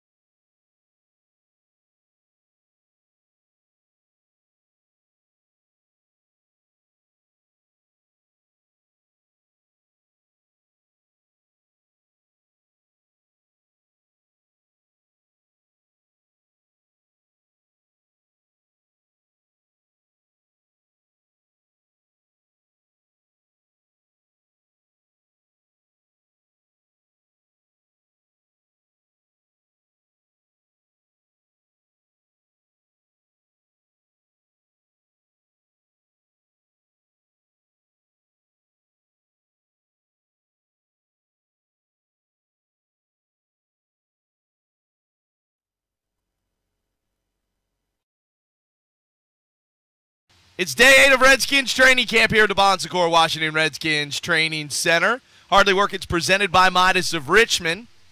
And normally, we are staring at the Redskins out on the field getting ready for a full practice. But as you know by now, the schedule has been flipped. There was a spirited 2-hour and 41-minute joint practice with the Houston Texans this morning. We're going to get you caught up on everything that happened, but it was a lot of fun to watch, a lot of fun to see them getting after it. Unfortunately, the Redskins did not come away with it unscathed and without injuries. First, it was Deshaun Jackson injuring a shoulder. Reports are it is a separated shoulder. Jay Gruden is going to talk in about 45 minutes and will likely address the injury to Deshaun Jackson and D'Angelo Hall, who reportedly has a groin injury. So again, the report is Deshaun Jackson has a separated shoulder that could keep him out a couple of weeks. Gruden will confirm in about 45 minutes. D'Angelo Hall, groin injury that could keep him out a week or so. Hell, sometimes I would be more worried about the groin injury just because those kind of things can linger and it takes a while, whereas a shoulder injury, I think it's a much more sort of a structured, hey, we know you're out 2 weeks or 3 weeks. So, the attrition at corner continues. At one point, the Redskins' first-team defense had Taj, Hassan, and Justin Rogers at the 2 corner positions. Because remember, Breland's hurt, Amerson's hurt, Mitchell's out for the year. And then D'Angelo Hall goes down. I don't know where Culliver was on that series. They do still have Chris Culliver. Rogers is there, Hosky, Taj Hansen, Hassan, I think is Hansen? Hassan. Thomas Wolfe. In any event, it's interesting. The injury's piling up a bit for the Redskins. Jerron Johnson, one of the free agent pickups out of Seattle, he is still day-to-day with a hamstring injury and is not participating today. So, it's a bit of an issue, and it's probably unlikely. Well, it is unlikely you're going to see D'Angelo Hall out there. So, these corners are going to be getting a lot of work. And obviously the Texans have a couple of really, really talented wide receivers led by DeAndre Hopkins out of Clemson, who I think ACC fans remember, and he was getting after it today. So really, really good. The other big headline is for the second day in a row, we've seen on the first-team offense, Meadowbrook's own Morgan Moses at right tackle, yes, the UVA product at right tackle, and Brandon Scherf, the number 1 draft pick, slid over to right guard. Now, we know that Bill Callahan, the offensive line coach, says one of the things that they have tried to do is sort of mix and match, and they're kind of moving guys around, and Laribas is playing center, and Scherf's playing guard, and Moses is moving around, and Ari Quandro's moving around. Spencer Long's playing guard and center. Really want to get some flexibility there. But for the second day in a row to see Morgan Moses at right tackle and Brandon Scherf at right guard with the first-team offense, I think it's fair to wonder if this is beyond an experiment now. If this is something the Redskins are really considering, are they unhappy with the progress of Spencer Long at guard, and so they're looking for maybe another option? Don't know. I do know that Jay Gruden will be asked about it at 3:50 today. I don't think there's any question about it that he will, and I think you'll be able to tell from his response. They don't want to throw Long under the bus because I think they like him, but maybe he's just not where they can. They think this may be a better option on the right side of that offensive line. We think we're going to have Morgan Moses in our tent. I don't know if that little discussion was a yes or a no, or that wasn't about that. Okay, great. The Redskins PR staff just came in, and we're going to get Morgan Moses after practice. Didn't get a chance to talk to him, but I did get a chance to talk to Brandon Scherf, and we're going to play that for you coming up in just a little bit. The other big storyline, of course, is to have all these local connections with the Houston Texans here in Richmond. First and foremost, Dwayne Brown. Dwayne's family, friends, of course, grew up in Glen Allen, went to Hermitage High, had a remarkable career at Virginia Tech, and now is that Pro Bowl left tackle for the Houston Texans. And he was actually up at the podium today. There was such a big media crush around big Dwayne Brown that they put him up on the podium, and he just said it's great to be back home.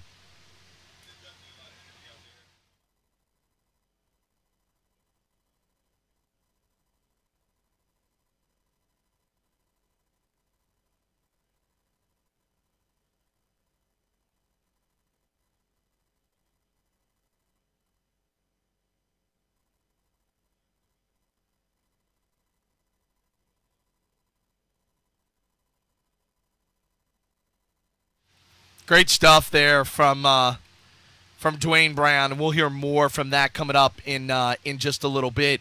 Couple of other things from this morning. Well, not just Dwayne Brown. So you have Jonathan Grimes from William & Mary, who we did speak to. I'm going to play that coming up in a little bit. I had a great conversation with him. And, Grimes is a guy that's got a huge opportunity because Arian Foster had surgery today. And they've got a big hole now at tailback, and Jonathan Grimes is certainly one of the guys. We talked to Rick Smith, the general manager of the Texans. We're going to try to get him on the show. Of course, they have Jasper Coleman, who's a local guy to Richmond, who also went to William & Mary. And then there's another connection, Anthony Midget. Virginia Tech football fans will remember Anthony Midget was part of that national championship team. He is an assistant coach with the Houston Texans, and I caught up with him. So we'll hear from Anthony Midget coming up a little bit later. Of course, everybody, a lot of people here, football fans, Redskins fans, Texans fans, were excited to see J.J. Watt. He's an impressive dude, and here's what I'll say about J.J. Watt. I think that guy gets it on and off the field. He's an elite player. He's one of the most talented defensive players in the entire league. And then you just sort of watch the way he handled himself off the field, and he signed a ton of autographs today, and he went over and talked to military personnel. And then he's catching balls one-handed from a jugs machine, and he's an impressive dude. So really, really, really cool stuff. Some trash talk out on the field today between DeAndre Hopkins and Chris Culliver and D'Angelo Hall before Hall got injured. Jamison Crowder continues to impress. Even Houston media, because he made a couple of really, really nice catches today. So I think that impressed a lot of people. And then the other big headline is Hard Knocks is here. So if it's my understanding is right, what they shoot here is going to air Tuesday night, right, on HBO. The next one's Tuesday night, I think it's airing. I think that's what I read. So they're great. I actually talked to the guys a little bit and welcome them to Richmond, and they're excited to be here. It's kind of cool for them. It breaks up the monotony instead of just spending all their time in Houston. By the way, 102 degrees in Houston today. 102 in Houston today, just in case you're wondering. What is it? Let me just check real quick here in the RVA. 82. Oh, 20-degree difference. Just in case you're wondering, 20-degree difference. They really love. This morning it was wonderful. Like the sun was behind the clouds when they first got out here. It was awesome. Then it got a little hotter and humid, but everybody, Jonathan Grimes said, loves the weather. Like, it was fantastic. I think they were so excited because it was nothing like Houston. Absolutely nothing like Houston. So it was a really, really, really cool thing. All right. If you want to shoot me a text or a tweet or a Facebook post, the text is 638-9508, 638-9508. Twitter, Hardly Working 950. Facebook, Hardly Working with Greg Burton. We're going to talk much, much more again. We're going to play our interview with Brandon Sheriff coming up, Jonathan Grimes. The Jay Gruden press conference will carry live at 3:50. Brad Edwards, the former Redskin, now athletic director at George Mason, is going to join us in the 4 o'clock hour. We'll do our opponent preview. Today we're looking at the Tampa Bay Bucks. And then again, in the 5 o'clock hour, Morgan Moses is supposed to be in our tent. We'll replay the Dwayne Brown interview. And RG3 actually spoke today as well. I got a couple of RG3 bites I'll get to you here. But RG3 played RG3 was out here today, and he just talked about the day overall and going up against the Texans.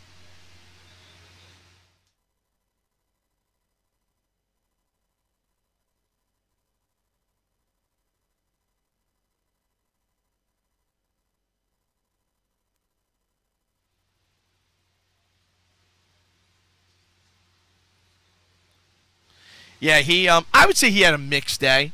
I would say he was mixed. I didn't think he was terrible. He was not great. I thought the defense probably got the edge today, both the Redskins defense and the Texans defense. By the way, J.J. Watt, we asked RG3 on looking across the line of scrimmage and seeing number 99.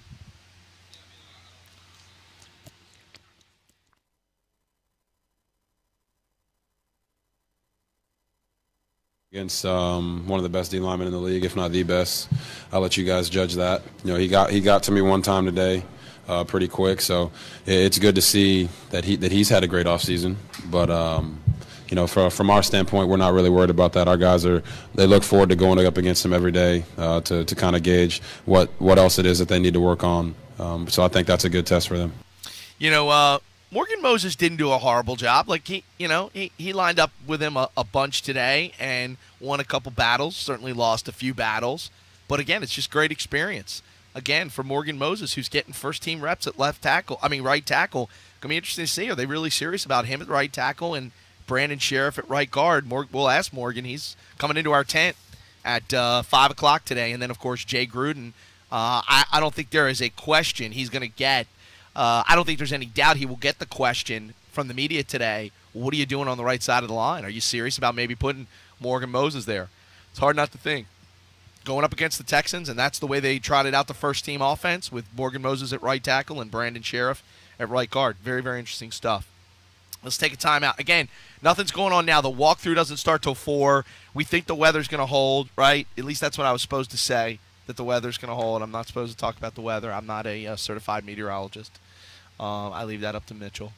So Jay Gruden's going to talk at 3:50. We'll carry that live, and then they'll be on the field at 4 o'clock, and it'll be short. They'll probably be on the field for an hour. And we do not have confirmation if the Texans are coming or not, right? They're definitely not coming. So it's just the Redskins out on the field at 4 o'clock, just so you know. So all the women that swoon over J.J. Watt, you don't need to come out here unless you want to see Nick and Andrew, who are both single and looking to mingle, right? Oh, you're not single, Nick? All right. But you're looking to mingle. All right. Just kidding. Let's take a quick timeout. The legendary Tom Lavero, dude, one of my favorite writers. Nick and I were just talking about it. He's just a wonderful writer, long-time writer in D.C. on the Redskins beat. Of course, he does a radio show now for ESPN 980, our sister station up in D.C. And he's going to sit down with us and talk about the 2015 Redskins. Tom Lavero coming up. You'll hear from Brandon Sheriff, Jonathan Grimes, and then we'll carry the Jay Gruden presser live at 3:50 as Day 8 of training camp coverage continues right here on ESPN 950. Stick around. You're hardly working. You're listening to Hardly Working with Greg Burton, driven by Midas of Richmond. Live from Washington Redskins training camp on ESPN 950 and Sports FM 100.5. HCA Virginia is Richmond's home for women's and pediatric care. With 3 campuses, Henrico Doctors, Chippenham, and Johnston Willis Hospitals offering superior quality care for women and children, HCA Virginia delivers more babies and treats more women than any other network in Central Virginia. Our conveniently located family physicians and pediatricians provide care close to home when you need it for routine checkups, same-day sick visits, and school and sports physicals. Visit hcavirginia.com or like us on Facebook at HCA Virginia Physicians to learn more. Can you handle a full wrap? Okay, I forgot it's an afternoon game. He's been smoking, chopping, saucing, and glazing do you know anything about Gold's for Gym? over 30 years, specializing in succulent spare, tender baby back, and jumbo beef ribs with recipes handed down for generations. And don't forget about the award-winning pulled pork sandwiches, cooked daily over Buzz's signature hickory smoked wood. Stop by the original location at 1119 North Boulevard in the Fan, or the new Buzz and Ned's Real Barbecue at 8205 West Broad Street in the West End. Redskins 2015. Daddy, can you reach Mr. Biggles? Almost, honey. One more branch. Got him. Honey, go get Mom and tell her I'm hanging upside down from a tree. Okay, Daddy. Just go to your happy place. Happy place. Happy place. Welcome to Union. Thanks. Our free checking really is free. No minimum balance or hidden fees. And no cats. Excuse me? Nothing. When you're ready to feel good about where you bank, bank at union.com. Member FDIC, equal housing lender. Like us on Facebook. Hey, Richmond, this is Mark Smith with Midas of Richmond. I want to challenge you to think about something. If you had the choice between creating futures and resolving immediate, urgent issues, what would you do? That's a choice All right, now I put him.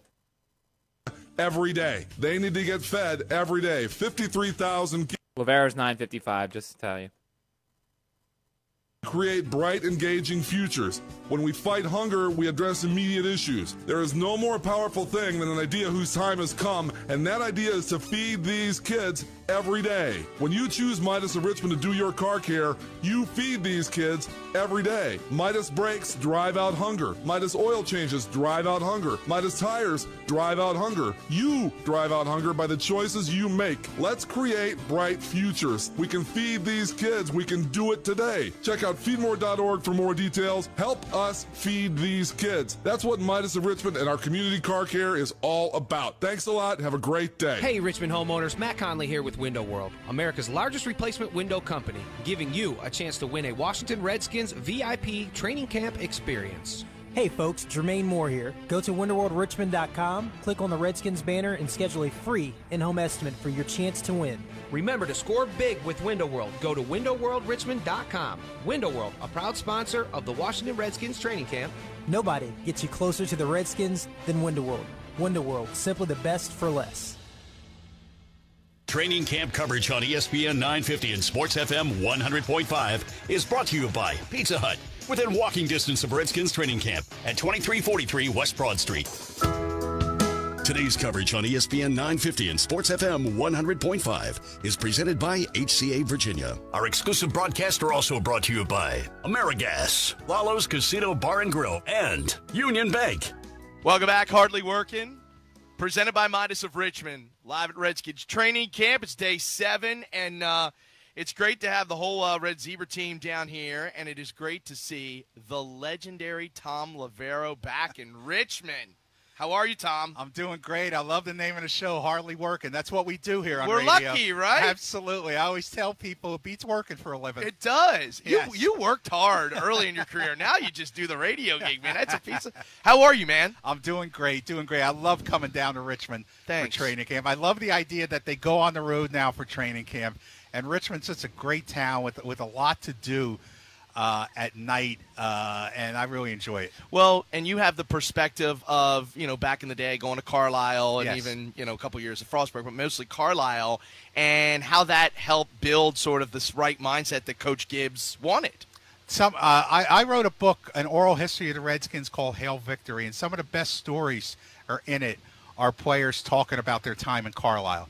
Now, I don't know if these players here are maybe if they're fortunate enough to come up with similar stories, but we just had Joe Jacoby on the Sports Fix last week, and he told a story about the night basically held a group of rookies hostage in a bar and wouldn't let them go to a team meeting, and put a popcorn maker, collected all their car keys and put a popcorn maker in front of the door so they couldn't get out.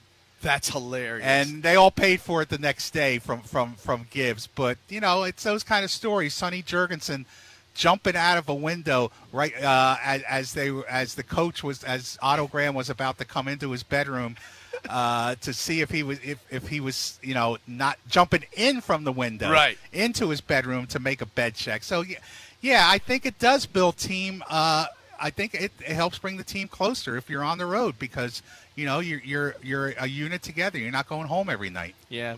Do you sense a difference with this team in year 2 under Jay Gruden? Or is it still too early, Tom? It's too early. There's a slight difference, and it would be hard not to have a little bit of a difference. I think the difference is the presence of 2 new people. One is the general manager, Scott McLuhan. I think there is the impression, rightfully so, based on his track record, that there's a little bit more professionalism when it comes to the talent evaluation, and the presence of Bill Callahan is overwhelming. Agreed. I mean, he is having an impact on this team, particularly on the offense, and we saw what he did in Dallas with the Cowboys. He may wind up proving to be the biggest move that this team has made. They talk about him, the O-line does, almost in like reverence tones. Yes. Yeah. They realize they're dealing with a really smart football guy. Yeah, and players all players want from a coach is to be prepared.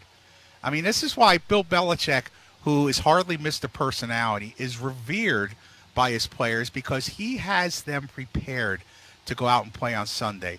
And when coaches can't do that, they lose their players. And I think these players feel that when their offensive line, when they go out to open the season at home against Miami, I don't know if they'll win, but I think the offensive line feels like they'll be prepared because of Bill Callahan. Talking to Tom Lavero, those great Redskins teams of the past sure could run the football. That's what they want to do this year. Are they asking too much of the right side of that offensive line, whether it's Sheriff and Long, and actually the last 2 days it's been Morgan Moses at right tackle and sliding Sheriff over to right guard. Is that asking too much of those young guys? I think I'd be more worried about young guys, particularly guys like Sheriff, who came out of Iowa and Spencer Long, I'd be more worried about pass protection than run. I think they'll be able to run the ball.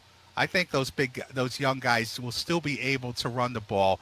I'd be more worried about, protecting Robert Griffin III from the likes of J.J. Watt and other people like that. What about getting a look at him up close and personal? How fun is that? Wow. And can we just say he gets it? Signed autographs for an hour after practice. Just a bunch of military. He gets it on and off the field. Yeah, well, I mean, it's hard for a defensive player to be a superstar in this league, especially a lineman. And he is that. He's one of the most popular players in the league, and it's good that he recognizes it, but it never gets in the way of his football. I remember when he signed his big contract about a year and a half ago, he took a pledge and he said, I'm going to play harder now, and he did. Yeah. He wound up doing that. I mean, last year was his first year under this new contract, and it was the best year of his career. So, I mean, that tells you something about a player. Usually, and we've seen it with the Redskins, a lot of guys, once they get paid, they tend to slack off. Not him. No question. Tom Lavero joining us here on Hardly Working. Tom, one of the reasons they want to run the ball is to take some of the heat off of RG3. Right. Why? Jay Gruden said he's making a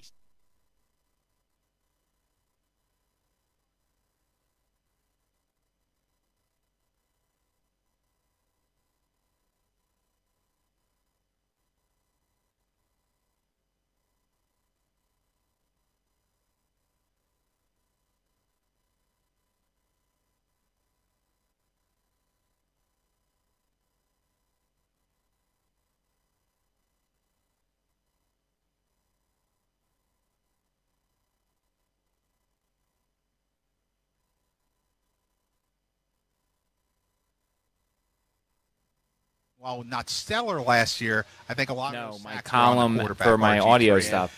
And it's admitting, like he said, he talked about with Peter King on the Monday Morning Quarterback, if they want me to be ordinary, then that's what I'm going to be. The opposite of that is you don't have to be a Superman. I don't know. I haven't gone to that page. And sometimes a quarterback is knowing when to move on to your next play. Right. Do you think this defense will be better? They certainly made a lot of upgrades at a lot of positions. How good can this defense be, Tom? I don't think they're going to be as good as they think they are. They're already coming up with nicknames for the defense, and they haven't done anything. I'm not. You don't like capital punishment. I'm not too crazy about that. Do something, but it would be hard for them not to be worse. I think Chris Culliver will have a huge impact. I think that a healthy Jason Hatcher will have an impact. I think they'll be better, but again, it would be hard for them not to be. Yeah, because they were so putrid last year. They really were. I mean, we knew that the defensive secondary last year was going to be questionable. We were told in the new, quote, unshackled defense by Jim Haslett that the front seven would make that defensive backfield better. Well, that never happened. The front seven was a disappointment, too. That will be better this year. You like the signing of Junior Gillette? I'm not a fan. Not a fan. Because of character stuff? Yeah. I mean, I don't think you have to compromise. I mean, it's not like, well, you got it's in the NFL. I don't think you do. Now, we talked about this on our radio show on the Sports Fix. Does a minute 50 sound about right? A minute 50? Okay. Of the guys I was rooting for the most part. And, but it financially doesn't. It's okay. I appreciate it. Thank you. But perception-wise, I think it could do some damage if he's not the solids. The New Orleans Saints, who are hardly a motorcycle. I mean, they're a motorcycle gang. I mean, the New Orleans Saints get investigated for everything. You said thank you. That's all counts. Yeah. Well, I mean, that's scary. And they're taking a huge salary cap hit. Yes, that's scary. That's the biggest red flag, bigger than any police report, is that NFL team bailed on him. And maybe this will be different, but no, I'm not a fan of the move. Let me ask you this. Just because you've been following this team for so long, in talking to fans, at least here in Richmond, there's hardcore fans here, there's as little enthusiasm and optimism for the upcoming season as I've seen it. Do you sense that this fan base is... I mean, it's almost like their enthusiasm really been tempered. I hear people saying, I'd be happy with 8-8. Do you think suddenly, whether it's realism or frustration, is set in with the fan base? Are you hearing that from the folks you engage with? Yeah, absolutely. And you know what? I mean, good. Good. I mean, in a way, it shows the intelligence of a fan base that's not going to be let out there with a 4-12, 3-13 seasons and just say, "Oh boy, this is our year." You know, at some point, you do have to. Loyalty's a two-way street. Right. So I say good for the fan base that they're a little bit cautious about this. They should be because if it's 25 seconds, be a success. Those fans will be right there with this team when they need them to be. Yeah. You know, so I give them some credit for having the intelligence to say, you know, I mean, show me something before I'm jumping back in with both feet. Yeah, and hold off on the nicknames. Yes. Tom Livera, thank you. It's great to have you in Richmond, Tom. Thanks a lot, guys. Glad to be here. Quick timeout. We'll come back. More Hardly Working ahead. Stick around on ESPN 950. You're listening to Hardly Working with Greg Burton, driven by Midas of Richmond. Live from Washington Redskins training camp on ESPN 950 and Sports FM 100.5. There's a reason I've been using promotional... Hey, whatever you did for the Herman Allen didn't do anything.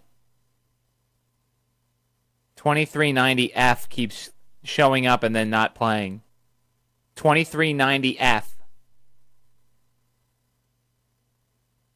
Items for your next event. Call Promotional Considerations 288-2224 or online promoconsiderations.com. Official provider of merchandise for Richmond 2015. The cloud, one of the biggest buzzwords in business today, and no wonder it lets you collaborate with people and access information from anywhere at any time. So how fast you get to the cloud matters. Comcast Business Internet gets you to the cloud up to 66 times faster than T1. They also offer 2390F. No, completely different. Both of them say Herman Allen. Unless it's 0401, but nothing else is coming up in that other cart number. Herman Allen Plumbing and Heating has provided Metro Richmond and Central Virginia with quality service from our certified technicians for over 50 years, serving you when you need us most around the clock. Herman Allen Plumbing and Heating is now a division of Bantam's Plumbing, a locally owned family-run company. We also offer deferred interest financing for up to 18 months for any major purchase. Now's the time to take care of that project you've been waiting for. Contact us at 746-5853. At Herman Allen, we want to be your plumber.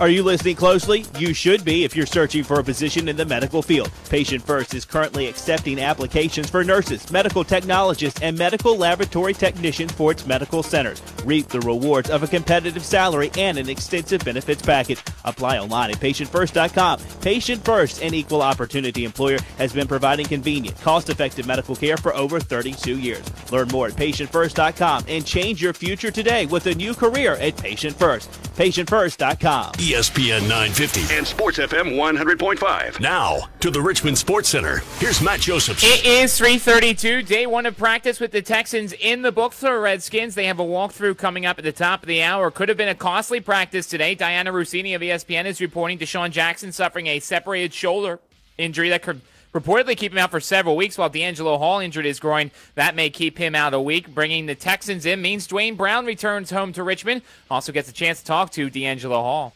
No, I talked to D'Angelo as soon as I got here. He's one of the first people I saw. Great guy. He's one of the first people at Virginia Tech that told me I should move to tackle when I was playing tight end. Being able to see him out here competing against him, it's amazing. It's amazing. He's had a great career.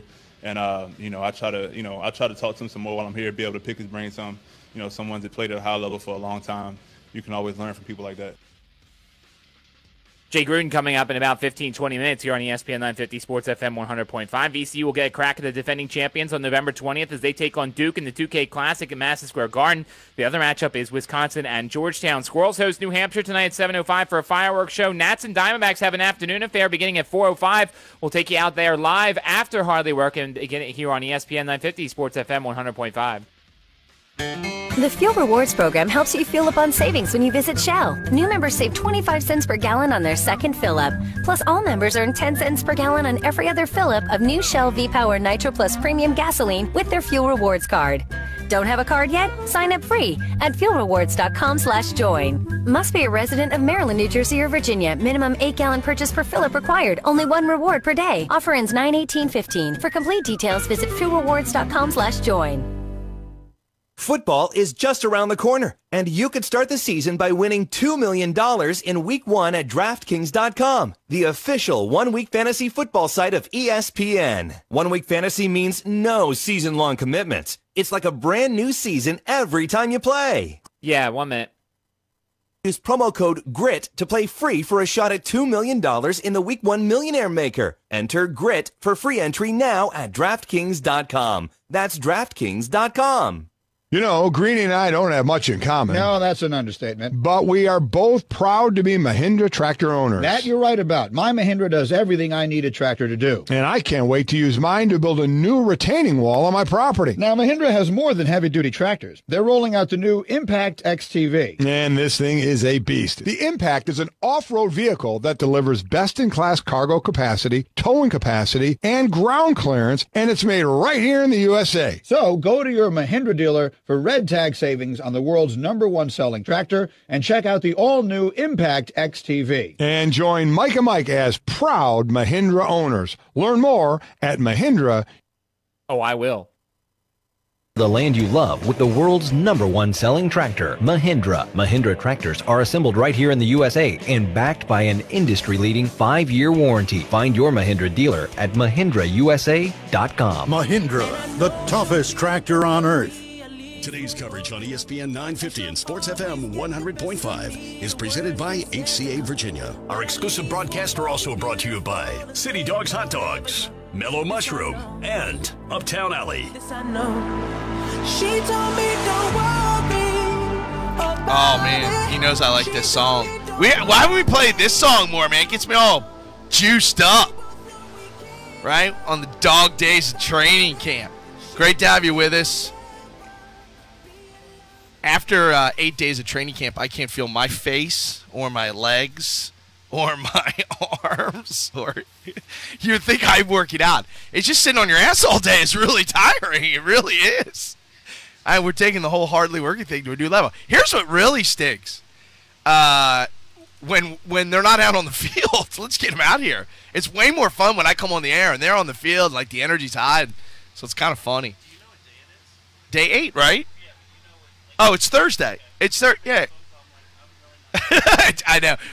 Well, this is the 8 out of 9 days because we obviously weren't here on Tuesday. So 8 out of the last 9 days. It's very fun. It's great, and but yeah, just kind of funny.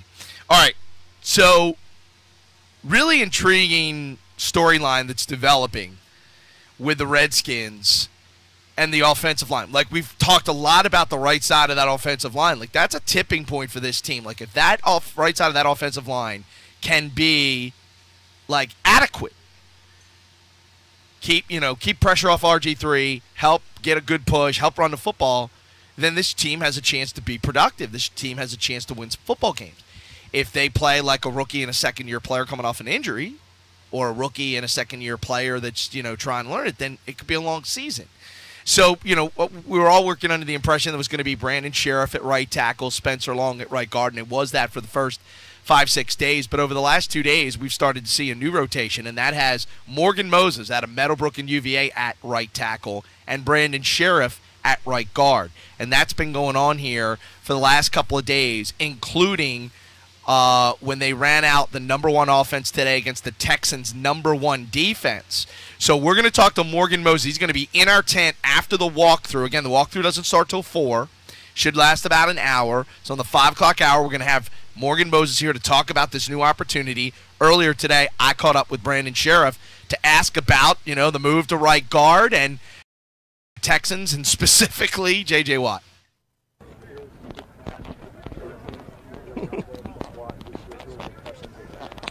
He's a very good football player. It's great competition for us, and a good thing this is before the season, so you get a lot of practice at it. At just the tempo that they play at, and sense of urgency that they have on the field. Brandon, knowing it's been 1 day, can you take more out of going against him versus going against your own guys in this kind of situation? Yeah, I mean, it's a different opponent, so you get a different look each time, and, different techniques come with that, so that's good for all of us. Is the intensity a little bit different because you're not afraid of hurting your own teammate? You're going against another guy. It's nice going against somebody else, and not having to worry about that, but the intensity is the same. It's pro football, and everybody's just trying to make a name for themselves. A couple days in a row now you've been at right guard. Do you think that maybe this has moved on from the experimental phase, and maybe they're looking at you as a right guard now? Hey, wherever they want me to play.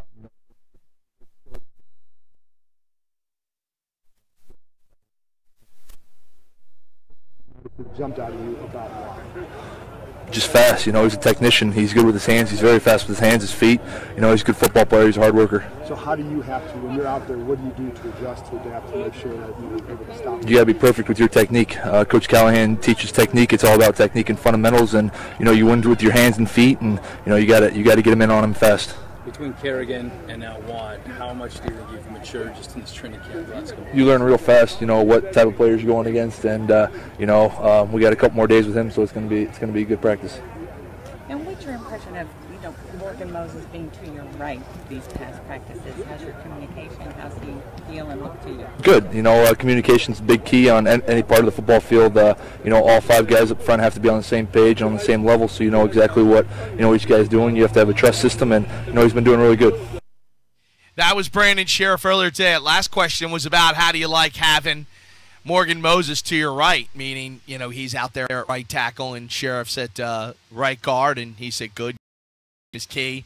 Brandon Sheriff is not going to be a guy that's going to be a media darling just because he's a real kind of simple, straightforward guy. He answers the question very directly and succinctly. That's just in his personality. And we've seen guys like that before, and they sort of do that their whole careers. Other guys get a little bit more comfortable, but as a rookie, that's not surprising. And I don't think he's being a jerk. I just think he's being sort of guarded. That's who he is. And honestly, I think you learned a lot. Look, he's got a job to do. The Redskins drafted in. I've heard some people suggest. So are you going to tell me we spent a first-round trick and spent all this money on a guard? I don't know. I mean, maybe for year one. Maybe ends up being it's hard to say. But let me just ask you this.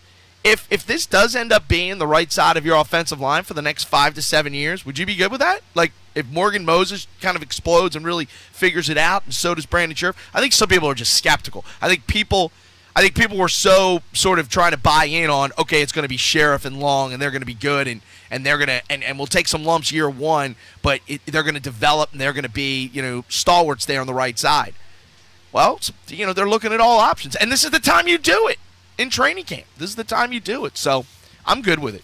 Let's take a timeout. We'll come back, and Jay Gruden coming up in about 10 minutes right here. We'll play his press conference live before the 4 o'clock walkthrough right here on ESPN 950.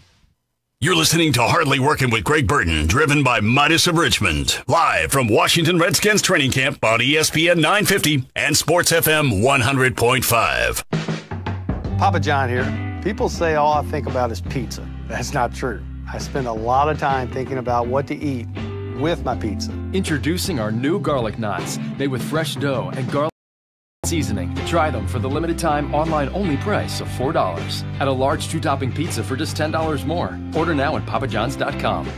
Better ingredients, better pizza, papajohns.com. Limited time offer not valid with any other coupons or discounts. Prices, participation, delivery area, and charges may vary. Additional toppings and taxes extra. Hello, my name. Hey, am I calling that woman now, Greg?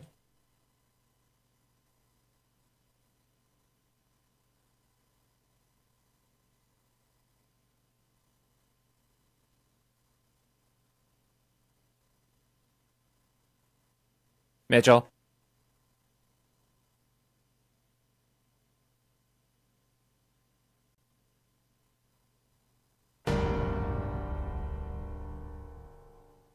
For 75 months, where? On Sonatas at Pearson Hyundai. That's right, Pearson Hyundai, 9530 Midlothian Turnpike. Stop by and visit.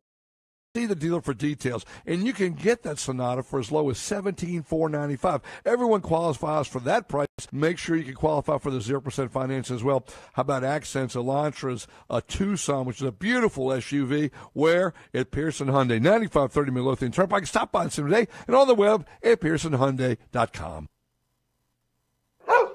Hey sports fans, Atlantic Heating and Cooling is now part of Woodfin, your home team. From heating and cooling to electrical, plumbing, security, and more, Woodfin lives up to our long-standing reputation as your #1 faithful friend. Our dedicated team of heating and cooling technicians, master plumbers, and master electricians bring decades of knowledge and experience to each and every call. We welcome the opportunity to faithfully serve you. Let's ride. Oh, yeah. Don't let noisy brakes kill your mojo. Stop by AutoZone and get a new set of brake pads and brake rotors. Introducing new Duralast Max Premium brake pads, engineered to outperform the original pads that came on your car. Get in the zone, AutoZone. Come to the Home Depot now while select special order exterior doors and windows are 15% off. Let's show your old doors, windows, and electric bill who's boss. Save 15% now, save on energy bills later, and finally put summer heat in its place. Outside. Let's do this. With 15% off select special order exterior doors and windows. Right now, only at the Home Depot. More saving, more doing. Exclusions apply, valid through August 12th. Uptown Alley, Richmond's 57,000 square foot family entertainment venue and restaurant is ready for the start of football season. We've got 38 lanes of bowling and 2 bars, including a 16-foot projection screen and 70-inch HD TVs with all the games. Our Red Embers Bar and Grill has a new football-themed created menu with specials through the entire season. We've got karaoke on Thursday night and music on Friday and Saturday night. Plus, we can host up to 1,500 people for your group outing. For more information, check out UptownAlleyRichmond.com or find us on Facebook. Uptown Alley is located at 6101 Brad McNair Parkway in Midlothian. So Redskins touchdown. There's only one thing better than on a Window World. shoulder, Is and not the only momentum took him late into the sled, but it didn't. That did not cause any injury. Is this the same shoulder that gave Deshaun trouble last year? I do not know that. I do not know that. It's his right shoulder, and I don't remember what shoulder it was. He just landed on it. It's just a 1 to 2 week, and it might be sooner, depending on how he can tolerate the pain. And just as a follow-up, D'Angelo, you said groin. He complained about his knee as well. That's not a problem? No. Okay.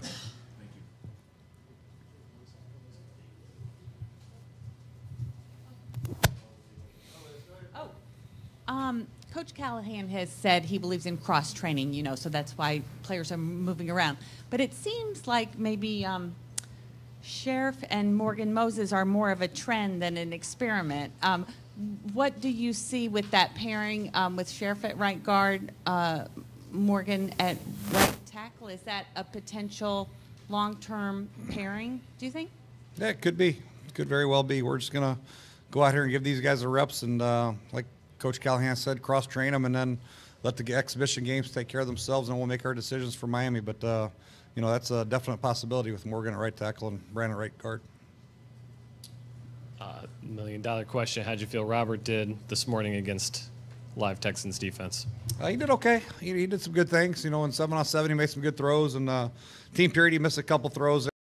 I'm sure he wished he had back. He sailed one to Jordan Reed, and he threw one a little bit low to Ryan Grant. Had a couple balls batted. But overall, I think throughout the whole performance, I think he did okay. He did pretty good. There's some things to improve on, obviously, as we all have. But he's coming along. With Moses and Sheriff, how did you feel like they did against that? Just working together. It's only been a couple days that they've been actually live action, but where are they in their progress, timing, and with each other? Yeah, they're day 6 or 7 of training camp is where they're at. It's early. Morgan missed all the OTAs, so he didn't get any reps over there. So really, this is the first chance they've had to work together. And there's, a lot that goes on with communication and technique that they have to get used to if that's the route we're going to go. So they're coming along.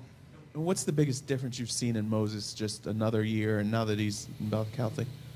Well, last year, when he came from Virginia, he played right tackle, I think it was his sophomore year, and then left tackle his junior and senior year. And then we tried to make the flip to right tackle, and everything was kind of backwards to him. So it took a little bit of time. He was much more comfortable on the left side, but having a year under his belt has helped him on the right side anyway. So he feels a lot more comfortable. That's the biggest difference in him, just feeling more comfortable in his pass sets on the right side, his reach blocks on the right side, his combination blocks, his short sets, all that stuff I think has come more natural to him on the right side than it did last year.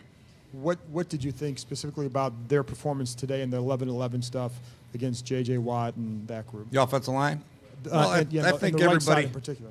Yeah, I think there was some things to build off of, no question about it. Obviously, there's some things to correct. You're blocking the best player in pro football right now, voted on by his peers, so he's going to make a few of his plays. But overall, there's some positives that we can draw from today's practice and tomorrow's practice and Saturday's practice, I'm sure. And JJ will win his share of his battles, there's no doubt about it. But as long as we're learning from him and getting better, what a great way to introduce a young player and have him go against J.J. Watt.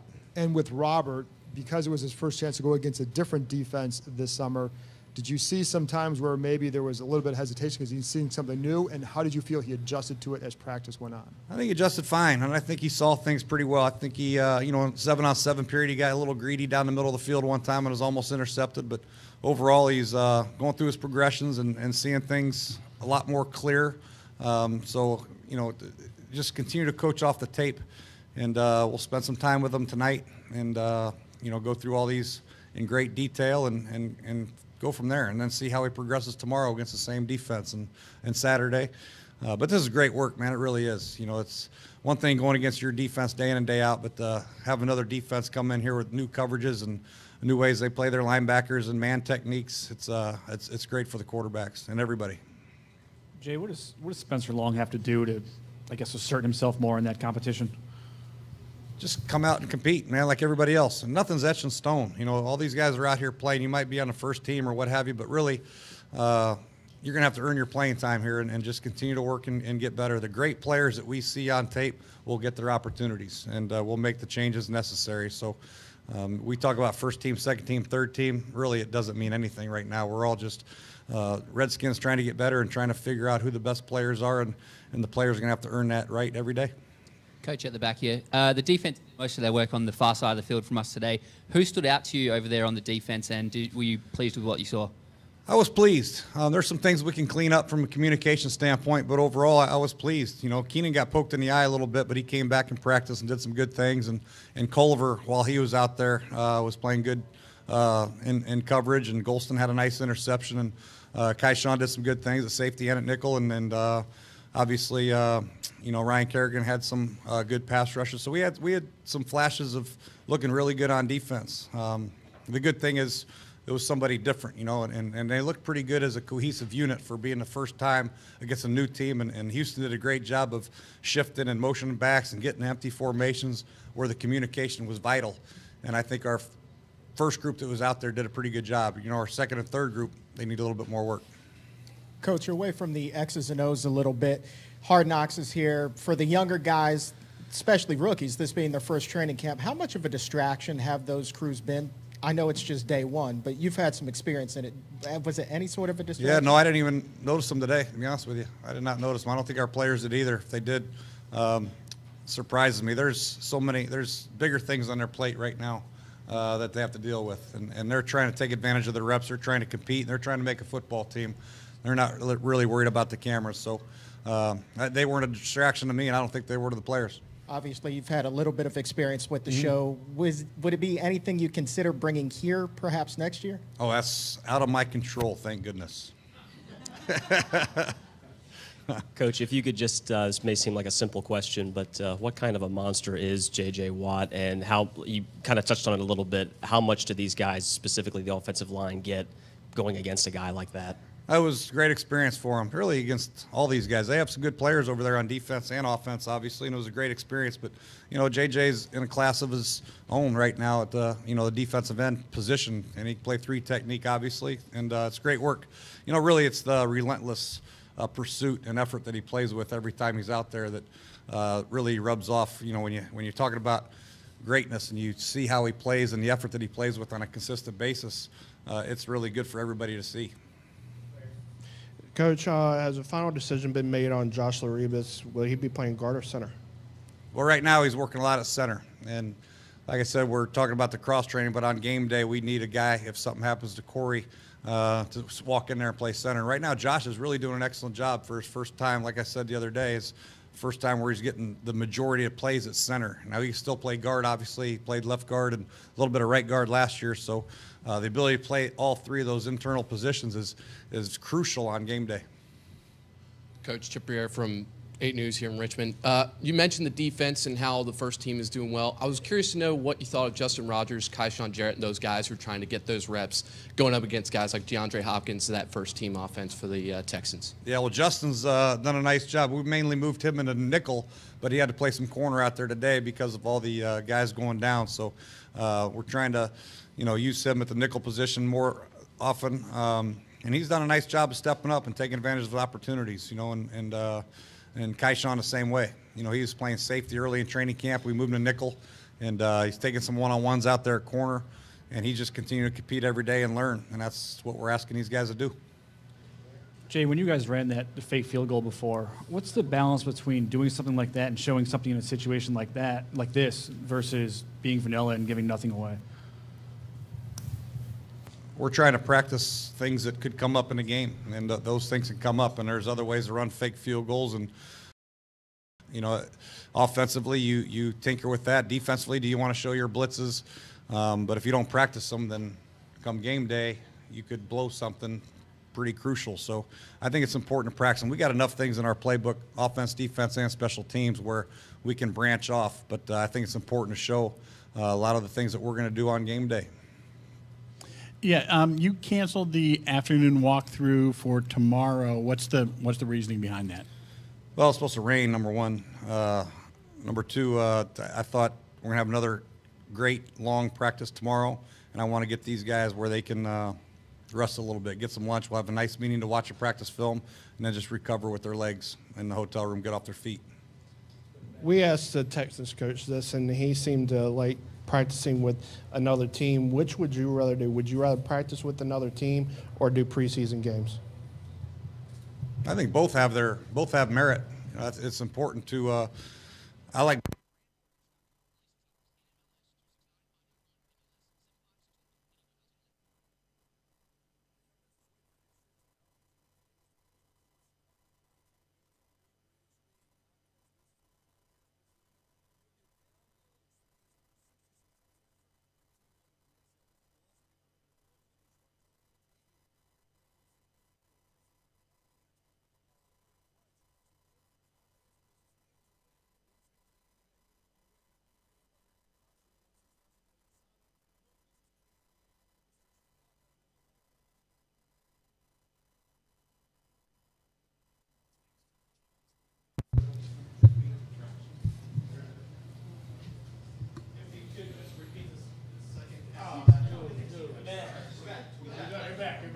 All right, I'm back. I just said the in games are good because you see guys competing in game settings, obviously, but in practice you can control the situations.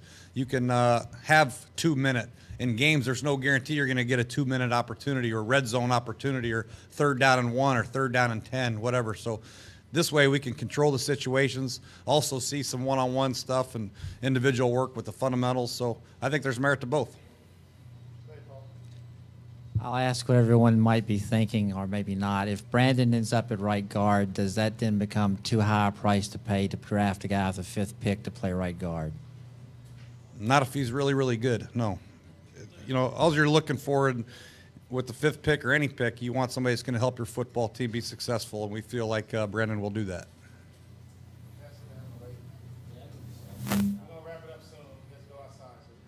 When you were in Cincinnati, you had Andrew Hawkins in the slot, and when you see Jamison Crowder, it seems like as a rookie we're expecting for him to come down a little bit, but he seems like he's getting better every practice.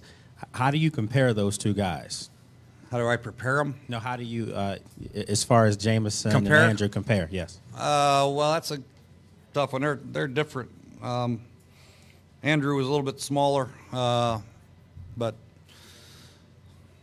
I don't know.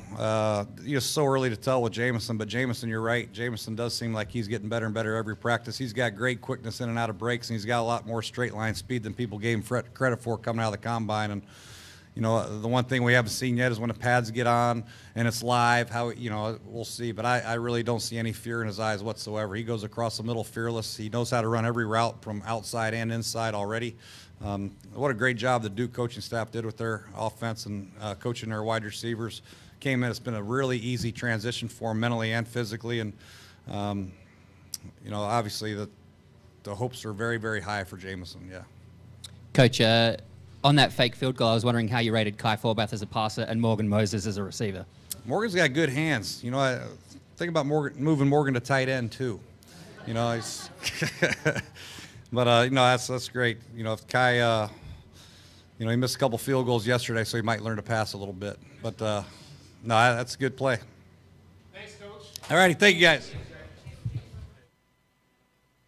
It's different, by the way.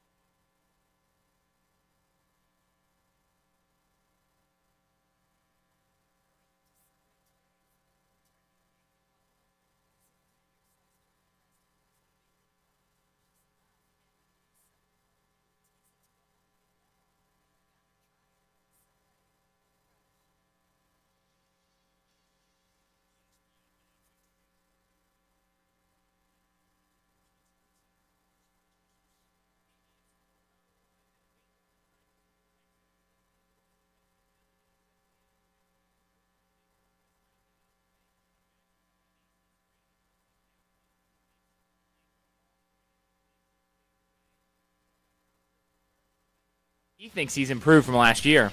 Just knowing the offense and second year in it, feel like you can go out there and you kind of know what to do, and I think that helps. You can play free and not be worrying about 1,000 different things at one time going on in your head. So I just feel more comfortable in the offense, comfortable with where I'm at, and comfortable with the coaches. So that's all you can ask for.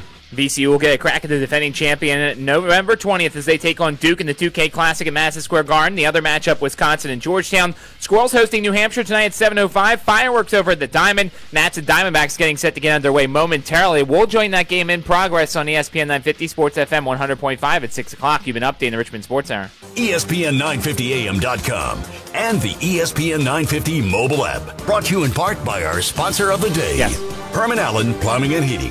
A Richmond tradition for 50 years. Let Herman Allen, certified specialist, help you during your next air conditioning or plumbing emergency. Available 7 days a week by calling 746-5853. Herman Allen Plumbing and Heating has provided Metro Richmond and Central Virginia with quality service from our certified technicians for over 50 years, serving you when you need us most around the clock. Herman Allen Plumbing and Heating is now a division of Bantam's Plumbing, a locally owned family-run company. We also offer deferred interest financing for up to 18 months for any major purchase. Now's the time to take care of that project you've been waiting for. Contact us at 746-5853. At Herman Allen, we want to be your plumber. Live from Redskins training camp, you're listening to Hardly Working with Greg Burton, driven by Midas of Richmond on ESPN 950 and Sports FM 100.5. Online at ESPN950AM.com and also available on your smartphone and tablet. Hail 2 is presented by Brandermill Woods. Redefine retirement. Online at brandermillwoods.com. Welcome back. Hardly Working, presented by Midas of Richmond, and the 4 o'clock walkthrough is about to begin again. Remember, they flipped the schedule, so they had a 2-hour and 40-minute spirited practice, joint practice with the Houston Texans this morning. The Texans will not be out here for the walkthrough. Your next chance to see them will be tomorrow morning at 8:30, and tomorrow afternoon's walkthrough has already been postponed, and then they'll have that sort of controlled scrimmage on Saturday. So really great stuff, but the team's going to be out on the field in here in just a little bit. 2 quick headlines. D'Angelo Hall has a groin injury that's going to keep him out about a week. Got hurt today, and so did Deshaun Jackson, who separated his shoulder after landing hard for a pass, and he's going to be about 2 weeks as well. So, unfortunately, the injuries starting to mount a little bit, especially another corner going down. So great to have a guy that I know Redskin fans remember, and I know George Mason fans certainly know very, very well. He is the director of athletics at George Mason. And Brad Edwards, how are you? I'm doing fabulous, thank you. And as I've been prone to say, on many occasions, I got better than I deserve, if you will. So it's I'm very fortunate to be able to, have had a wonderful experience as a professional athlete, and now to get to work in college sports and do that for a living and work with young people is really just been a great experience for me. We're going to talk about your year on the job at George Mason, but when you come out to training camp, what sort of memories go through your mind? You smell the grass, and you start, it's just amazing what the brain is capable of and remembering, and so you certainly. One thing I am not suffering from is the longer I've been out of the league, the greater player I was. So I look out there and I go, "There's no way I could do that today." Even with the skills I had then. I mean, the players are better and bigger and faster and stronger, and so it's. But you do certainly look out there and I played in a different era, and the practices were different, and it was a lot more contact then, and we'd look out. Brian Mitchell and I were talking about it earlier today. You'd look out there sometimes, and you would absolutely be a hair away from being live. Right. Like 90% of your practice time. So tackling to the ground, tackling right? to the ground, but you loved it, and it was just a component of that era. Right. And that has changed. Do you think it inhibits their ability to get these guys ready for week one? In some regards? To me, while it may sound counterintuitive, one would think the less contact you have, the better, more prepared you're going to be, the better you're going to feel, that sort of thing. Sure. There is a balance in there, in my mind, that the body has to somewhat be conditioned. And I think to the point that interesting that you don't bruise late in the season. No question. Because your body, your bloodstream is now producing, I think, some kind of endorphin that then protects the body against those kind of things. So there is some conditioning there for the kind of contact that you're going to need to have, and you can't just walk out there. I mean, there's an assimilation process that absolutely has to happen, and so it's interesting to sort of evaluate and analyze, have they gone too far the other direction? Well, and let's be honest, guys are staying in shape year round. They're working out year round now, right. And that's not to say guys in your era did right. not, but I mean it is. You mean that 3 weeks I took off at the end of the season didn't constitute year-round training?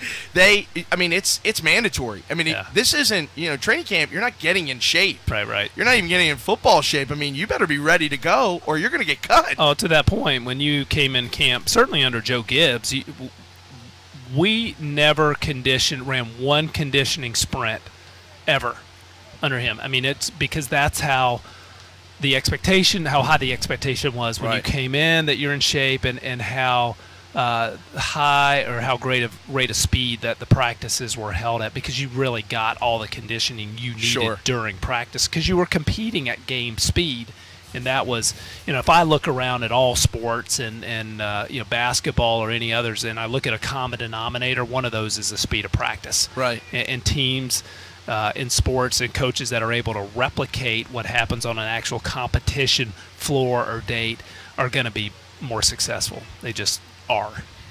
You play for the Vikings and the Falcons too. But I never hear anybody talk about that. They only talk about your time with the Redskins. Right. And a lot of that's my own. Yeah, I loved my time. You feel embedded with sort of the Redskins organization, not just because you finger. I'm just a crazy fan. I love the Redskins, and I always have. And since being a part of that organization, I mean, they're just my team. I wear the hat, I wear the colors. I just, they're a team that I follow, and Were I they love. Your team growing up in North Carolina? Yes, I mean, because you only got the Redskins. Right. And I pulled for the Steelers for a little while too when they were winning, and so, but the Redskins were the team that you saw every Sunday on TV. We had neighbors not too far down the street that bought an old school bus and painted it burgundy and gold and put Redskins special on the side of it. And I always wanted to get on that bus and go to Washington, and never got a chance to. But I love that. Yeah, so it's been a part of that kind of a process for me, and I think that's really special. Not for them, but for me to be able to have a team that you love from that regard, and it's not business; it's more personal than that. Talking to Brad Edwards, former Redskin, now the director of athletics at George Mason University. I want to ask you this: Do you like the direction this team's going? And what I mean is, you're 2 under Jay Gruden, a true football guy, a general manager. Does it sort of remind you maybe of sort of the structure that you came up at? Yeah, I think that when Scott McLuhan was hired, I in my brain checked a big box and said, structurally, to me, that looks like the other teams that are winning championships. That's what they look like. And you want a guy that's waking up in the morning and going to bed at night looking at 1 million hours of video, who is the expert on talent and available talent in that particular industry. And I think that's what the profile. I don't know Scott personally, but I mean that's the profile of what they hired, and I thought that was exactly the right move for the organization. And you look at hiring a Bill Callahan. I think he brings so much. I still go back to, maybe this is the Joe Gibbs influence, that the game is still won and lost in the trenches at the end of the day. Now, the quarterback position is huge and is a big part of that, but without protection, you can't execute from the quarterback position. So it's still sort of won and lost in that regard, and I think bringing in an expert like Bill Callahan makes a tremendous amount of sense. No question. Leadership is key. That certainly was what they were thinking when they brought you to George Mason, because you had a great background and you've been on the job for over a year. Yeah. Maybe the biggest thing that you've learned about that university and about where you're headed. Well, I tell you what, there's I feel like every week there's something I learn that new that we do as an institution. It's an incredibly entrepreneurial kind of institution, very, very complex, obviously, because of its proximity to Washington, D.C., and a lot of the research work that's going on there, particularly in cybersecurity and biotech. So there's an area or an air of seriousness and compliance around those kinds of disciplines. But it's you're talking about the largest institution and research institution, public research in the state of the Commonwealth of Virginia. So it's just an amazing institution, and I think that one thing I've learned is that there's tremendous potential there. I felt like that. No question. Having had a personal experience with the university, going to see events in the former Patriot Center and now Eagle Bank Arena, and running on their track 2, 3 to 4 days a week from early March to late June with some of the other defensive backs and on the hill out behind my office. So I had that very kind of personal experience and sort of seeing the institution grow.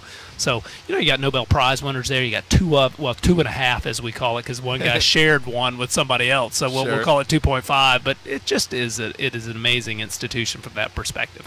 What will it take for George Mason to compete at the highest level in the Atlantic 10 Conference? Yeah, it's just number one. You touched on it a minute ago. It's leadership. I mean, you go back and you look at you take, for example, the women's soccer national championship that George Mason won in the 80s, and there's only, I think, less than 10 universities probably that have, because North Carolina's won 20 of the last 30.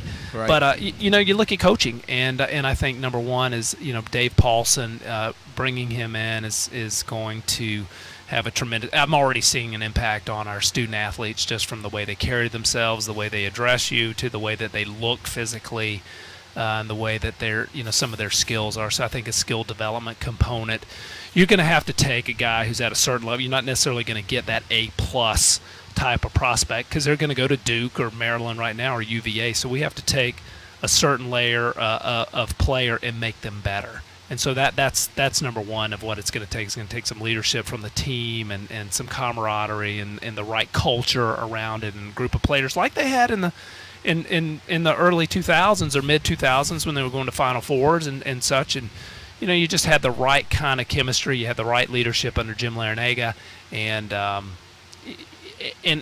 the great thing for me is that I'm in an institution that's done that. Right. So, VCU's done it. We've done it. It's we've shown that schools in that magnitude inside the A10 and the A10 sending someone to the Sweet 16 at least every year. No question. So it's a bear of a league. It's a big boy league. Yeah. And will typically be 5th, 6th, or 7th in RPI final end of the year RPI nationally out of the the 33 conferences. So it's a big boy league, and for us it's just going to continue to be leadership, recruiting the right kind of player and building the right kind of culture. I want to go back to Dave Paulson because while some may have been surprised, because there was a lot of interest in this job. I know a lot of coaches. You got a lot of coaches reached out to you about this job. Right. I thought it was a very savvy hire because I think if you know anything about college basketball and know what he's done at Bucknell, guy knows the game. Yeah, he knows how to teach the game. He knows how to teach the game, and there were a couple of things, and I always go back to in hiring coaches, and I've been a part of maybe 20, 21 head coaching searches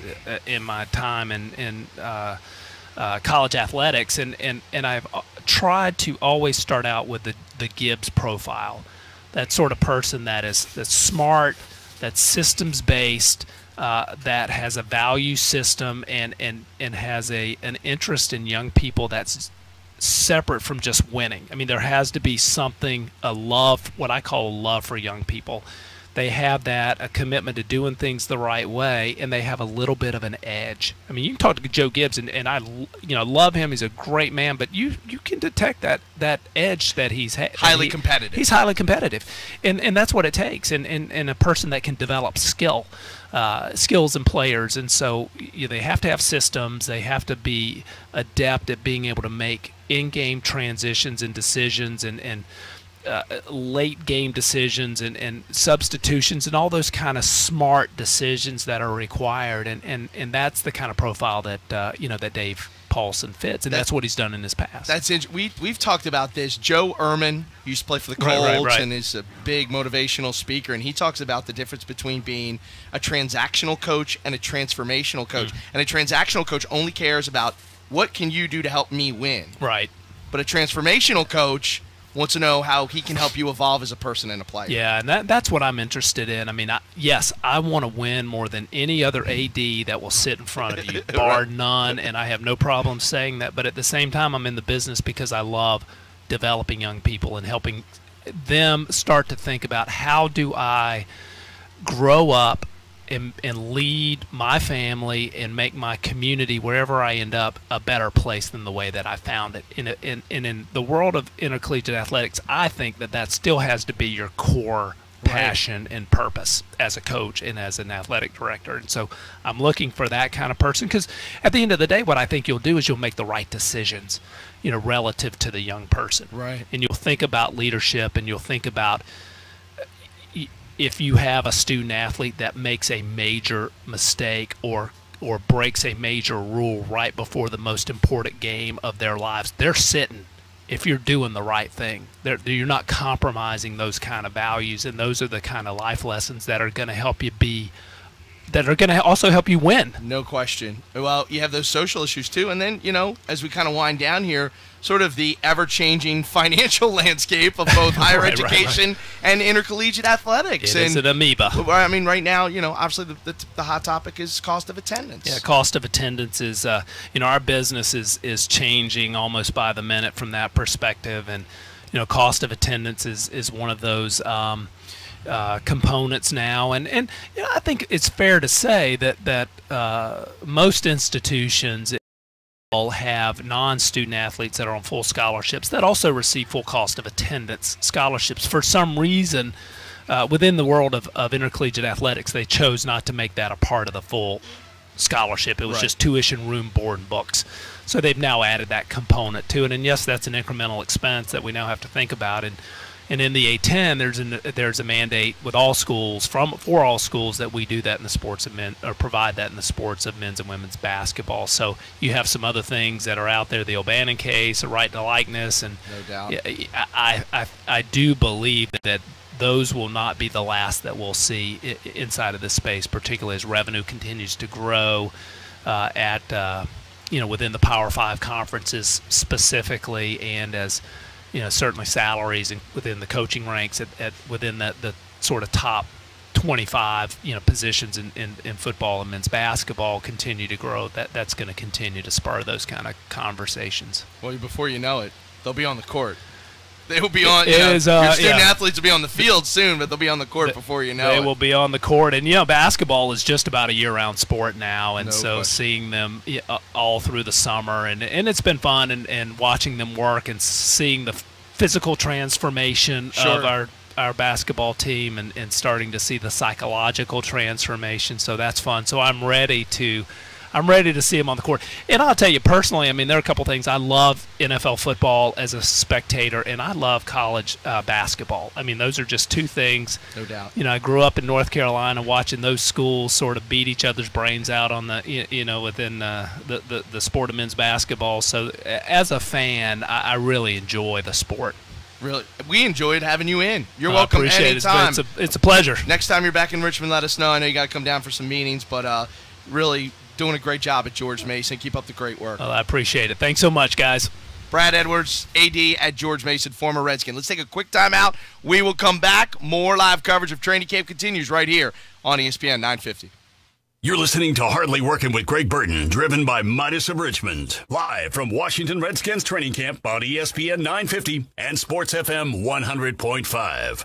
Hey, Richmond, this is Mark Smith with Midas of Richmond. I have a simple question. Are you an automotive technician, or would you like a career in the automotive technician industry? If so, this commercial is for you. I need 4 to 5 techs, and I need them right now. We have more business than we can handle. We pay a very high flat rate wage, one of the highest you'll find in Central Virginia. We have a great development plan for general service technicians. We need help.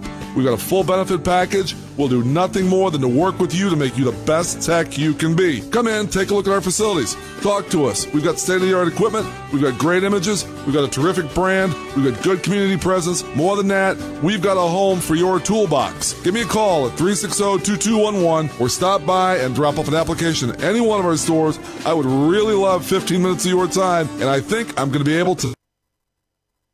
Call 360-2211. Midas of Richmond is an equal opportunity employer. If you want to talk, I want to listen. Thanks a lot. Have a great day. Hey sports fans, Atlantic Heating and Cooling is now part of Woodfin, your home team. From heating and cooling to electrical, plumbing, security, and more, Woodfin lives up to our long-standing reputation as your #1 faithful friend. Our dedicated team of heating and cooling technicians, master plumbers, and master electricians bring decades of knowledge and experience to each and every call. We welcome the opportunity to faithfully serve you. Golf's final major starts next week, and DraftKings is celebrating by giving away $3.3 million in prizes and crowning the year's last fantasy golf. .com is the leader in one-week fantasy golf, where you could win huge prizes every tournament. Just pick 6 golfers, pile up the points, and pick up your cash. Anybody could do this, whether you love the game or just want to try a new fantasy sport. You've never experienced golf like this, with every long drive and made putt bringing you closer to $1 million payday. Sports fans just like you have been winning big all year long at DraftKings, including the first 3 fantasy golf millionaires. You could be next. The event begins with a tournament, so choose your golfers before next Thursday. I did not get the whole your thing. Last crack at winning $1 I cut up million yours. playing fantasy golf at DraftKings this year. Hurry to DraftKings.com now and use promo code RVA to play for free for a shot to become a millionaire. Enter RVA now at DraftKings.com. DraftKings.com, that's DraftKings.com. At City Dogs Restaurants, it's all about the food. For the hot dog lovers out there, City Dogs has 13 varieties of dogs grilled to perfection daily, each from the city that made them famous: Boston, Philly, Chicago, Cincinnati, Richmond. You get the picture. Locally owned and family operated. City Dogs is open for lunch, dinner, and late night bites at 1309 West Main Street in the Fan or 1316 East Carey Street in historic Shockoe Slip. Stop by and try Richmond's best hot dog at City Dogs. Looking for a new compact excavator or compact last spot? Bobcat Advantage, the head-to-head challenge of Bobcat equipment against other brands. Whether you're looking for quality and comfort or better performance, productivity, and profits, Bobcat machines are the best in the industry. But don't take our word for it. Visit Bobcat.com, or better yet, see the Bobcat machines in person at Bobcat of Richmond, your authorized Bobcat dealer in Ashland. Visit bobcatofrichmond.com or call them today at 804-752-4999 to learn more. The best burgers in Richmond are at Carytown Burgers and Fries, 3500 West Cary Street in the heart of Carytown. Today's coverage on ESPN 950 and Sports FM 100.5 is presented by HCA. We're also brought to you by Burger Batch, Park Sterling Bank, and Window World. Welcome back. Hardly Working. We're on ESPN 950. Apparently I said 980. I don't know what I'm doing. Thanks to Brad Edwards. I like talking with that guy. He's very, very sharp. I thought that was a really, really sharp hire by Mason when they brought him in, and I thought he made a really sharp hire with his basketball coach. It's not a sexy hire. It's not a hire that's going to get their fan base all fired up. But if they start competing in the upper tier of the Atlantic 10, then they'll love that hire. And that guy's really sharp. He knows the game. So. They went the big name route, and where to get Mason didn't get him very far. So I think he's a sharp guy. Great to have you with us here. Skins are out on the field. They're only going to be out here for about another 30 minutes or so. This is a walkthrough. The Texans are not out here. They had a spirited 2-hour and 40-minute inter-squad practice today. They'll do it again tomorrow morning at 8:30. But they have already canceled the walkthrough for tomorrow. So, again, no walkthrough tomorrow at 4 o'clock. So we won't be out here, and no one else will. I mean, we'll be out here till about 1, and then Hardly Working will probably be in studio tomorrow. So there you go. While we were talking with Brad Edwards, Jay Gruden addressed the media. And, Matt, I'm not sure how we jump into this, or can I just jump into it, or is there a lead-in to this one? About injuries from today. Oh, well, that makes sense, right? He started off by talking about injuries. Here we go. I do not know that. It's his right shoulder, and I don't remember what shoulder it was. He just landed on it. It's just a 1 to 2 week, and it might be sooner, depending on how he can tolerate the pain. And just as a follow-up, D'Angelo, you said groin. He complained about his knee as well. That's not a problem? No. Okay.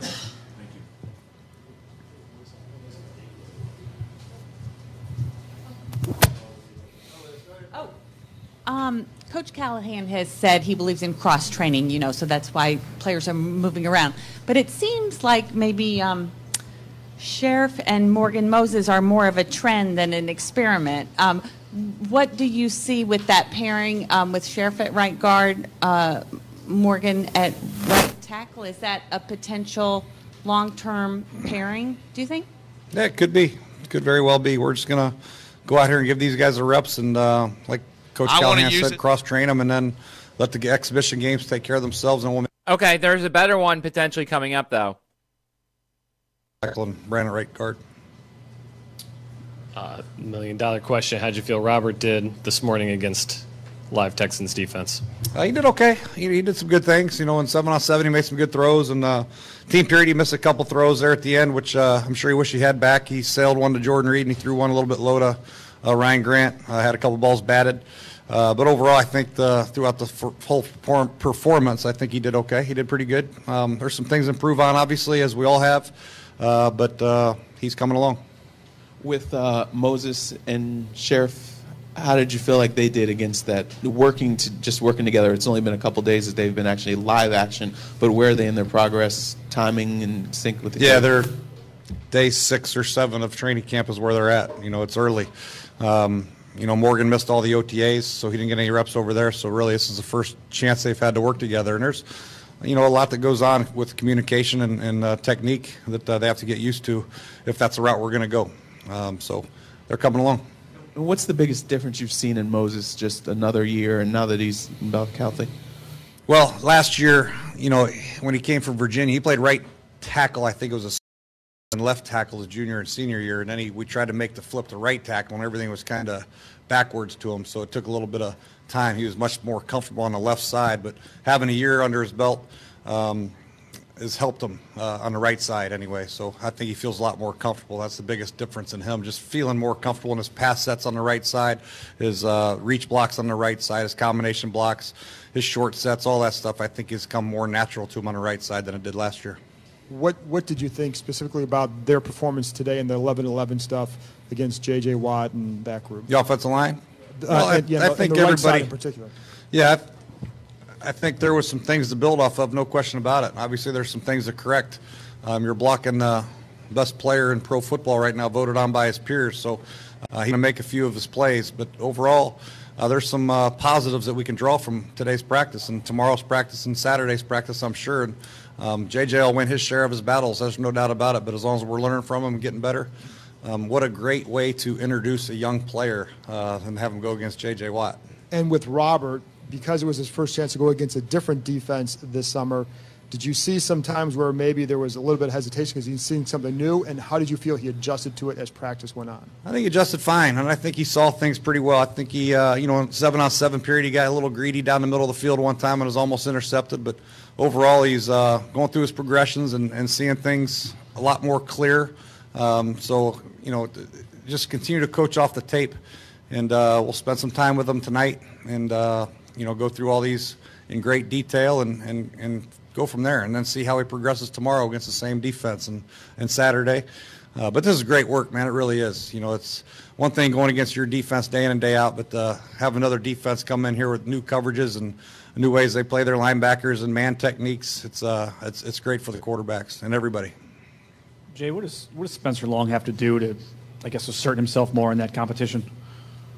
Just come out and compete, man, like everybody else. And nothing's etched in stone. All these guys are out here playing. You might be on the first team or what have you, but really you're going to have to earn your playing time here and just continue to work and get better. The great players that we see on tape will get their opportunities, and we'll make the changes necessary. So we talk about first team, second team, third team. Really, it doesn't mean anything right now. We're all just Redskins trying to get better and trying to figure out who the best players are, and the players are going to have to earn that right every day. Coach at the back here. The defense, most of their work on the far side of the field from us today. Who stood out to you over there on the defense, and were you pleased with what you saw?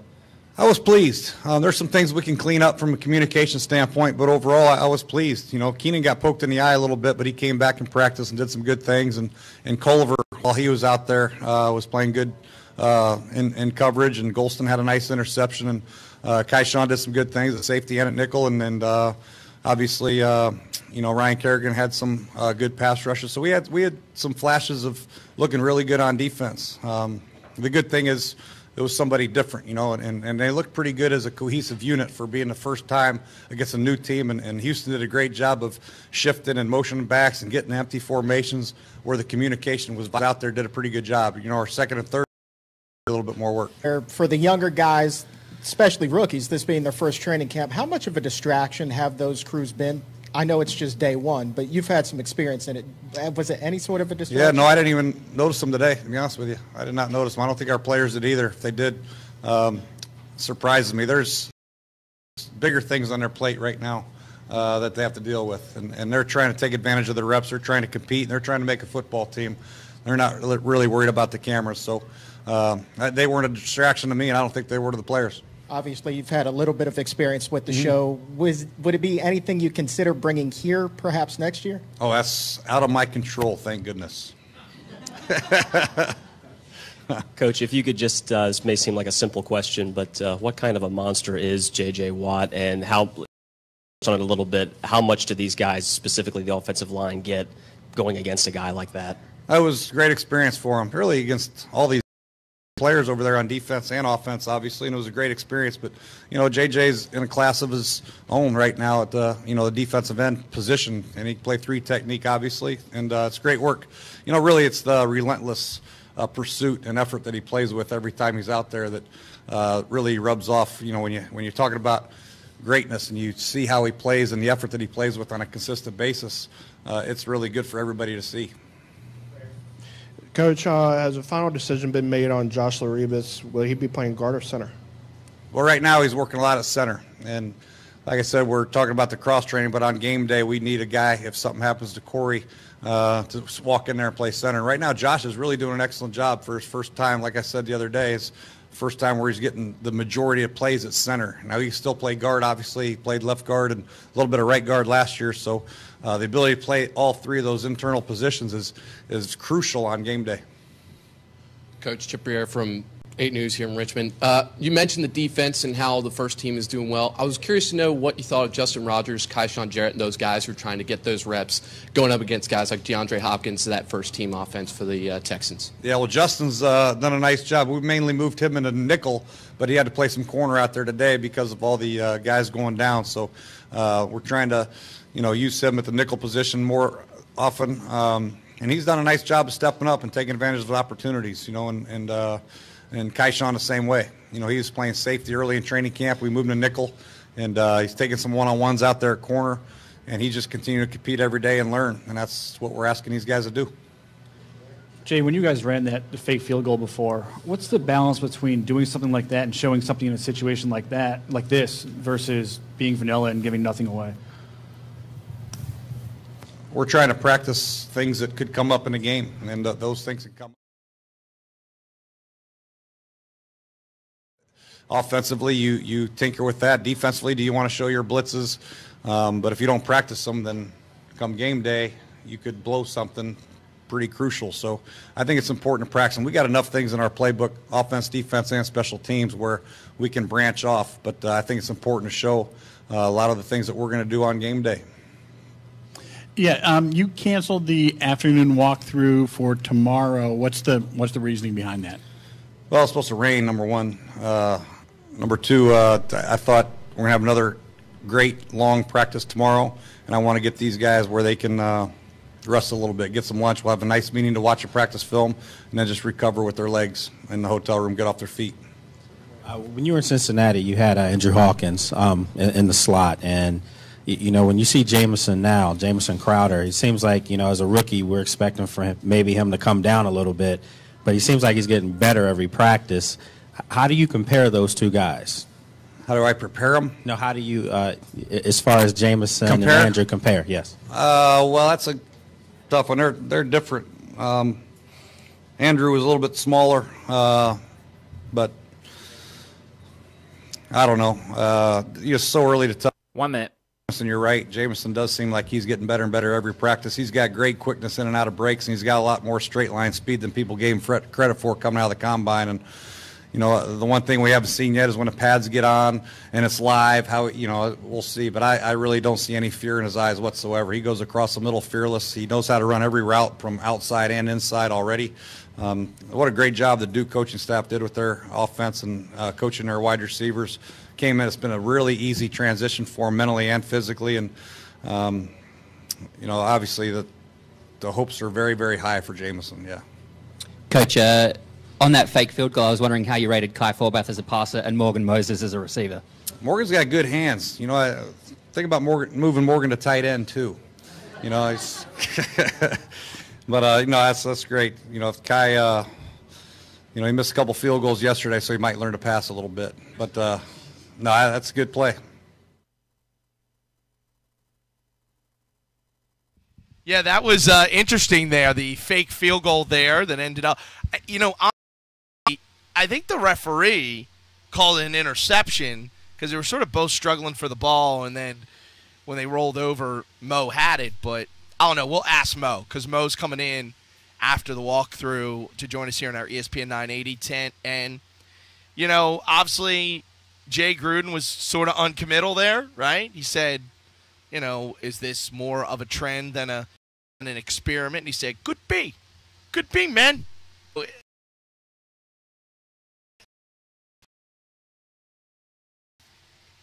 In any event, for 2 days now, we've seen Morgan Moses at right tackle and the first-round draft pick, Brandon Sheriff, at right guard. So we'll ask Mo about it coming up here. I thought RG3 had mixed reviews. I mean, that's kind of what he sounded like. He was fine. He was, you know, again, here's what I've been saying. You know, he hasn't been exceptional, but he hasn't been hot garbage either. So, you know, he's been steady. I mean, today was like probably a push. Had a couple good throws.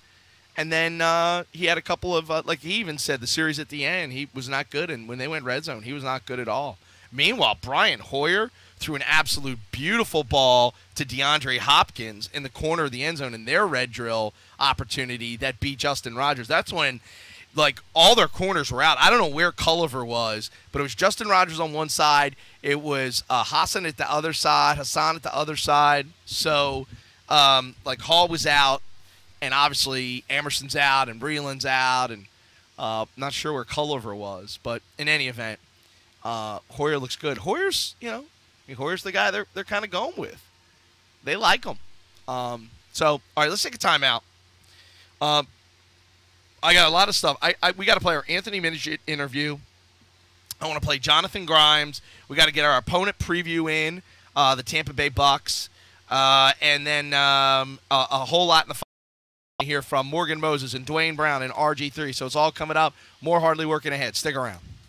You're listening to Hardly Working with Greg Burton, driven by Midas of Richmond. Live from Washington Redskins training camp on ESPN 950 and Sports FM 100.5. 1 second.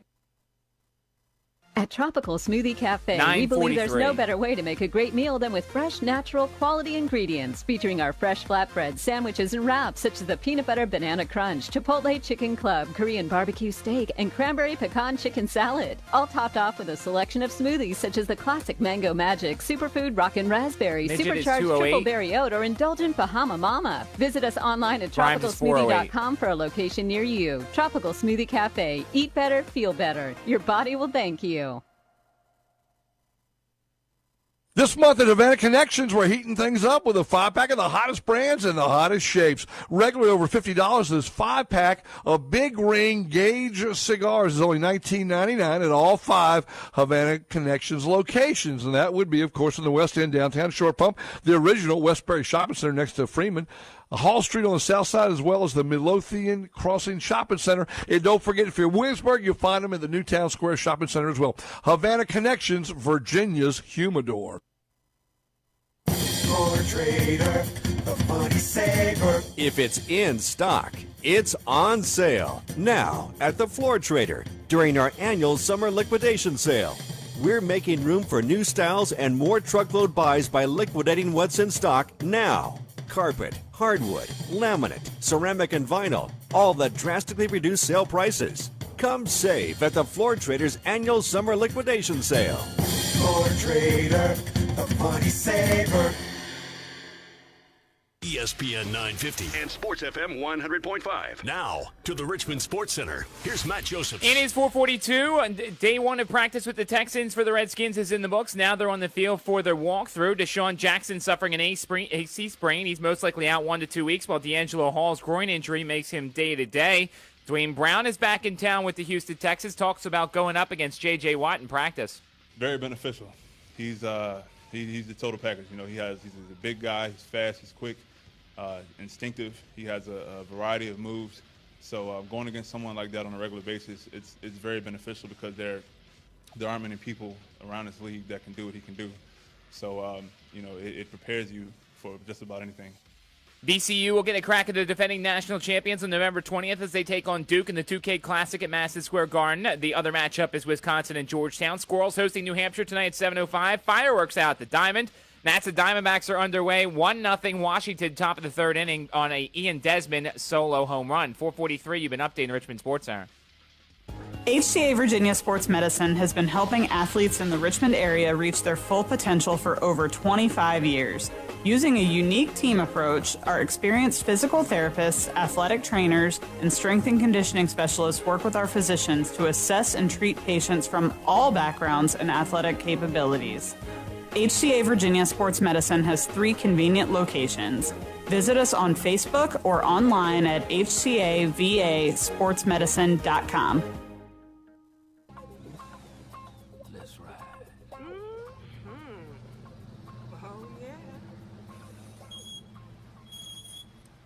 Don't let noisy brakes kill your mojo. Stop by AutoZone and get a new set of brake pads and brake rotors.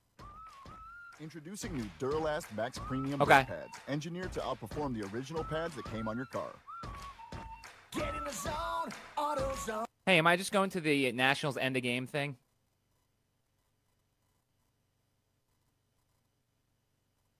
Okay. 2 minutes. He'll have to do somewhat of a quick intro into the promo preview.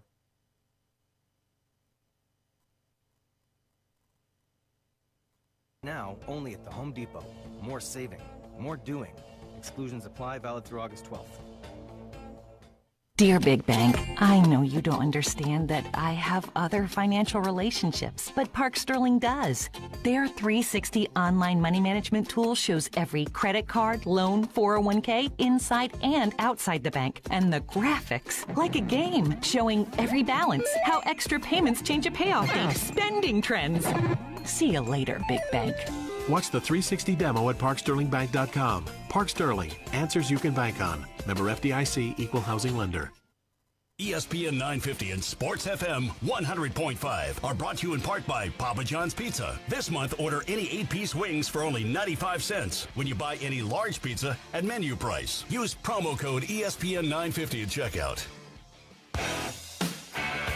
Today's coverage on ESPN 950 and Sports FM 100.5 is presented by HCA Virginia. Our exclusive broadcasts are also brought to you by the American Red Cross, Gold's Gym RVA, and Tropical Smoothie Cafe. Welcome back. The walkthrough continues here. It's day 7 of Redskins training camp. Let's preview their week 7 opponent. That's the Tampa Bay Bucks. Scott Reynolds of Pewter Report joins us earlier today on the midday show. We started off by talking about, of course, their quarterback, Jameis Winston. Oh, he's a playmaking quarterback, but I think being a rookie and seeing, the NFL game speed for the first time and different, defenses, I'm going to expect that he is going to continue. Next hour? No. We need to play the breakout.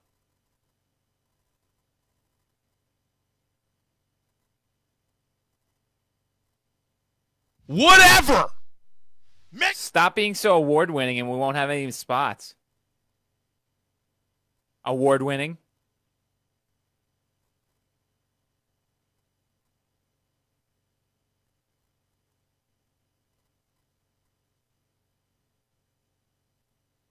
Good situation. Certainly, he's got a. Hey, which Gruden do you want for the top of the hour?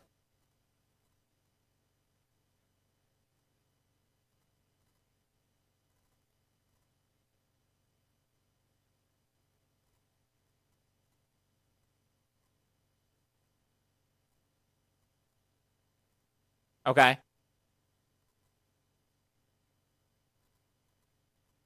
Okay. Sure.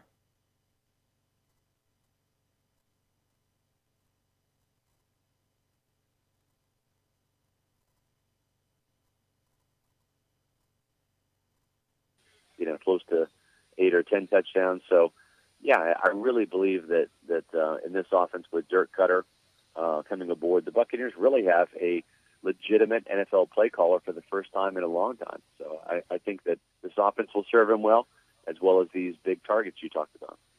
Talking with Scott Reynolds of the Pewter Report, pewterreport.com. Go follow them on Twitter at Pewter Report. I was. Let's talk about the running back position. We've heard some good things early on about Doug Martin and trying to be the guy. Of course, there was talk about Charles Sims before. Bobby Rainey's in the mix. Kind of break down the race at running back. Well, Doug Martin has come into camp in tremendous shape. He actually looks the best he's ever looked in Tampa, even as a rookie. when he had over 1,400 yards. So I believe that he really is in for a big season. It's a contract year for him, so he will certainly have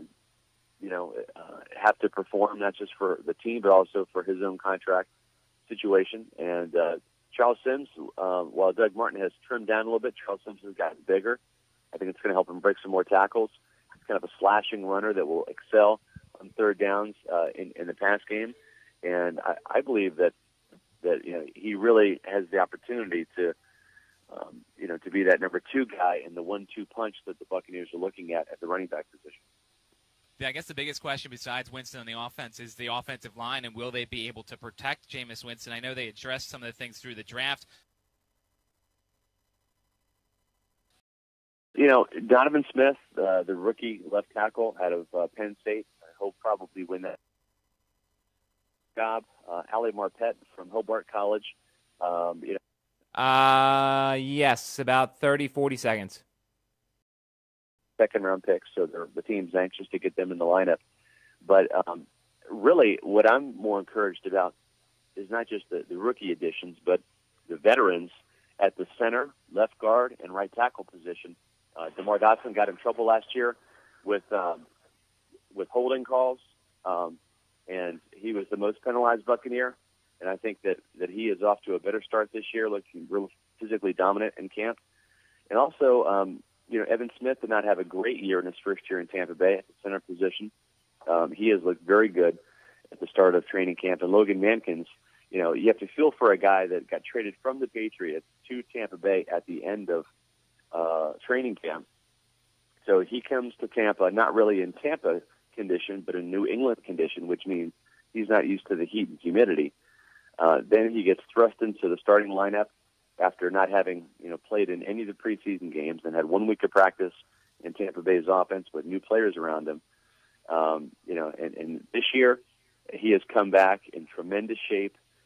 He has really emerged as a leader on the offensive line. This is really Logan Mankins' team on the offensive side, just as it is Gerald McCoy's team on the defensive side. Yeah, let's head to the defensive side of the ball, talking Tampa Bay Buccaneers football with Scott Reynolds of Pewter Report. Follow them on Twitter at Pewter Report. Defensive side of the ball, 2 years ago, they went the free agent route. They brought a lot of these guys in, and it seems over the next 2 years they kind of got rid of a lot of those guys and are kind of trying to rebuild with a younger group. Kind of give us a sense of the defense this year. Well, the Buccaneers have really hit the offensive side of the ball hard in the draft over the last 2 years, only drafting one player in 2 drafts on defense. And they missed on some players on the defensive side of free agency, but this year's approach, I think they've really hit some holes. They have gone to players mostly that have played in the Tampa 2 style defense. Henry Melton played for Lovie Smith in Chicago, as did Chris Conte, the safety.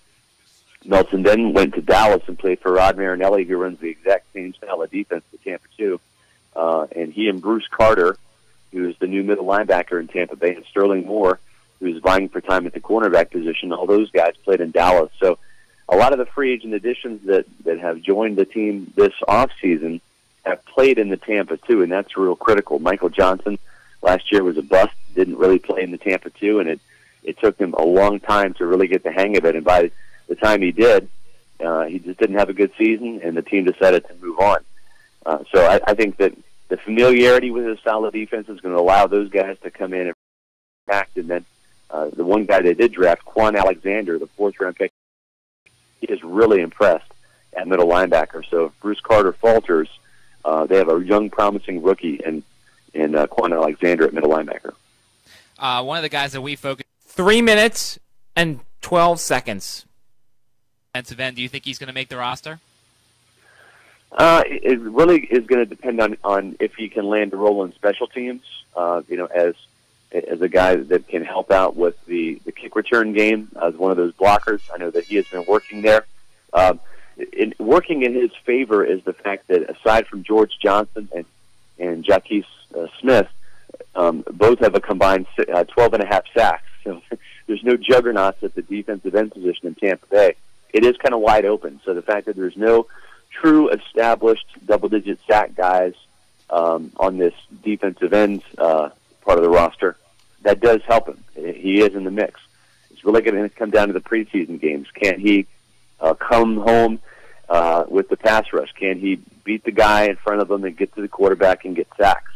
That's what they're going to be looking at in the evaluation process of the defensive end position. It's all about getting to the quarterback, applying pressure, getting the sacks and sack fumbles. And if Lawrence Sidbury can make that happen in the preseason, then he has got a shot. Wrapping up with Scott Reynolds of PewterReport.com. 2 minutes. Report, the over-under win total in Vegas is 6 for the Buccaneers. What do you think? I think it's going to be over. I think given the schedule, they do have some very winnable games where at least they're either better or they're on par with some of their opponents. I'm talking about, a team like the Redskins, who the Bucs beat last year as one of their only 2 wins on the season. They've got the Jacksonville Jaguars. They open up in Week 1 at home against the Tennessee Titans. You've got the Chicago Bears, a team the Buccaneers should have beaten in Chicago last year. And then really this NFC South is not a great division. Look at last year, the Carolina Panthers won it, I believe, in the last week of the season with a 7-8-1 record. It was a losing record for the NFC South champion. So between Carolina, Tampa Bay, New Orleans, Atlanta, I think it's going to be a dogfight, but I think the winner of that division might win just 10 games. So I think the Buccaneers have a chance to really make a move this year, maybe get to 7 wins. Yeah, you've got to like the fact that in this division, the talent's kind of weaker, and while everybody seems to be getting a little bit older, Tampa Bay is getting a little bit younger. Yeah, that's true. And they finally have a quarterback. I think this is the last question. That maybe in 2016, they can truly go toe-to-toe with the likes of Cam Newton and Matt Ryan and Drew Brees. And, Drew Brees is not going to be long for New Orleans. I think this is maybe his last year. Then the salary cap hell that the Saints are in is going to come to pass, and they're probably going to have to part ways with Drew Brees in 2016. And certainly that would be a help to the Buccaneers. The Saints have beaten Tampa Bay 7 times in a row, including sweeps in the last 3 seasons.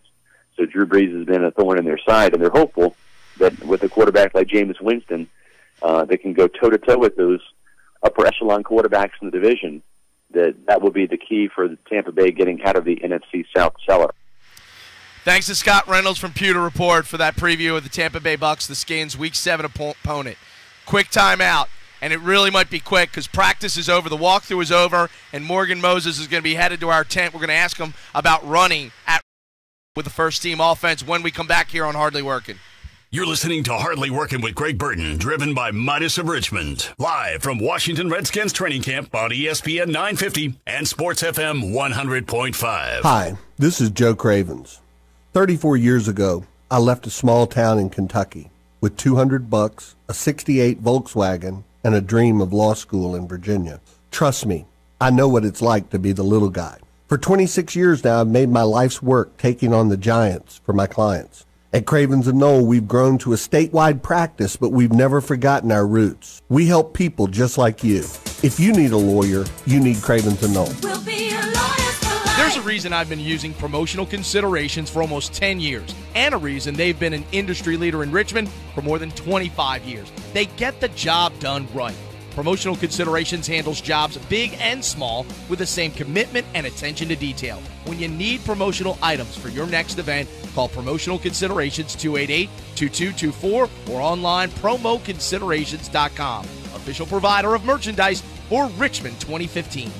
Need car work? Go to BonAirShell.com to learn about all the things that Bonaire Shell can do for your car and your peace of mind. They have a full line of automotive services, including gas, oil changes, transmission work, belts and hoses, major brand tires, wheel balancing, and complete engine renewal. And if one of those pesky dash lights comes on, we can check that out too. In business for 20 years, go see Scott or Keith at Bonaire Shell, 8762 West Huguenot Road. Go to BonAirShell.com or call them at 272-3232. That's 272-3232. Don't stop until you shop Royal Chevrolet. We are closer than you think. Our gigantic 60-car showroom is only minutes away from anywhere in Richmond. Or shop us on the web at royalva.com, where you'll find over 400 new and pre-owned cars and trucks to choose from. Royal has a no-pressure and knowledgeable sales team that will always beat any other dealership's deal. So don't stop until you shop Royal Chevrolet. You'll be glad you did. Royal Chevrolet, the dealership that's different. Virginia Surgical Hair Center, serving the Richmond area, uses the latest hair restoration technology that generates the best results for both men and women in our community. Virginia Surgical Hair Center is the choice for hair and facial hair transplants, whether you need to fill in your beard or may have a scar or previously couldn't grow hair. Virginia Surgical Center also offers follicular unit extraction and laser hair therapy. Call right now to schedule your free consultation at 804-273-1697 or go online to virginiasurgical.com. That's virginiasurgical.com. Fly Allegiant nonstop. Mitchell, am I still going to the top of the or to the update? As of right now, he's looking. Mitchell's like up by the thing, looking to see. Let's. We can make our call here in a bit. It looks like they're kind of finishing up. I mean, the kids are on the field for the helmet walk. Mitchell's trying to find Mo. Big Mo. Today's coverage on ESPN 950 and Sports FM 100.5 is presented How by far out HCA Virginia. Our Is he exclusive coming? One more podcasts are spot also before brought to the you by top of the Go hour. to the break. Electric, Go to Joe break. George He said Mason yes, go to Mortgage, break. and Okay. Starbucks on the Boulevard. Oh, here it Hello comes. is a state of mushroom. Go there. Hello, Don't mushroom. go to Our the- goal don't is go to to the provide break now. delicious Don't food go in to a top fun of and the hour. He's creative walking this environment. way. We're All right, I'm going to play All the right. legal after this and then come back. Wow, it doesn't look like he's walking this way though. That dude's walking him. That dude's walking him somewhere else.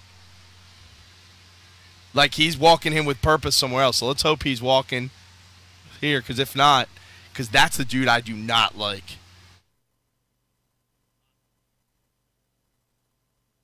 WXGI Richmond. So am I going to the top of the hour then? Yes. No. Just play the intro. ESPN Radio Sports Center. I'm Christine Lisi. Here's what's happening. Police are investigating an accusation of sexual assault against Blackhawks star forward Patrick Kane, according to the Buffalo News. Kane has not been arrested or charged. you mean Law enforcement Smarty said doesn't know the where our alleged 10 is? incident occurred last weekend in who's Hamburg, New York. The aware of the investigation. The Blackhawks, in a statement, said they're aware of the Okay, I'll matter go right to the and are open in the after process of information. NFL Washington dealing with a pair of injuries. Receiver Deshaun Jackson separated his shoulder at practice, is expected to miss 1 to 2 weeks. Cornerback D'Angelo Hall day-to-day with a groin injury. Falcons running Freeman strained his hamstring, the injury not believed to be serious. Baseball, the Nationals, 2 back of the Mets in the NL East and 3.5 back of the second NL wild card, lead the Diamondbacks 1-0 in the bottom of the 3rd inning. Even though Zach Greinke gave up 6 runs in 6 innings this afternoon, Dodgers beat the Phillies 10-8. Greinke, by the way, also scored 3 runs. NBA, an examination by Jazz physicians confirmed guard Dante Exum tore the ACL in his left knee on Tuesday. No for his recovery. Custom Ink is the fun, easy way to design custom t-shirts for any occasion. Get started in the online design lab with hundreds of fonts and amazing artwork. You'll even get free shipping. Visit customink.com to order your custom t-shirts today. Live from Washington Redskins training camp, you're listening to Hardly Working with Greg Burton, driven by Midas of Richmond on ESPN 950 and Sports FM 100.5. Online at ESPN950AM.com and also available on your smartphone and tablet.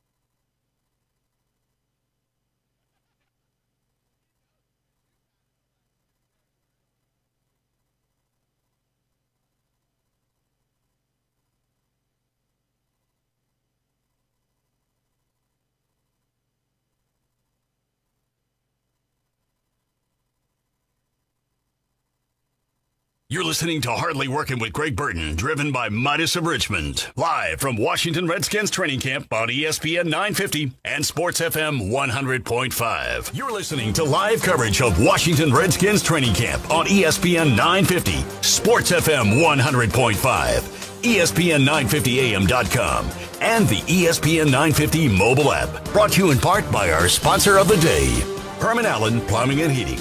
A Richmond tradition for 50 years. Let Herman Allen certified specialist help you during your next air conditioning or plumbing emergency. Available 7 days a week by calling 746-5853. Herman Allen Plumbing and Heating has provided Metro Richmond and Central Virginia with quality service from our certified technicians for over 50 years. Serving you when you need us most around the clock. Herman Allen Plumbing and Heating is now a division of Bantam's Plumbing, a locally owned, family-run company. Contact us at 746-5853 for a free home inspection with service call. 10% off your next service call or $100 off the purchase of any hot water heater replacement. At Herman Allen, we want to be your plumber. Pearson Signature dealerships are conveniently located in the West End and on the South Side. And over the years, more Richmonders have come to rely on the Pearson name for their automotive needs. So stop by one of our dealerships and experience buying a new or used car the Pearson way. On behalf of Pearson Honda, Hyundai, Infiniti, Mazda, Kia, Chrysler Jeep, and Dodge, we invite you to join the family of satisfied Pearson customers. Hey Richmond, this is Mark Smith with Midas of Richmond. I want to challenge you to think about something. If you had the choice between creating futures and resolving immediate urgent issues, what would you do? That's a choice every hungry child faces in Central Virginia every day. They need to get fed every day. 53,000 kids need a hot meal every day. When we feed kids, we create bright, engaging futures. When we fight hunger, we address immediate issues. There is no more powerful thing than an idea whose time has come, and that idea is to feed these kids every day. When you choose Midas of Richmond to do your car care, you feed these kids every day. Midas brakes drive out hunger. Midas oil changes drive out hunger. Midas tires drive out hunger. You drive out hunger by the choices you make. Let's create bright futures. We can feed these kids. We can do it today. Check out feedmore.org for more details. Help us feed these kids. That's what Midas of Richmond and our community car care is all about. Thanks a lot. Have a great day. You played the game the right way. You put in the sweat, the hard work, and the years. Now it's your turn to be carried off the field, triumphant, atop the shoulders of your teammates like the champion you are. And just because you're ready to retire to the front office now doesn't mean you're out of the game. Get the Hall of Fame treatment you've earned when you live the retirement you've always dreamed of at Brandermill Woods. For more information, visit us online at brandermillwoods.com.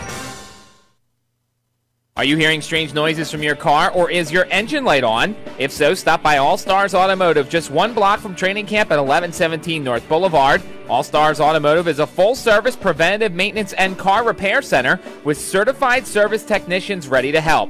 While you're at training camp, drop your car off for a same-day oil change and parking special for just $39.99, or reserve your training camp parking space by calling 804-308-9609 or online at allstarsautomotivellc.com. Looking for last spot or compact track loader? Check out the Bobcat Advantage, the head-to-head challenge of Bobcat equipment against other brands. Whether you're looking for quality and comfort or better performance, productivity, and profits, Bobcat machines are the best in the industry. But don't take our word for it. Visit BobcatAdvantage.com, or better yet, see the Bobcat machines in person at Bobcat of Richmond, your authorized Bobcat dealer in Ashland. Visit BobcatofRichmond.com or call them today at 804-752-4999 to learn more.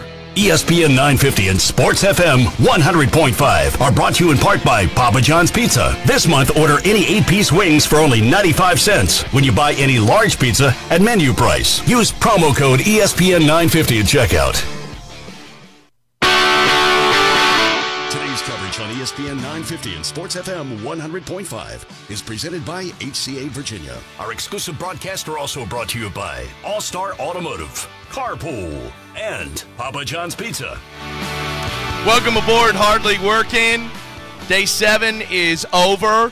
practice, the walkthrough's over. The fans are headed out, and they're putting the tarp on the field because there is some rain in the area, and we're definitely supposed to get rain overnight and maybe into tomorrow morning. What I would do is tune into ESPN 950 or follow us on Twitter or Facebook, because as soon as we hear if there's any changes to the schedule tomorrow, we'll let you know. The practice for 8:30 tomorrow morning is on, but they did cancel the afternoon walkthrough tomorrow. So only one practice tomorrow with the Houston Texans, and it starts at 8:30, but they're putting the tarp on the field right now. I want to thank everybody who said that was an awesome interview with Morgan Moses. It's easy because he's so personable and he's so friendly and he's so easy to work to talk to. I got a tweet from Greg who said, I'm not even a Skins fan, but that was a killer interview with Morgan Moses because he's a sharp guy. And you could see sort of the confidence in his face, right, Mitchell? Like, you could see, like, he's healthy, he's confident, he's excited about this opportunity, he's running with the ones. I don't know what's going to come of this, okay? He's at right tackle, and they've moved Sheriff over to right guard. It looks like it's more of an experiment, but we'll just have to wait and see as we go through training camp. But it's an option. Do they go Sheriff at tackle and Long at guard, or do they go Moses? We've heard Bill Callahan say that they're going to try to mix and match and see what combination works best. So we just heard from one hometown hero, right, Meadowbrook and UVA product, Morgan Moses. Let's hear from the other guy who rolled into town with the Houston Texans, Dwayne Brown, out of Hermitage High and Virginia Tech. Boy, he was certainly popular out here today, the Pro Bowl left tackle for the Houston Texans. So popular, in fact, that they put him up on the podium today in the media center to talk to the Houston and Redskins media assembled here in Richmond. And obviously he's pretty excited to be back in his hometown. To get, hug my mother, my daughter's here, get to see her. It's an amazing feeling, and I'm very, very excited, to outside of that, to be able to come out here and do some good work against Washington and in front of them, in front of my family. What's that? I will see, man. I got to see if our schedule permits. We'd definitely like to get over there, see Coach Kane, see some of the guys, talk to them some if I can. It'd be nice to do that.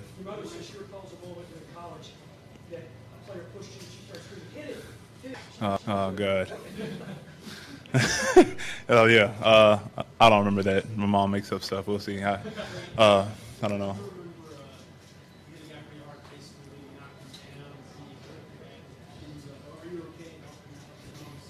What is she talking about?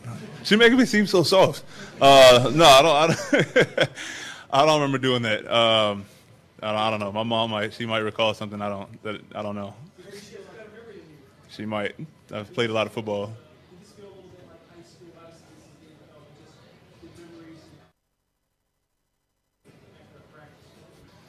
Attending every practice, attending every game.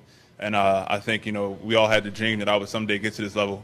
And for me to get here, for the support to, continue through the roof, it's been amazing. To have that foundation, that support system at this level is very key, for, just a solid foundation and, keeping your sanity. So it's good to have them always there for me, have my back and be able to witness this. No, I wasn't a Redskins fan. I was actually a Giants fan growing up. I was a Lawrence Taylor fan, but I watched the Redskins some. What kind of memories came back to you as you landed here? It's crazy, man. I come to Richmond pretty often, so it's not like it's somewhere that I don't visit a lot.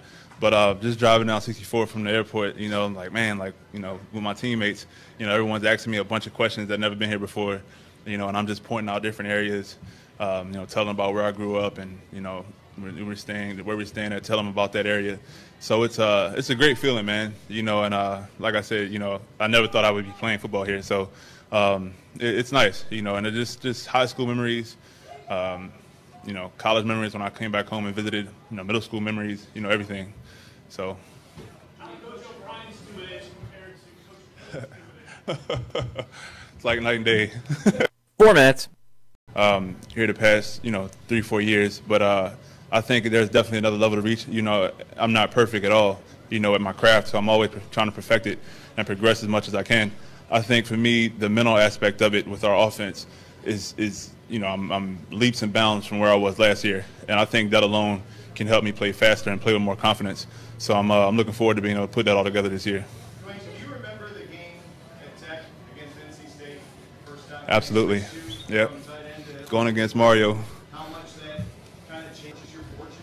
Man, I mean, they were trying to get me to move to tackle a bunch. While I was at tight end, I wasn't hearing it because I wanted to catch touchdowns. But everyone kept telling me move to tackle. You make a lot of money. And I finally made that transition, and I got to face Mario Williams my first game. So exciting. We had Marcus Vick at quarterback, which made my job a little bit easier then. But ever since then, I never looked back. I just kept getting better, and it's worked out for me. Yeah. No, I talked to D'Angelo as soon as I got here. He's one of the first people I saw. Great guy. He's one of the first people at Virginia Tech that told me I should move to tackle when I was playing tight end. So being able to see him out here compete against him, it's amazing. It's amazing. He's had a great career, and I try to talk to him some more while I'm here, be able to pick his brain some. Someone that played at a high level for a long time. You can always learn from people like that. I've been trying to state my case a little bit, but I'm just trying to lock people down out there left tackle first, and just keep getting that going, and we'll see what happens. My mother, my father, lots of cousins. My daughter was here, her mother, and just a bunch of friends. So probably about 12 to 15 people total, and it'll be like that every day. What would you tell local football players what it takes? Can I do? Keeping your dream alive, believing in yourself. Sure, if you like.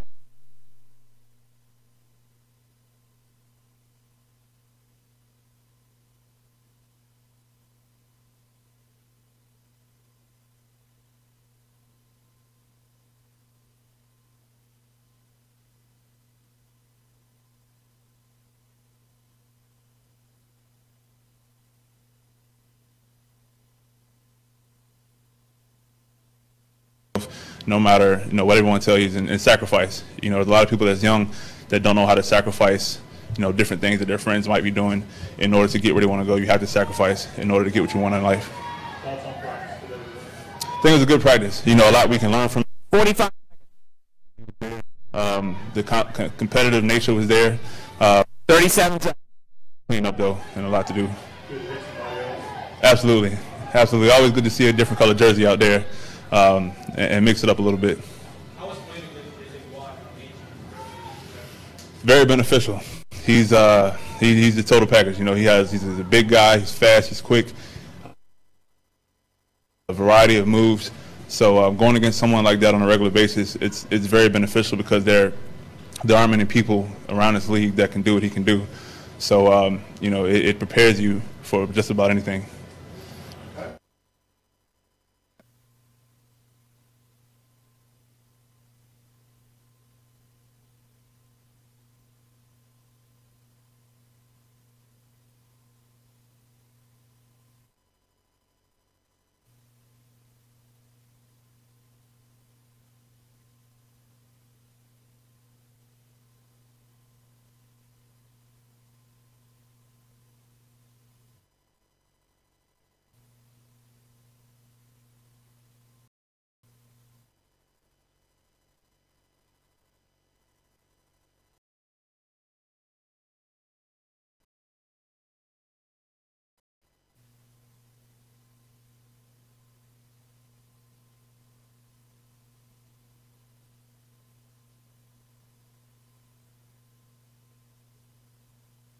Definitely, it's really nice here. The weather is beautiful out here, and it's good to be back on the East Coast.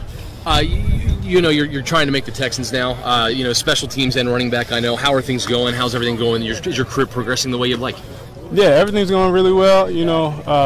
Ever since I've been in the league, I just try to control the things I can control, and I just try to stay consistent as possible. Did you get up here much when you went to William & Mary up to Richmond? Do you know any hot spots or people asking you for advice or anywhere to go or to eat or anything like that? Oh, no. And stuff like that, but I'm not too. A couple times. How much do you keep in touch with Coach Laycock and the guys there in Williamsburg? Stop in and say hi to everybody. They treated me really well, and I love the Tribe family. How, I know an NFL career is really important to you. I mean, just what's the fire like under you right now to make this team and to be part of a 53-man roster? I mean, sometimes you just got to put things into perspective. Like, I'm just out here thinking like, man, I've been working at this since I was like 7 years old.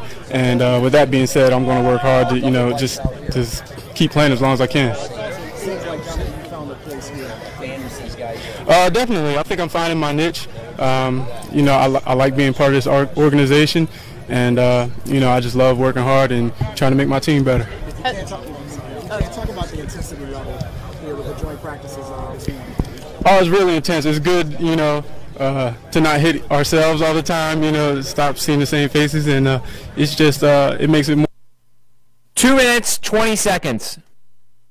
Finding your niche. Has that niche changed here in the last couple of days? I've been pretty consistent. I know my role. It would take someone having guests for that to happen. Receiving out of the backfield, pass protection, and I'm just going to be ready to step up and do whatever they ask me. Hard Knocks in camp, do you notice them? Do they intrude at all? I mean, or is it pretty much like they're not even there? How is that going for you?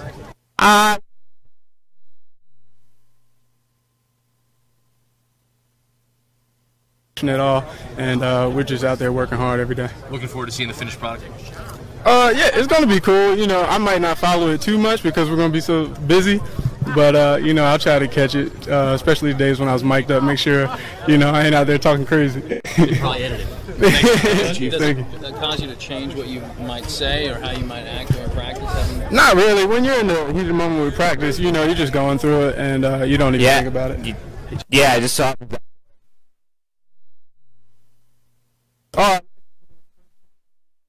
Family, of course, I think they're going to come down and check me out, and it's They're good, Jersey, right? Yep. So it's good to see some familiar faces. I already seen some people that I know out here. One of my older teammates from college is on the side, and it's just good to see people. Do you feel any pressure now with Foster down, and certainly an opportunity for you to slip into that lead back role? It's no more pressure than I already put on myself. I'm just going to keep doing what I'm doing, and whatever happens, happens. What'd you learn from Jimmy Laycock after playing for Jimmy Laycock all those years?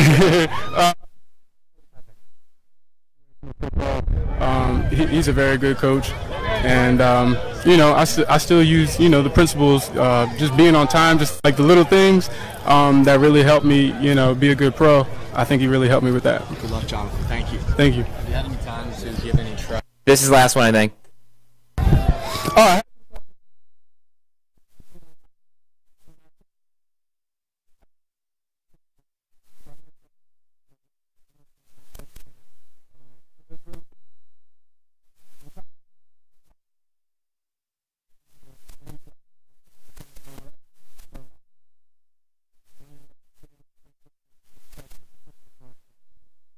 Great stuff there from Jonathan Grimes out of William & Mary, trying to take a step forward into a big role with the Houston Texans, who are looking for a lead back now that Arian Foster is down.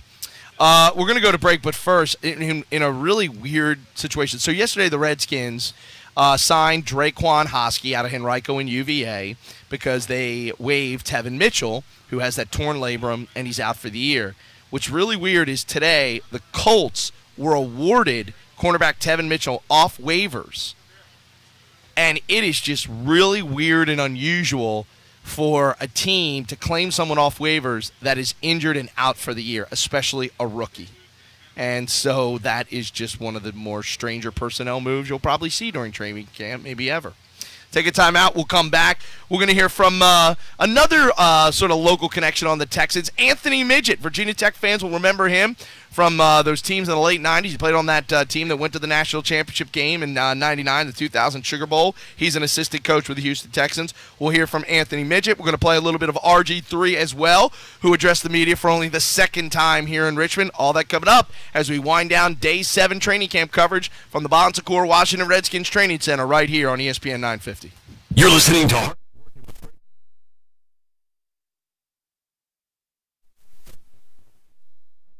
and Sports FM 100.5. Hey, Central Virginia, Jay Birchall, Heritage Chevrolet in Trucktown, your unbeatable Chevy dealer in Central Virginia. Looking to save even more on that new vehicle price? The big one at Heritage Chevrolet has the biggest savings of the year on pre-owned certified Chevys, GM cars and trucks, even a fantastic selection of other domestics and import trades. A great selection priced under $10,900. The big one, only minutes from anywhere you are. All roads lead you to Heritage Chevrolet. Exit 61B, I-95 South, or seconds on your iPad, tab, or mobile. HeritageChevrolet.com. Daddy, can you reach Mr. Biggles? Almost, honey. One more branch. Got him. Honey, go get Mom and tell her I'm hanging upside down from a tree. Okay, Daddy, just go to your happy place. Happy place. Happy place. Welcome to Union. Thanks. Our free checking really is free. No minimum balance or hidden fees. And no cats. Excuse me? Nothing. When you're ready to feel good about where you bank at Union. Member FDIC, Equal Housing Lender. Like us on Facebook. Hey sports fans! Atlantic Heating and Cooling is now part of Woodfin, your home team. From heating and cooling to electrical, plumbing, security, and more, Woodfin lives up to our long-standing reputation as your #1 faithful friend. Our dedicated team of heating and cooling technicians, master plumbers, and master electricians bring decades of knowledge and experience to each and every call. We welcome the opportunity to faithfully serve you. ESPN 950 and Sports FM 100.5. Now, to the Richmond Sports Center. Here's Matt Josephs. It is 5:32. Day 7 of Redskins training camp is in the books. A couple of injuries from earlier today with the Texans practice. Deshaun Jackson suffering an AC sprain. He's most likely out 1 to 2 weeks, while D'Angelo Hall's groin injury makes him day-to-day. The team only with one thing tomorrow, practice in the morning, no walkthrough in the afternoon. Coach Jay Gruden on why. Well, it's supposed to rain, number one.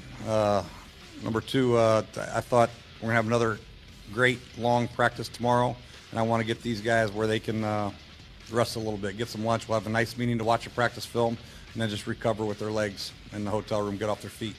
VCU will get a crack at the defending champions on November 20th as they take on Duke in the 2K Classic at Madison Square Garden. The other matchup is Wisconsin and Georgetown. Squirrels hosting New Hampshire tonight, weather permitting, 7:05 for a fireworks show. Nats and Diamondbacks underway. Washington is up 2-0 in the bottom of the 4th inning. We'll take you out to that. Top of the hour here on ESPN 950, Sports FM 100.5. You've been updating the Richmond Sports Center. City Dogs was voted best late-night bite spot by the readers of Richmond Mag. On weekends until 3 a.m. Virginia Surgical Hair Center, serving the Richmond area, uses the latest hair restoration technology that generates the best results for both men and women in our community. Virginia Surgical Hair Center is the choice for hair and facial hair transplants, whether you need to fill in your beard or may have a scar or previously couldn't grow hair. Virginia Surgical Center also offers follicular unit extraction and laser hair therapy. Call right now to schedule your free consultation at 804-273-1697 or go online to virginiasurgical.com. That's virginiasurgical.com. Hello, my name is Reggie Gordon, CEO of Your American Red Cross in Virginia. Just like the Redskins are hard at work preparing for their season, our team is hitting the turf to help keep Virginians safe from disaster. Join our efforts to get ready VA by practicing your family's fire safety game plan. Build your disaster playbook at redcross.org/prepare. Bags fly free to over 45 destinations daily with nonstop or connecting service. That's a lot of destinations to the places you want to go. Book now at southwest.com. First and second check bags. Weight and size limits apply. Southwest Airlines knows. 1 minute.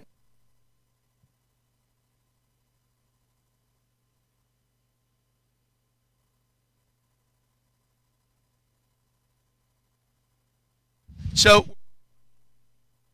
don't stop until you shop Royal Chevrolet. We are closer than you think. Our gigantic 60-car showroom is only minutes away from anywhere in Richmond. Or shop us on the web at royalva.com, where you'll find over 400 new and pre-owned cars and trucks to choose from. Royal has a no-pressure and knowledgeable sales team that will always beat any other dealership's deal. So don't stop until you shop Royal Chevrolet. You'll be glad you did. Royal Chevrolet, the dealership.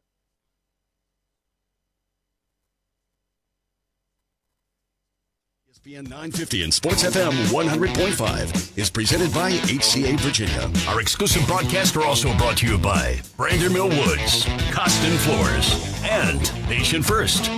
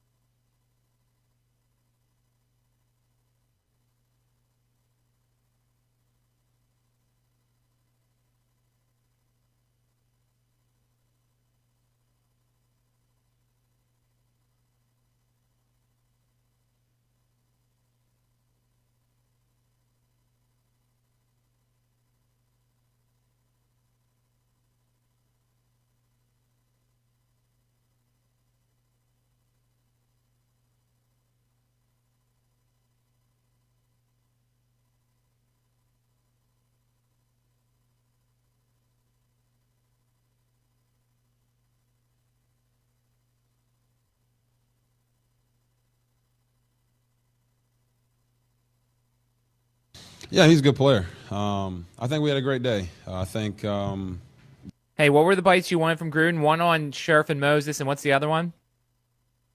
739.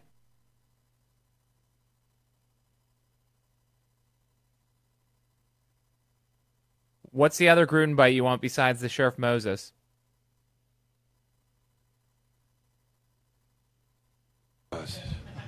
Hey, Robert, what do you think you're better at most this year than previous years? Where have you improved the most, do you think?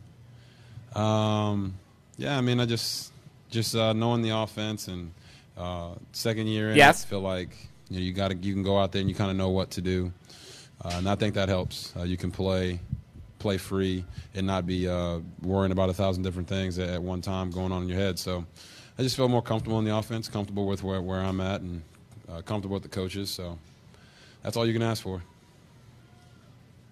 Okay. Anyone else? Yes. Robert, a couple of tipped balls today, a couple of balls batted down. Were passing lanes closing up? Did they just have long arms? What happened there? Yeah, I mean, I wish I could go through and describe to you how they blocked those balls, but I can't. I don't know. They did a good job, but sure, our job is to make that not happen. There's no other way to say it. So it happens, but we'll get better from it. Back here, Jamison Crowder looks like he's had a pretty good camp. You've been throwing to him a lot. What do you think? Yeah, I mean, he's had a really good camp. I think all of our guys have. It was sucked to see DJ go down there after the first one-on-one, but it gave the other guys an opportunity to step up and make plays, and they did. So we have some depth at receiver, and those guys are doing a great job. So I'm really, really excited about that. Robert, it seems like you've been a little bit more in the pocket, a little bit maybe more stationary, working on your form there. Have you evolved as a true pocket passer, and what are we going to see in that regard this season? Yeah, I mean, whatever they ask me to do, that's what I'm trying to do. So if they call drop back plays, it'll just be a drop back QB. They call on the move plays, be on the move QB, and when things break down, just be myself. So I'm not really focused on that. Just been focused on fundamentals and being consistent with everything every single day, coming out here trying to make sure every day is a new day and playing everything honest.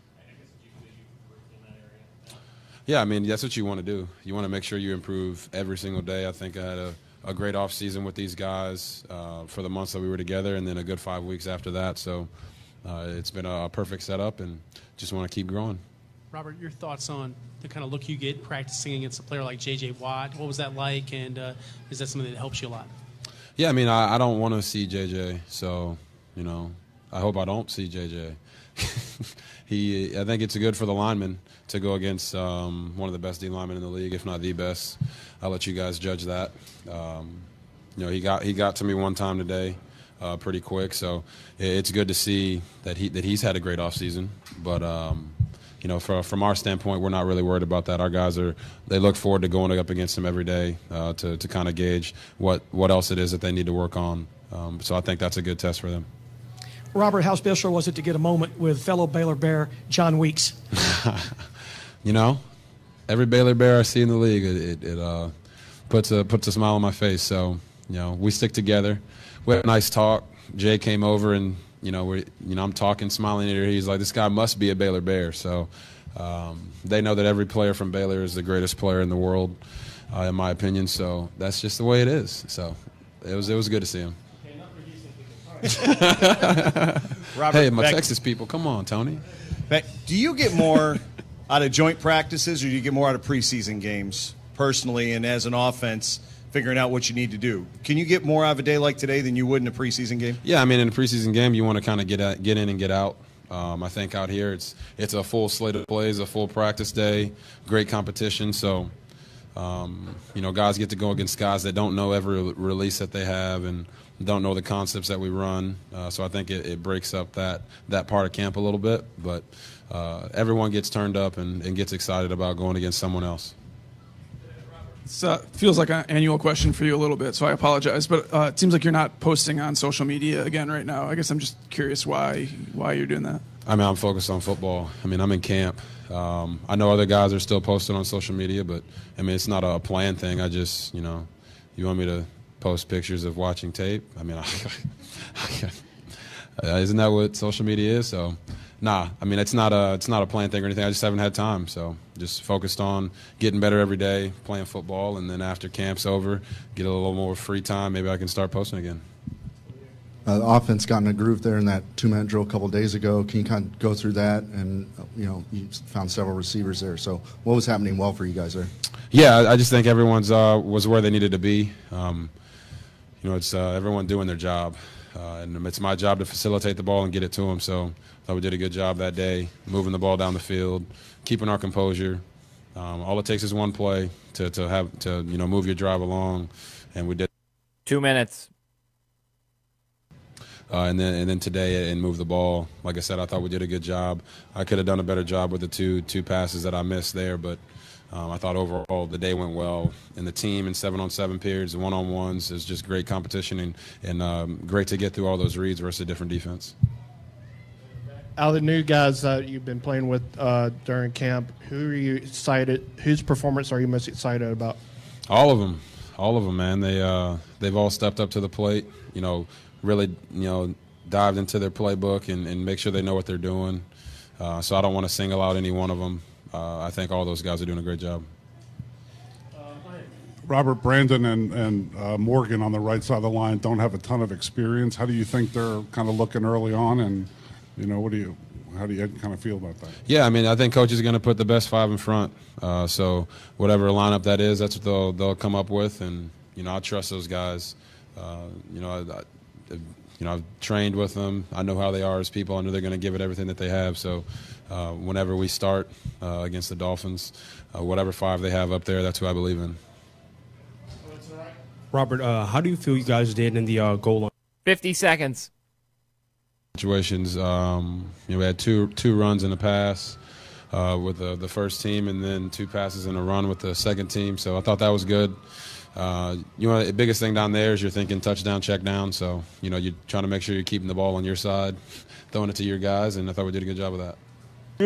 To go back to the offensive line real quick, how important is it to have continuity as a quarterback, and what do you do to kind of build that rapport there so you guys can start the season strong? Yeah, it's important to know who's in front of you, but I think those guys, it's much more important for them to be on the same page and be able to communicate. So my job is not to pick the 5 up front. It's to pick apart the defense. So that's what I plan on doing. And like I said, Coach will put the best 5 up there, and all those guys are working extremely hard, so I trust all of them. RG3 earlier today, speaking for just the second time at training camp. I guess it's going to be a Thursday thing, although next Thursday we're not here. They're going to be getting ready to play. So there we go. Just as we were on the air, what was it? Well, they didn't get on the field till 4 o'clock today. So Coach Gruden didn't speak till about 3:50, and he was asked about RG3's performance today against the Houston Texans. He did okay. He did some good things. In 7-on-7, he made some good throws. And team period, he missed a couple throws there at the end, which I'm sure he wished he had back. He sailed one to Jordan Reed, and he threw one a little bit low to Ryan Grant. Had a couple balls batted. But overall, I think throughout the whole performance, I think he did okay. He did pretty good. There's some things to improve on, obviously, as we all have. I'll tell you what, man. He's coming along. That was Jay Gruden. I was doing my John Gruden. It's not very good. Brozos hates when I do impressions because he says, what do you hate more, Brozos, when I sing or do impressions?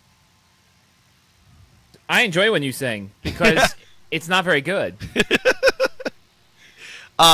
Yeah, I thought Griffin had a mixed bag today. I thought he made a couple good throws. I think there are a couple times, like they had a couple plays that he ran in the middle of the field where he had good protection and he got rid of the ball quick and completed the pass mostly. And so, but then when they did red zone at the end, like goal line, not very sharp, not very good. So, yeah, I thought it was a mixed bag. Certainly not a step back. I wouldn't classify it that way, but not a mixed bag. Now, again, since we're talking about Gruden, Jay Gruden was asked about what's going on the right side of offensive line because on the second day in a row, you've got Morgan Moses at right tackle and first-round pick Brandon Sheriff at right guard. Of course, all through training camp, it's been Sheriff at right tackle and Spencer Long at right guard. Is this sort of an indictment on Spencer Long? Is he not where he needs to be? Do they think Moses and Sheriff give them a better chance to succeed on the right side of the line?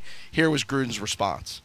Yeah, it could be. It could very well be. We're just going to go out here and give these guys the reps. And like Coach Callahan said, cross-train them, and then let the exhibition games take care of themselves, and we'll make our decisions for Miami. But, that's a definite possibility with Morgan at right tackle and Brandon right guard. And then I think a little bit later he talked about Long, and I think they're young guys. They're still trying to figure some things out. So that's sort of where we're at. All right, how about this? Let's take a timeout. We'll come back. We'll wind things down. I still have some time to play the Anthony Midget interview, which I think Tech fans will like. He's an assistant coach now with the Texans. And we'll wind things down and get you ready for Friday. Remember, there's only one practice tomorrow. It's at 8:30 with the Texans. There's no afternoon walkthrough. One practice tomorrow. So we'll give you all the details coming back on the other side. You're hardly working. You're listening to Hardly Working with Greg Burton, driven by Midas of Richmond. Live from Washington Redskins training camp on ESPN 950 and Sports FM 100.5. And now, the continuing adventures of Burger Man and Fry Guy. Hello, my children. Have we died? And gone to heaven? Well, almost. You're at the new Carytown Burgers and Fries in Short Pump. You mean the same heavenly Carytown Burgers and Fries I've been loving in Carytown and now in Lakeside, I can also now enjoy blissfully in Short Pump? Yes, voted #1 burger in Richmond for over a decade and #1 vegetarian restaurant. Carytown Burgers and Fries, now in Short Pump behind Ethan Allen. And don't forget their Lakeside and Carytown locations. It's not just a burger anymore.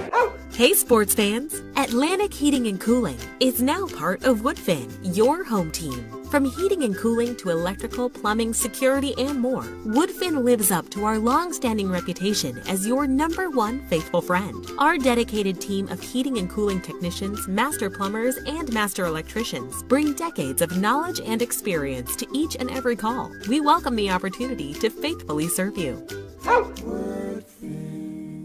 There's a reason I've been using Promotional Considerations for almost 10 years, and a reason they've been an industry leader in Richmond for more than 25 years. They get the job done right. Promotional Considerations handles jobs big and small with the same commitment and attention to detail. When you need promotional items for your next event, call Promotional Considerations 288-2224 or online promoconsiderations.com. Official provider of merchandise for Richmond 2015. Papa John here. People say all I think about is pizza. That's not true. I spend a lot of time thinking about what to eat with my pizza. Introducing our new garlic knots, made with fresh dough and garlic Parmesan seasoning. Try them for the limited time online only price of $4. Add a large 2-topping pizza for just $10 more. Order now at papajohns.com. Better ingredients, better pizza, papajohns.com. Limited time offer not valid with any other coupons or discounts. Prices, participation, delivery area, and charges may vary. Additional toppings and taxes extra. Dear Big Bank, I know you don't understand that I have other financial relationships, but Park Sterling does. Their 360 online money management tool shows every credit card, loan, 401k, inside and outside the bank, and the graphics, like a game, showing every balance, how extra payments change a payoff date, spending trends. See you later, Big Bank. Watch the 360 demo at parksterlingbank.com. Park Sterling, answers you can bank on. Member FDIC, equal housing lender. Welcome to Staples. Hi, Staples guy. I need school supplies for my kids, and I can't. 2 minutes. 10% price match guarantee for back to school. Find an item for less, and we'll match the price and give you 10% of the difference. So I'll get the lowest price on backpacks? Yes. Notebooks? Mm-hmm. Calculators? You bet. Even? Yep. Nice. Hey, Mitchell, can you help me when you're done set up a break or whatever for the Nats game? Valid at checkout for items from retailers operating online and retail stores or products sold and shipped by Amazon. Valid through 9/19/15. See store or details. It's the Jason. Coupon valid 8/5 to 8/8. Buy one bra at regular price, get the second at equal or lesser value free. Some exclusions apply. Check newspaper or disney.com for coupon and details. Jim Furyk all on the course at 4 under. This is NBC Sports Radio. Get in the zone, AutoZone. Looks like NBC was a little off. Let's ride. Looks like NBC was a little off. Don't let noisy brakes kill your mojo. Stop by AutoZone and get a new set of brake pads and brake rotors. 30.1 seconds. Pads that came on your car. Get in the zone, AutoZone. Come to the Home Depot now while select special order exterior doors and windows are 15% off. Let's show your old doors, windows, and electric bill who's boss. Save 15% now, save on energy bills later, and finally put summer heat in its place. Outside. Let's do this. With 15% off, select special order exterior doors and windows. Right. Training camp coverage on ESPN 950 and Sports FM 100.5 is brought to you by Pizza Hut, within walking distance of Redskins training camp at 2343 West Broad Street. Today's coverage on ESPN 950 and Sports FM 100.5 is presented by HCA Virginia. Our exclusive broadcasts are also brought to you by AmeriGas, Wallows Casino Bar and Grill, and Union Bank. If anybody's watching our webcam, oh my gosh, they just must think we're four people. I would like to thank the four of you. How are you? That's so hilarious. Oh, it's on a delay. Okay, because I was watching the live feed. Oh my gosh. Whose idea was this? Mitchell? I will accept your thank you there, Greg. Oh, you're watching? I'm one of them. Why? Don't you see me enough? I'm getting a good perspective of your bald spot. Look at that. That's so awful. Honestly, who am I kidding? That's a losing. I lost that battle. I know. I can't believe the glare. Thank God it's overcast. The glare is awful. All right, we're going to wind things down. I want to play the Anthony. It was so great to see Anthony Midget. I probably had not talked to him in 15 years, to be honest. And when I moved to Virginia in 1998, and, he was on that team. And, of course, everybody knows there's 98 and 99 seasons for Virginia Tech, 2002. And it was great to catch up with him today. So I caught up with him after the morning practice and talked about his rise to NFL assistant coach. Love it, man. It's a great opportunity, great experience working for a great head coach and Coach O'Brien, a great organization and owner, and Mr. Bob McNair. And it's just been a great opportunity and a great transition in going to Houston. You had such a great career at Tech, but just talk about making the transition into a coach. And is it everything you thought it would be? Do you like it? I love it. It's a great opportunity, to take the things that were taught to me to pass it down to these guys and, to help them get better. But each day, you come in the office, you're just working to get better. And the same thing you do as a player, and you just coming out here every day and just trying to get better. How did your journey sort of lead you to most guys, kind of it seems like they go to college before the NFL. You got a tremendous opportunity, obviously, with Houston. Yes, obviously when I first stopped playing, I was in high school for a couple of years, then went back to Virginia Tech to be thankful for him giving me the opportunity, but I had no previous connections with him. How can these joint practices help both the Texans and the Redskins? It's great because, you get a chance to come out here and compete against another team, and everybody's working just to get better, coming out here. But the atmosphere with just, lining up against somebody else, just turns it up a notch, and it's a great opportunity. Got to ask you, what do you just remember about your time at Virginia Tech? Last time. Just the fans, the Thursday night games, and just being able to, go in there and play with guys like Mike Vick and Corey Moore and those guys, and it's just a great experience. And, Lane Stadium, best stadium in America. Best stadium in America. Great to catch up with Anthony Midget. Melissa, thank you for the tweet. She sent me a video how to pronounce Brandon Sheriff. So I asked multiple people with the Redskins because I was saying Sheriff. Then I heard a bunch of people saying Sheriff. I've heard people say it both ways. I asked the Redskins. They said the right pronunciation is Sheriff, okay, like sheriff of the town. And they said Brandon is not correcting anyone because he's so nice and he's from the Midwest in Iowa. They said he's not correcting anyone. And he said he just kind of responds both. But they said it's Sheriff. So there you go. All right, we're winding down. Day 7. Again, remember, there's only one practice tomorrow. It's at 8:30. If rains do come, just stay tuned to ESPN 950 or follow us on Twitter and Facebook, and we'll let you know if there's any change to the schedule. One joint practice with the Houston Texans starts at 8:30 tomorrow. There is no afternoon walkthrough. Again, Deshaun Jackson out about 2 weeks with a separated shoulder. D'Angelo Hall out about a week with a groin injury. So some injuries starting them out for the Redskins.